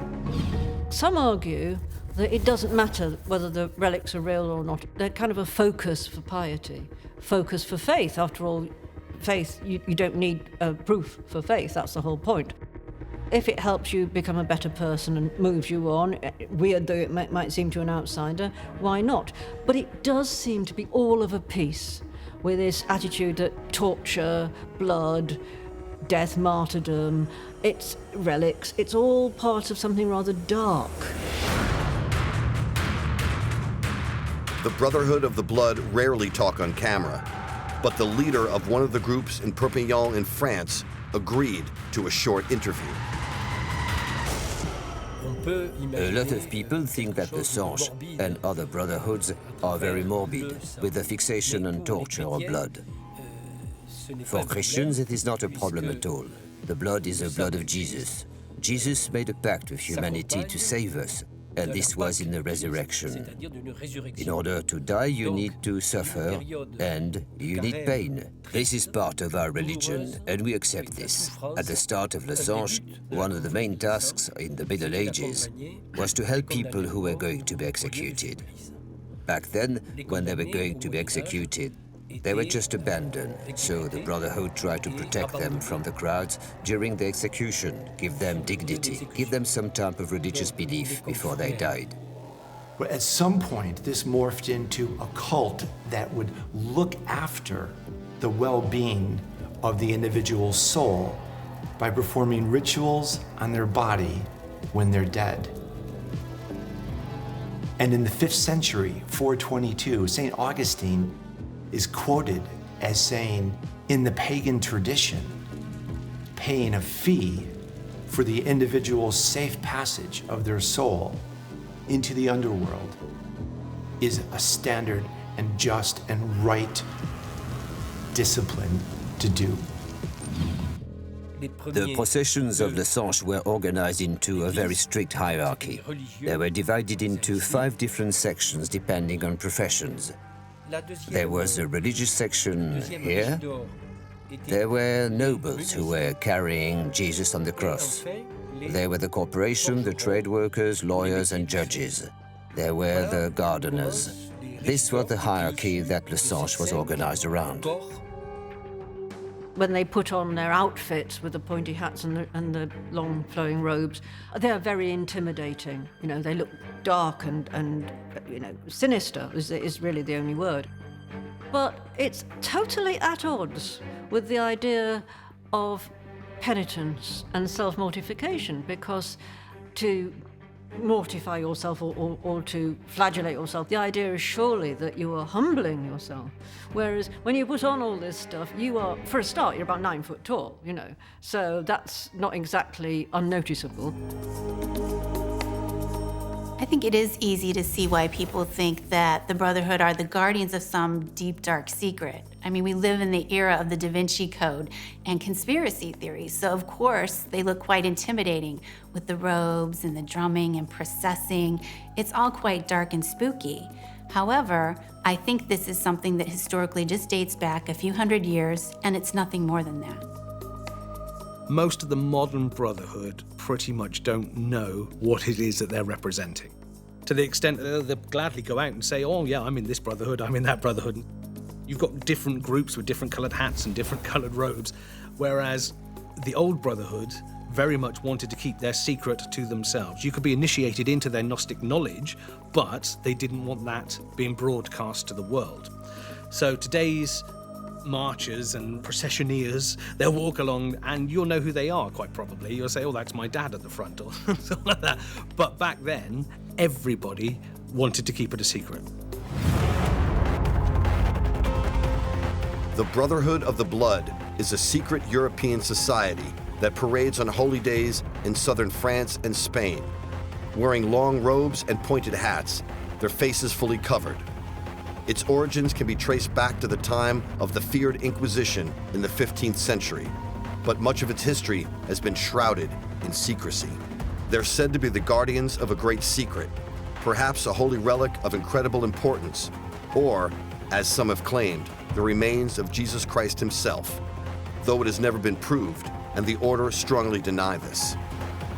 Their extreme dress, solemn parades, and refusal to reveal their identities in public have drawn a lot of interest, discussion, and debate over the years.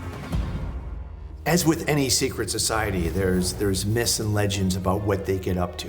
And in L'Assange, one of those legends is a mask.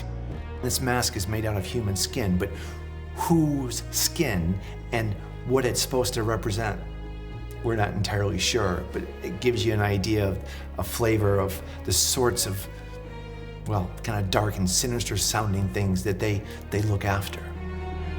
This Catholic obsession with relics was an absolute industry, and people paid churches to queue up and see these things. But it was also part of an obsession with, you know, when you think about it, bits of saints' bodies, or sometimes whole saints' bodies, the so-called incorruptible dead. And you can still go into some churches and see these semi-embalmed bodies of monks and nuns and people lying there. And it's so unhealthy. I mean, you know, it just seems to be just so weird. But perhaps the Brotherhood of the Blood are best known for allegedly protecting what could be the greatest holy relic of all time, the embalmed body of Jesus Christ. But this has never been proven. Why would L'Assange keep looking for the holy relic when it could put an end to their religion?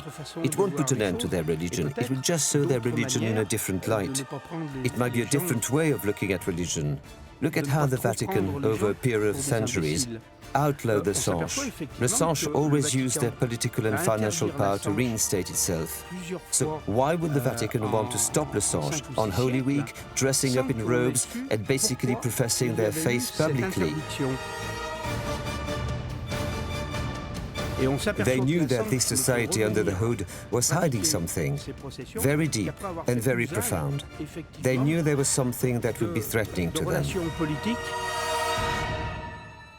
If it is true that Jesus did not die on the cross, and if that information were to come out, it'd be the end of days for the Catholic Church. That's it, game over. I think the Brotherhood, if they had a body, it probably doesn't exist anymore. It's an embarrassment. Nobody wants it. Now, if the body still does exist, and they came forth and said, here it is, everybody, on national television to prove, there it is, let's do a DNA test on it now. There's enough doubt built into the official story that even if you had DNA evidence of a 2,000-year-old corpse, that the church could turn around and say, well, we can't be sure about anything. We can't be sure that your 2,000-year-old man is even who you claim he is, or he came from this area of the world anyway. The Brotherhood of the Blood are supposed to have some kind of great relic, perhaps even the embalmed body of Jesus. What we do know about them is they process in these dark clothes. They look very mysterious, somewhat freaky, but I don't think that they actually have some kind of great secret. And if they do have the body of Jesus, why don't they reveal it? Why don't they show it to us? Today's Brotherhood doesn't truly represent what I think the original Brotherhood believed in. And today it's more of an affirmation of a Catholic faith, particularly in the Spanish areas and southern France, that it's very much reaffirming what they already believe. Now, there could well be a smaller group within that Brotherhood who are happy for people to believe that, because it keeps the Brotherhood myth going. And in reality, it allows them to exist and to carry on broadcasting to the world what they believe, but no one is going to see it unless they have the eyes to see and the ears to hear. You can't stop people from writing or thinking whatever they want to think about us. We have nothing to hide. Almost any abbey in England claimed to have either a piece of the true cross or a vial of the blood of Christ. It's relics like that from the time of Christ that define these orders. It's their reason for living, to carry the tradition of preserving it and protecting it for future generations. So do the Brotherhood of the Blood, as they are known, really possess a holy relic of unimaginable importance? Possibly the embalmed body of Jesus Christ? Or are they, as they say, just a historic religious society that dates back several centuries? As ever, the historians and the conspiracy theorists have vastly different opinions on the subject. However, the covering of their faces, their history of being heretics, and a growing public interest in how the real Jesus Christ might have been very different from the one in the Bible, all increased the attention on just what the Brotherhood might be hiding.